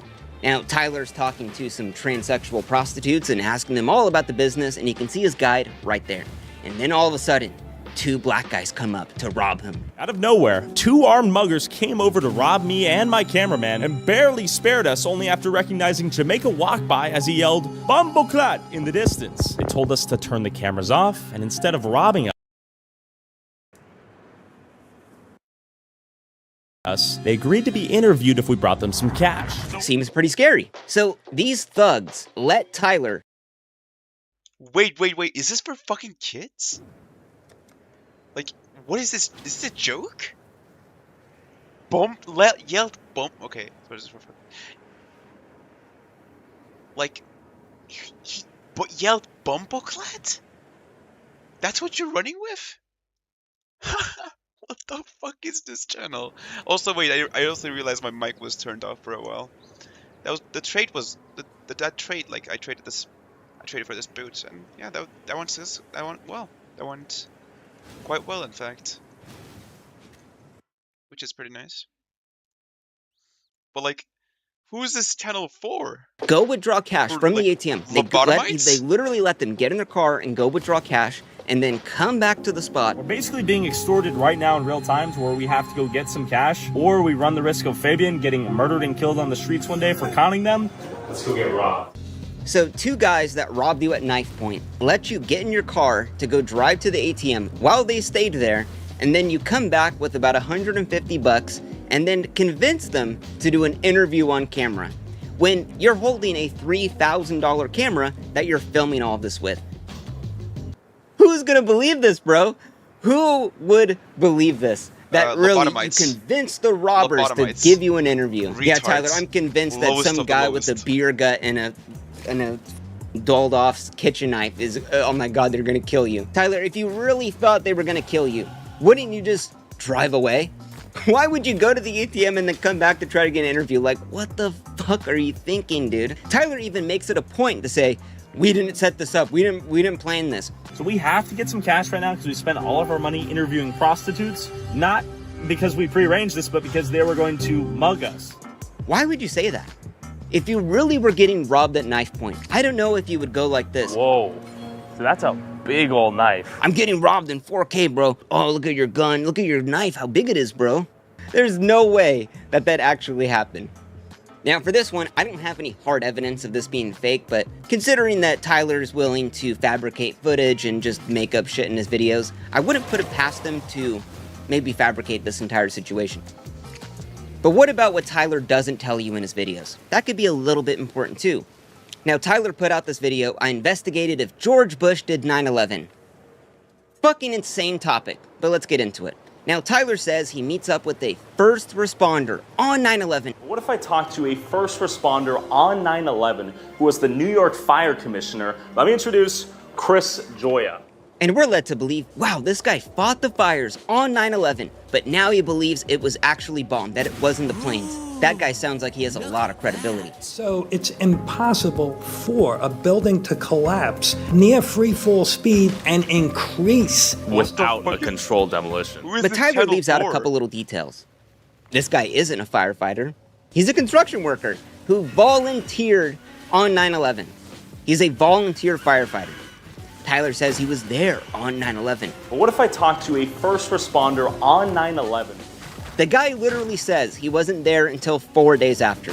You were on site that day.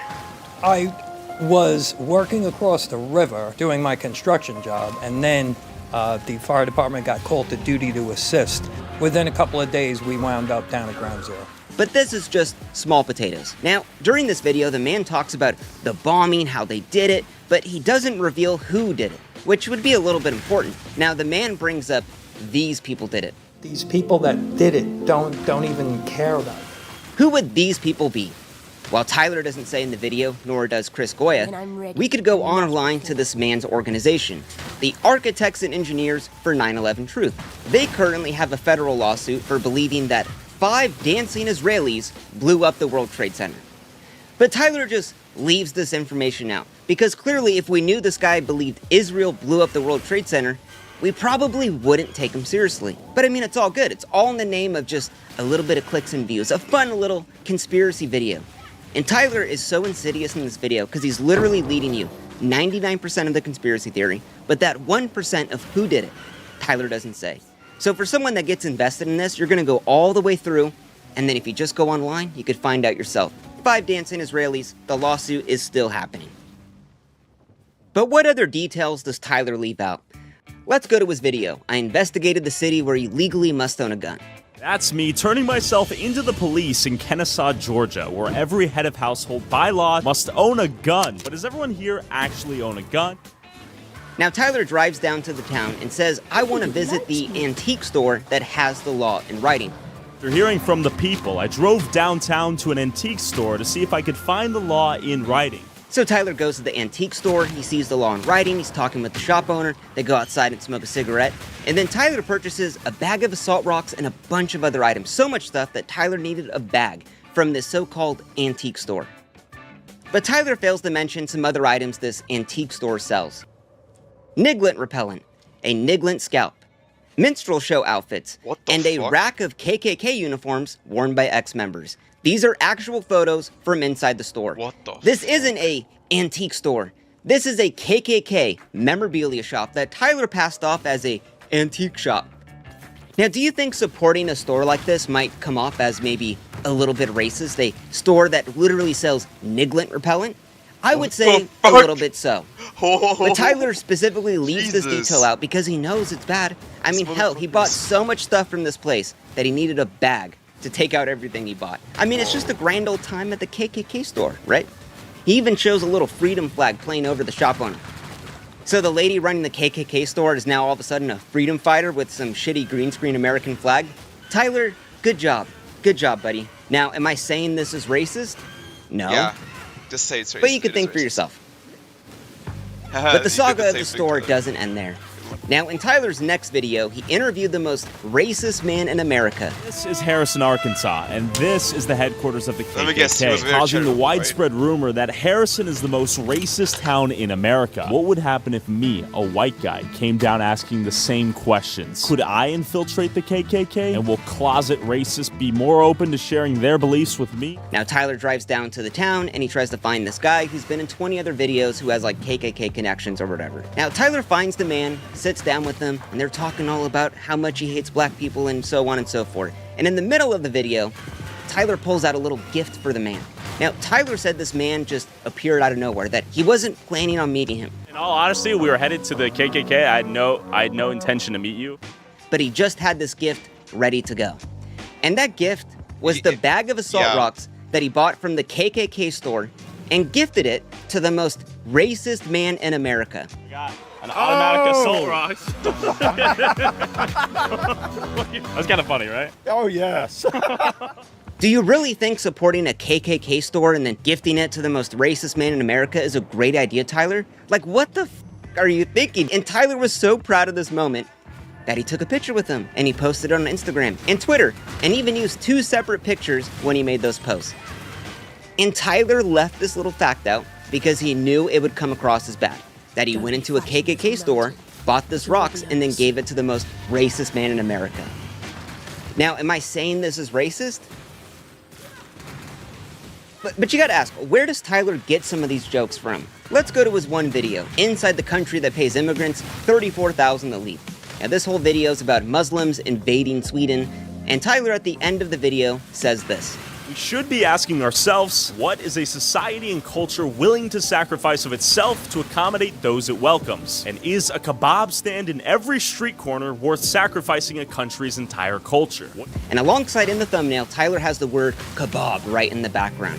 Now, when Tyler equates an entire ethnicity of people to a kebab stand, kebab, Also, wait. that's a reference to the popular meme, remove kebab, which if you don't know... Also, wait. Isn't kebab like a Turkish thing? Why the fuck... Okay.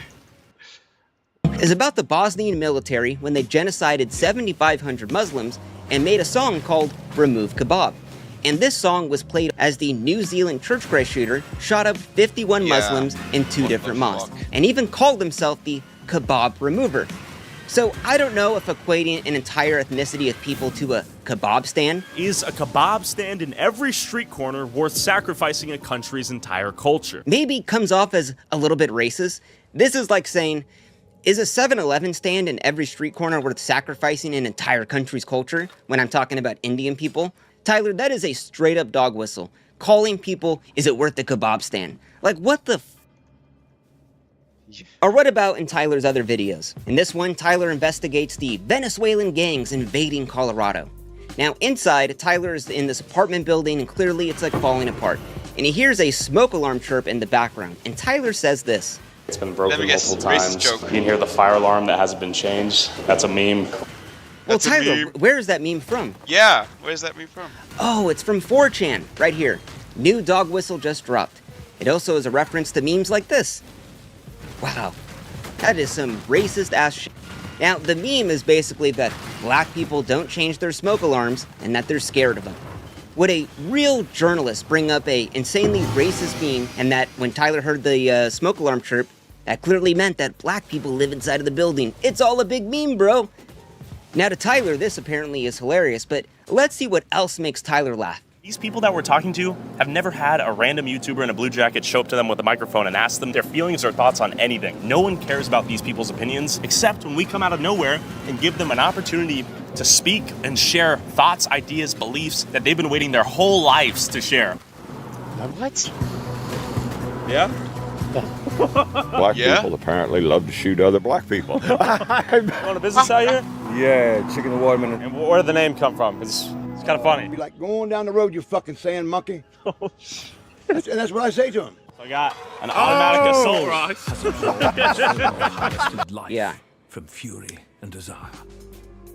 Now, beyond the funny memes and funny edits, Tyler loves to bring up the hard-hitting journalism, the real questions that people are dying for. Now, I want to bring up another YouTube journalist that does a way better job than what Tyler does.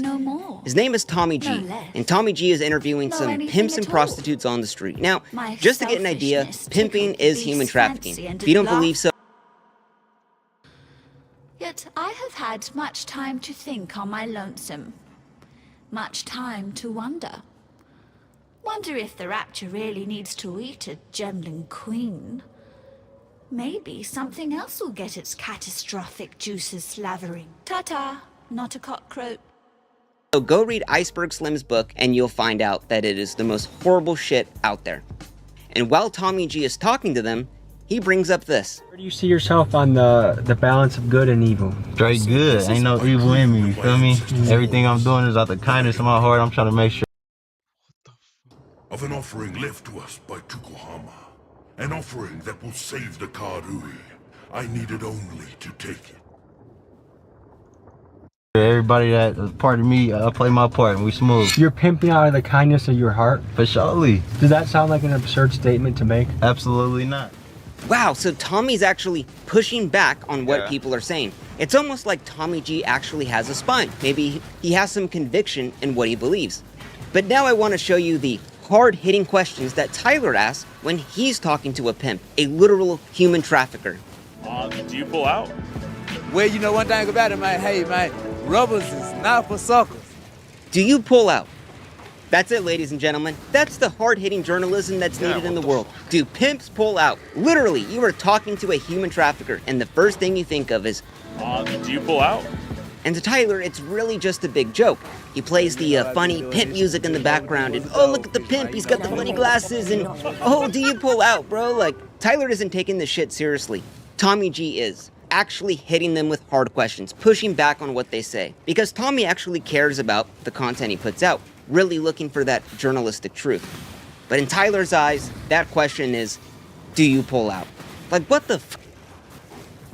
Now, one of the worst things, I think, is when Tyler went to the USA-Mexico border and investigated the migrant crisis. Now, Tyler goes to the border, he talks to both sides. Basically, the video is about how when people claim asylum in the United States, they go into these migrant detention camps where there's no food and water, and they stay there for about a week at a time because the Border Patrol system is so backed up. And he even talks to the locals who say that, we're just locals over here who have banded together to deal with this historic moment that's taking place in our town. The Border Patrol is detaining people in 3 separate outdoor detention sites in our area, not providing them with any food, water, shelter, or anything like that. So we've been coming in and filling in that role. Literally, they have had to give these people food and water because the government doesn't. People have died out here in these camps, just waiting to get processed by Border Patrol. Do you think people would be dying if not for the help you guys have provided? Most certainly, yes. Yeah? Okay. Actually, 2 people have died. But Tyler rolls upon one camp that was empty earlier and now is full. And when Border Patrol comes to process these people... I'm gonna see if I get processed. I should probably get my ID though. Are you part of this group? Sí. Ahora. Okay, I'm gonna be processed. And Tyler takes up the spot of one of the asylees and tries to get processed by Border Patrol, all as a big fucking joke. Like, what the fuck are you thinking, Tyler? Literally, you took up the spot of someone that was an actual person fleeing their lives as a fucking meme. What the actual fuck are you thinking? You know the Border Patrol system is backed up for years, and you're just adding on to that for no reason at all. And Tyler was so proud of this that he put it in all of his promo for this video, all over TikTok and Instagram. Oh, I pretended to be an asylee and then get processed. Like, this is the most elitist, fucking rich kid shit I have ever seen. This is fucking disgusting. And the fact that no one has called you out on this fucking blows my mind. Now, the Border Patrol guards do catch on to Tyler. They clearly see he's like a YouTuber, and they kick him out of the bus. But what the fuck are you thinking? Would a journalist really pretend to be an asylee fleeing their lives, trying to get processed by Border Patrol, all as a big joke? I don't fucking think so. Now, Tyler's thumbnails have always been a big critique point for him. People have always said they're sensationalist, they have guns and violence and flames, and it's just these crazy thumbnails that aren't actually from the video that he's filming. A YouTube thumbnail is a compressed combination of symbols that allow a viewer to know what they're going to be watching as soon as humanly possible. Sometimes they do offend people, and I get it. I genuinely do get it. It's something we're kind of working on, but the videos are often redemptive stories of these people, and the coverage is as balanced as possible on both sides. That's something we strive for. And I just had this thought. I feel like Tyler's thumbnails are what he wants the city that he visits to be like. I mean, let's take example for a Sweden video. Now, when Tyler goes there, it seems pretty peaceful. You know, everyone's talking to him on the streets, everything seems pretty fine, but if you look at the thumbnail, you would get a completely different image. We have this guy with the Gucci bag, and he's all Gucci'd out. We have Swedish flags on the ground burning up. We have people with masks on robbing people in the middle of the street. But Tyler doesn't actually see that at all in the video. But the thumbnail is what he wishes the video would be. Let's go to his George Floyd video. Now, when Tyler goes there, he obviously sees like the George Floyd shrine, he's talking to people on the streets, but what Tyler wanted that video to be was he wanted to see a bunch of cops praying down the George Floyd, but clearly he didn't see that. I mean, even in his video about the cat eating Haitians, now Tyler doesn't ever run into someone holding cats and they're running around and there's flames in the background. He never sees that at all in the video. But Tyler in the thumbnail, he presents there's smoke and there's flames and there's cats running around, black guys just holding cats, but he never sees it. And one thing I thought about in the thumbnails is like, most journalists I don't think would make a random image of stuff they have never even seen or never even proven to have been seen and present that in the thumbnail as almost as if it's truth. Now, Tyler's thumbnails come a lot from that whole Mr. Beastified type game. And, you know, these type of thumbnails would be fine for like a prank video, like a Brent Riviera video. I had my sister date 100 guys, and then you have 100 ugly guys that are all lined up. But in the video, we never really see that. It's almost like a big caricature of what the video is. And for a video like that, where it's almost like a prank video, typical YouTuber, you're essentially faking the video, that isn't a big problem. But when you're trying to present videos as like actual investigative journalism, like this is what's happening, Tyler never actually sees this stuff going on. But he's always highlighting, he's always making the extreme end of it. And these thumbnails are just the idea of what Tyler wants these cities to be. And I think that really lines up with how he edits the videos, how he uses fake evidence and footage, all in the name to present this fake narrative. And yeah, I'm like crazy sick right now. I just thought that was interesting, so let's continue on. Now, to end this video off, I want to go over Tyler's worst video. Inside the Ohio town invaded by cat-eating Haitians. Now, when Tyler put this out, it got a ton of press. All over Twitter, all over YouTube, Instagram, TikTok. And this video got 47.6 million views across all platforms online. Now, while this video got a ton of good press from people online saying that this is proof they're eating the cats, it also got a ton of criticism online. And when Tyler responded to all this criticism, Tyler said that that video that he made, this video we're going to talk about right here, it wasn't about the Haitians eating the cats. No. It was about a demography shift. It's interesting that in Springfield, the whole they're eating the cats, they're eating the dogs is not a conversation point here, nor have I brought that up due to YouTube censorship. And also, I understand that at the end of the day, and even at the core of that video, that's not what it's about. It's about demography shift. Well, Let's see how many times Tyler asked the questions, do Haitians eat the cats? Haitian immigrants flooded into town with rumors of them eating the neighbor's cats. Haitians are eating cats. Are these Haitians eating cats? Haitians are taking neighbors' cats and eating. The Haitians are eating the neighbor's cats. Rumors of neighbor's cats going missing, getting eaten. Haitians eating the neighbor's cats. Haitians taking cats. Are they eating cats? Haitians are kidnapping the neighbor's cats and eating them. Again, no cat eating. Cats are getting kidnapped? Is that Yes, true? Yes, my mom You're actually laughing. my mom actually What have you seen a seen? post on Facebook. I believe it. Like, I've heard rumors about them taking the geese and killing them. I wouldn't be surprised though, because we used to have a lot of cats around here. ¿Es cierto que personas comen los gatos o no? Bonjour. You got a cat right beside him. Well, I've seen a video of a guy getting a Canadian goose, a Haitian dude. We've lost a whole bunch of cats. There was a van pulled over that had over 100 cats in it with the Haitians. They said they was eating them. Actually? They was eating them. Not fake news. They was eating them. We saw them. They was eating them. Not fake news. Not I fake news, understand brother. that at the end of the day, Wait, and they was even at the eating core of that video, that's not what it's about. It's about demography shift. So the video that isn't about eating the cats has the thumbnail, do you eat the cats? Hundreds of cats all in the background. Inside the Ohio town invaded by cat-eating Haitians. You literally ask everyone in the video, are the Haitians eating the cats? Yeah, I would say that's what the video's about, Tyler. Now, Tyler loves to try to slime his way away from any criticism he receives, but this video was about Haitians eating cats. And you might ask, well, is that a rumor based on anything true? Now, in the beginning of the video, Tyler shows his evidence of the Haitians eating the cats. And we see this body cam footage from a police officer and this lady eating a cat. Rumors of them eating the neighbor's cats and local geese. What did you do? Why'd you kill the cat? Did you eat that cat? Did you eat it? Now, you would think that, oh wow, the lady's black.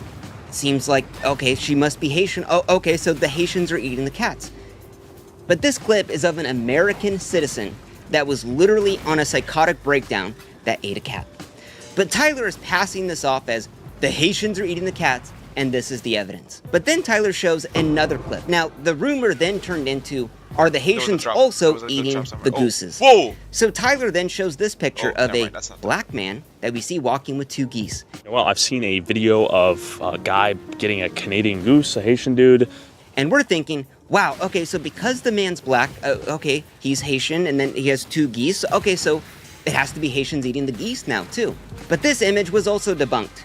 This was an American citizen picking up roadkill on the side of the road, and someone snapped a picture and spread false misinformation like this. Now, this whole video is based around Tyler just asking questions, are the Haitians eating the cats, with no evidence to back it up. Now, this is a common tactic used by conspiracy theorists. So, Tyler, let me ask you a question. I heard your mom was sucking some dong for $50 at the bar, and I had a good friend of mine tell me that they saw her in the car sucking some dong. Is that true, Tyler? Does your mom suck dong for $50? I can tell you an insane conspiracy theory based on no evidence, present it as a question, and it almost gives it some validity. Aliens built the pyramids? Do you think it's possible George Bush did 9/11? Wait for me right now. Oh! Who are you afraid of at night? Men. Which men? Men in general, or specific types of men who come from different places? Like that man. If he was black, would you guys date? Bonjour. Yeah, I mean, it is what it is. You speak English, French? How disrespectful is that? You had a kid who was 5 years old and they said, Daddy, I'm a guy, but I think I'm a girl. What would you say? How does it feel to facilitate more deaths via secondhand obesity? You are trespassing. Leave my building now. Leave the building now. Okay. I mean, if you want to give me the answer, you tell me what answer I'm going to give. This guy's like, no, I'm just asking says a like question. a fucking demon. And Tyler knows that. But if you were to push me back on that, like, bro, my mom doesn't suck dong for $50. Oh, well, I'm just asking a question, man. Don't get mad at me. That's what Tyler's doing here. Because this whole thing of Tyler asking people if the Haitians eat the cats, let's think about another equivalent.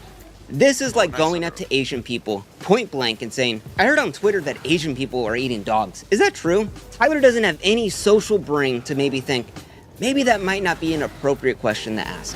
Why did no one else make this video on YouTube? Maybe because it's a little bit racist. Now, Andrew Callahan, Channel 5, he runs another channel that Tyler essentially ripped off from and made into his own thing.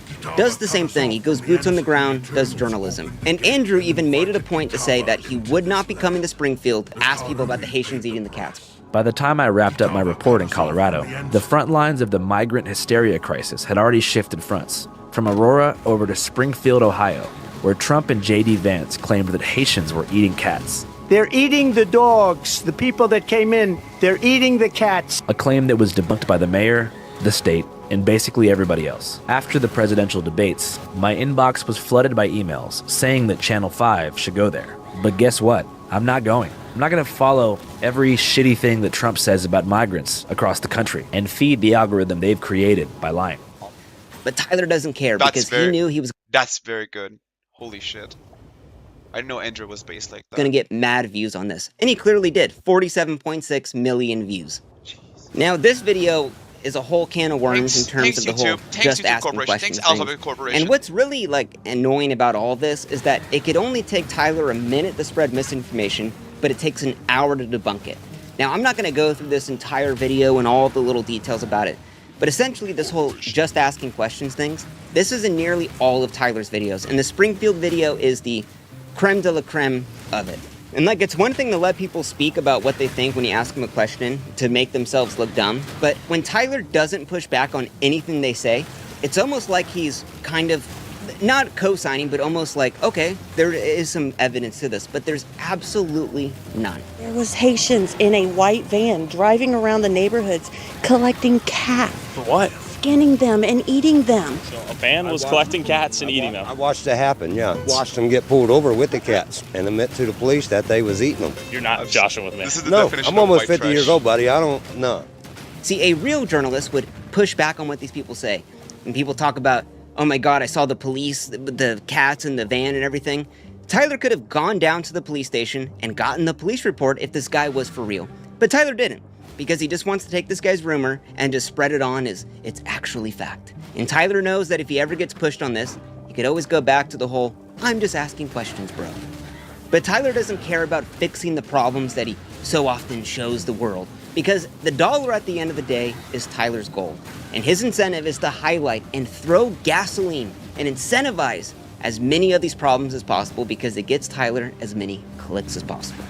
This video took about 4 months to make, and I only went through a few of his videos. Now, there are so many videos that are based in the same format online that I think a lot more debunking needs to be done. A lot more of this just misinformation, hoaxes, and just made up shit needs to be taken down, because it is so harmful to our platform. If we're really trying to have actual truth-seeking journalism, really try to show that, because everything I've showed you today is anything but that.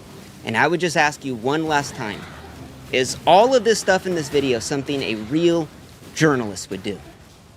Thank you for watching. Good video.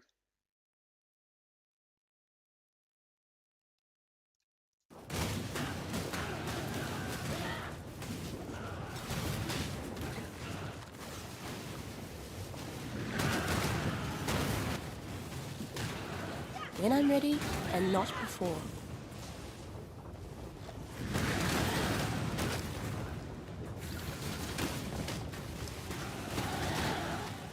So it's all about just like inflicting ailments and waiting for them to die.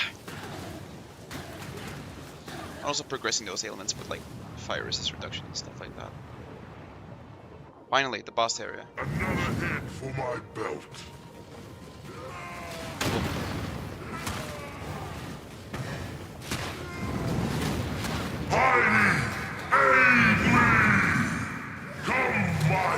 And you're dead just like that. That's what you get for losing your temper, cow.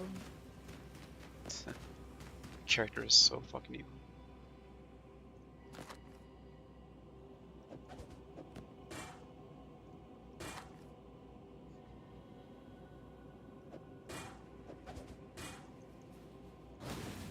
So that's it? What now?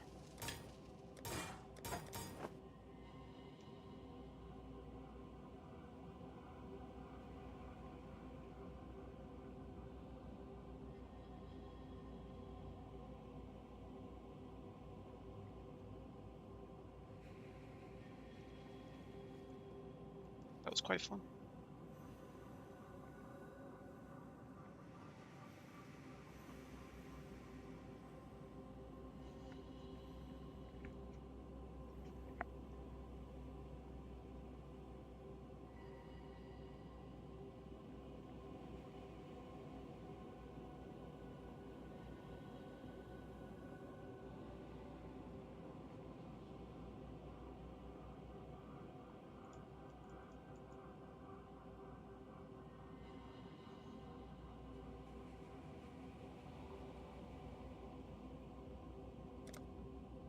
Okay, I've got 2 points.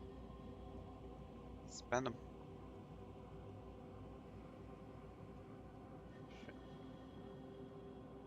Wait, what? Oh, right here. Okay.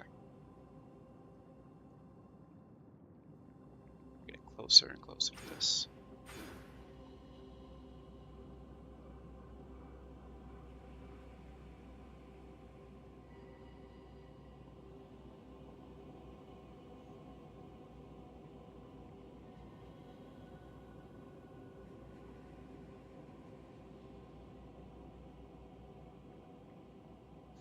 That's pretty good. The top one.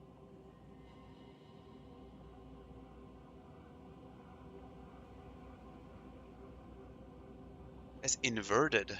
Whoa. But that's hits, so I don't care about hits.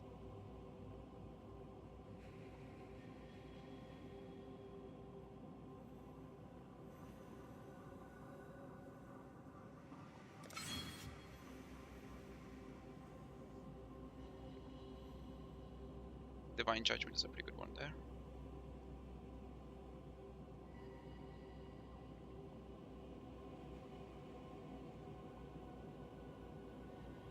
There's also a jewel socket placed there. Nice.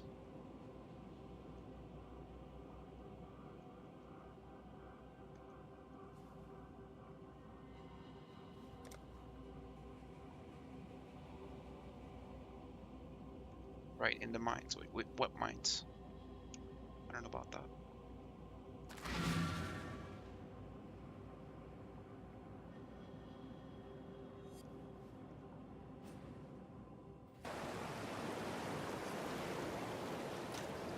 Seems good.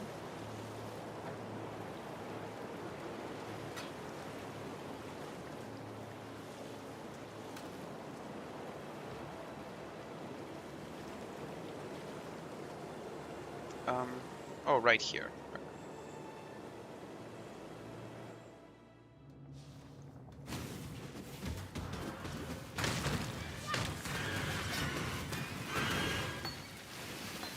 Yes, Little Mountain. I'm pleased to see you too.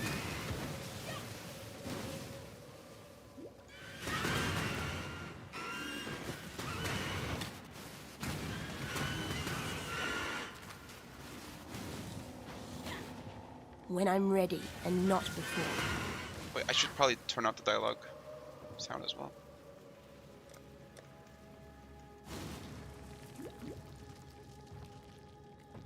There's nothing here.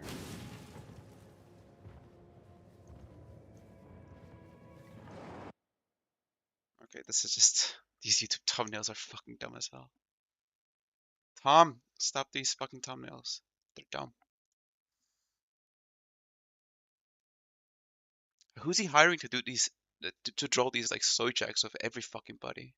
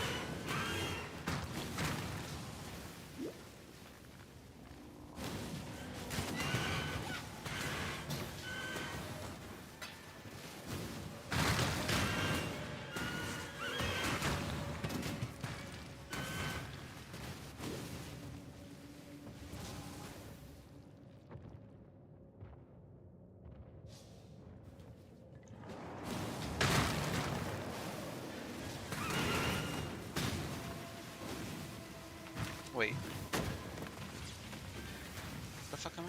Oh.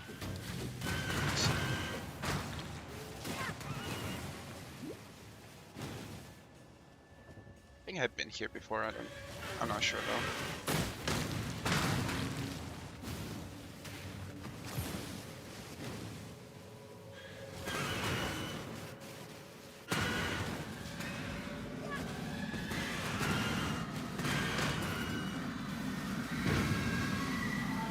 There's so many more trap spirits in this place.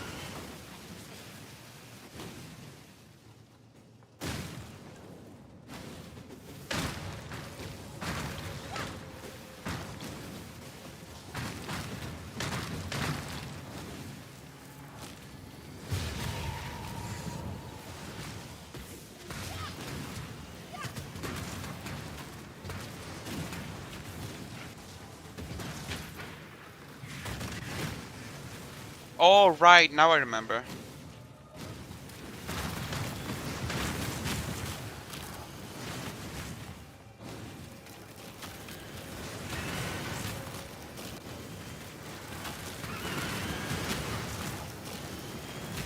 Why I traveled back to town.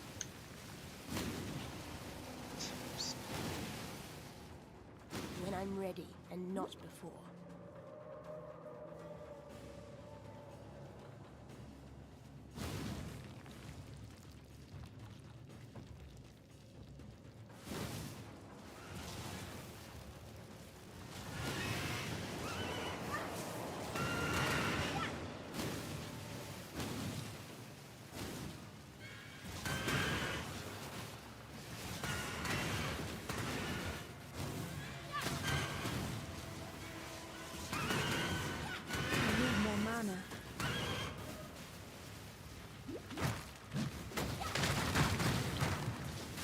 I gotta be done with this place. I'm barely gaining any XP. It's fine, I'll get it too.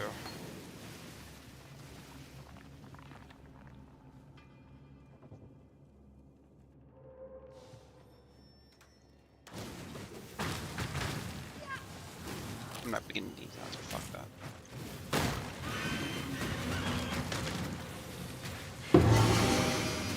Whoa.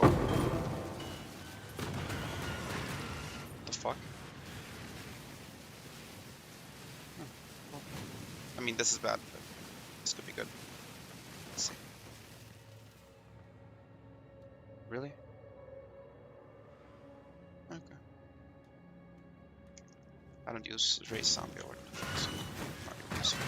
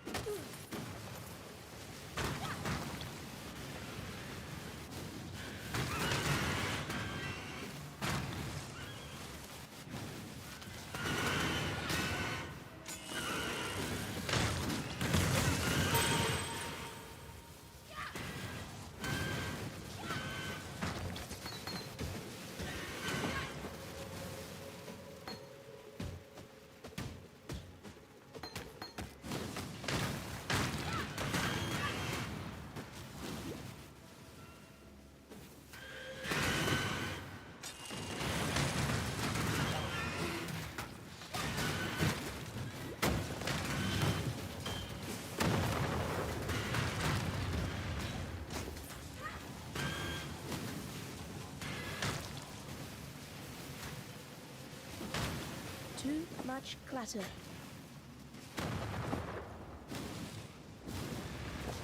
When I'm ready, not before.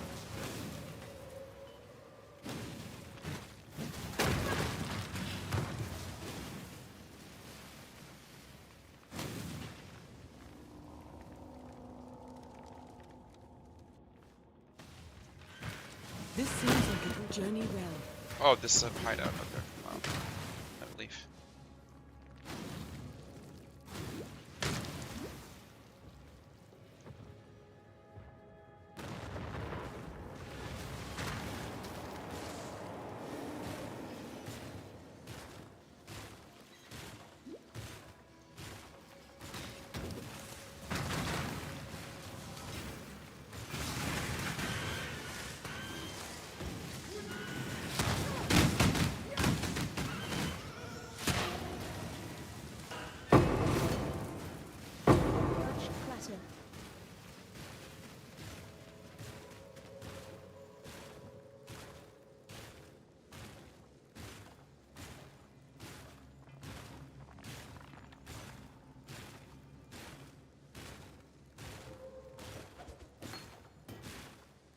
Oh, I don't know what this.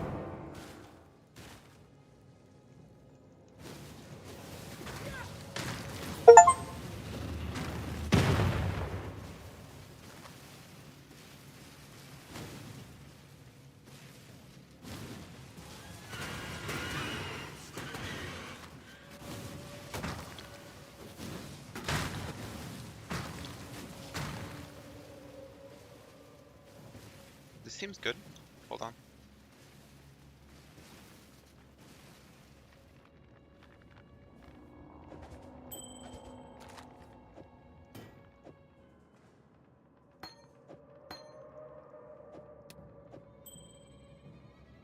Okay, gonna drop one more. Yeah, transportation is too fucking common.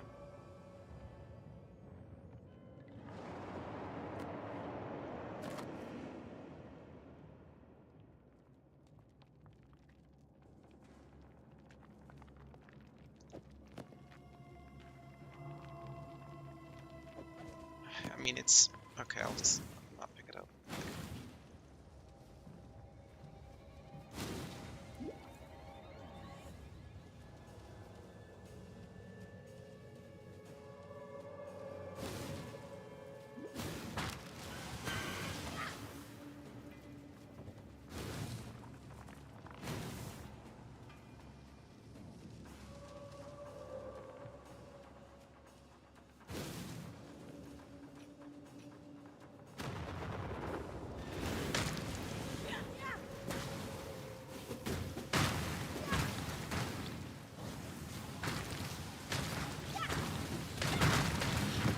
When I'm ready, and not before.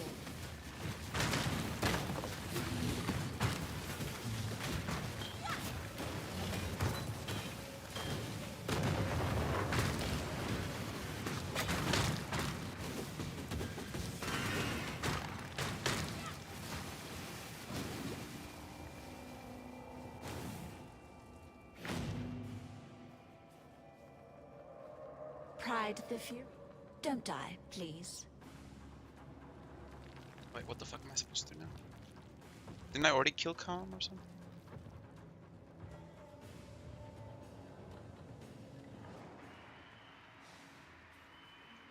I am Dareso, the Sword King. It was here in the pits of Cleopolis that I made my name, killing random dogs and wild boars before I could... Wait a second, guys. Just wait. We can talk later.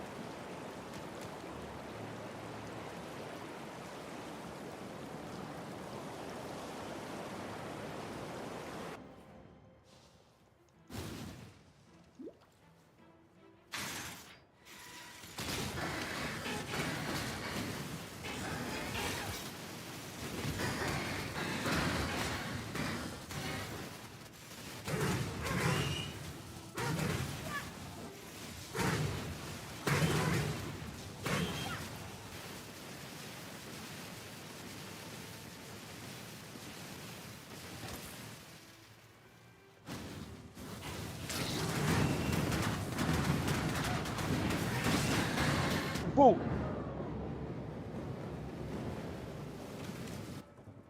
Whoa, okay.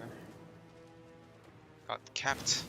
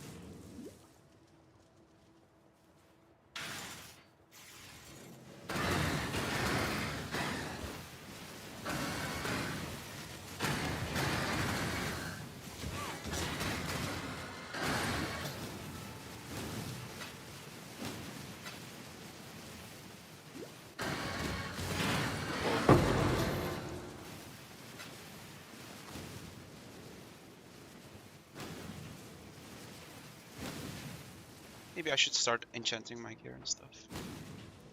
When I'm ready.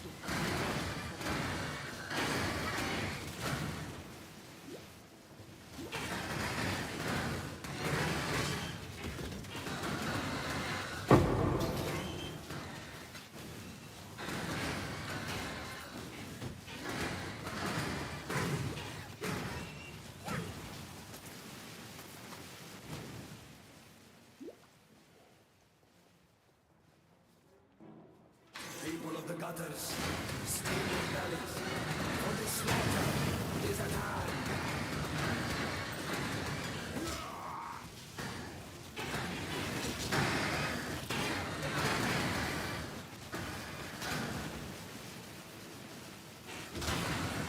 Performance challenge, if even this, yet but cool any stinking flock, or sick ambitious. Oh, what the fuck?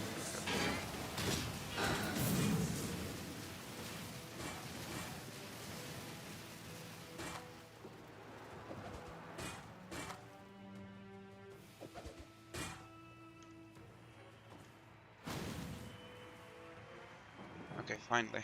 I can get out of this act. Wait, which act is this, by the way? Welcome to the grand arena of Theopolis. It is here that first laid eyes on my true purpose. It is our inspiration. Oh, Chaos Artemis.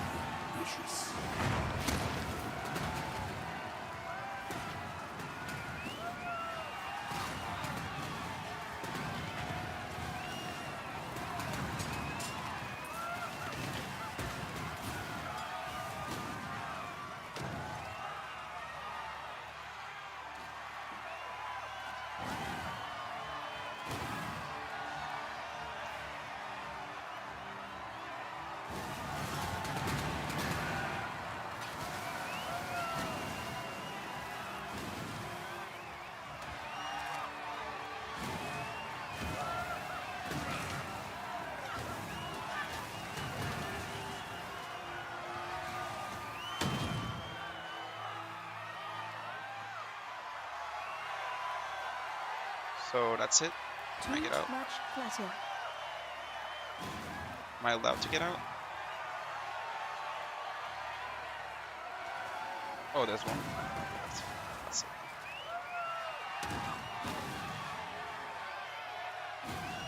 Isn't that it? All of it? When I'm ready, and not before. Okay, there's nothing. Sure. I'll just get out then.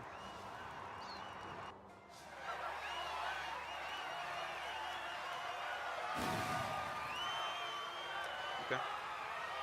I'll quit now.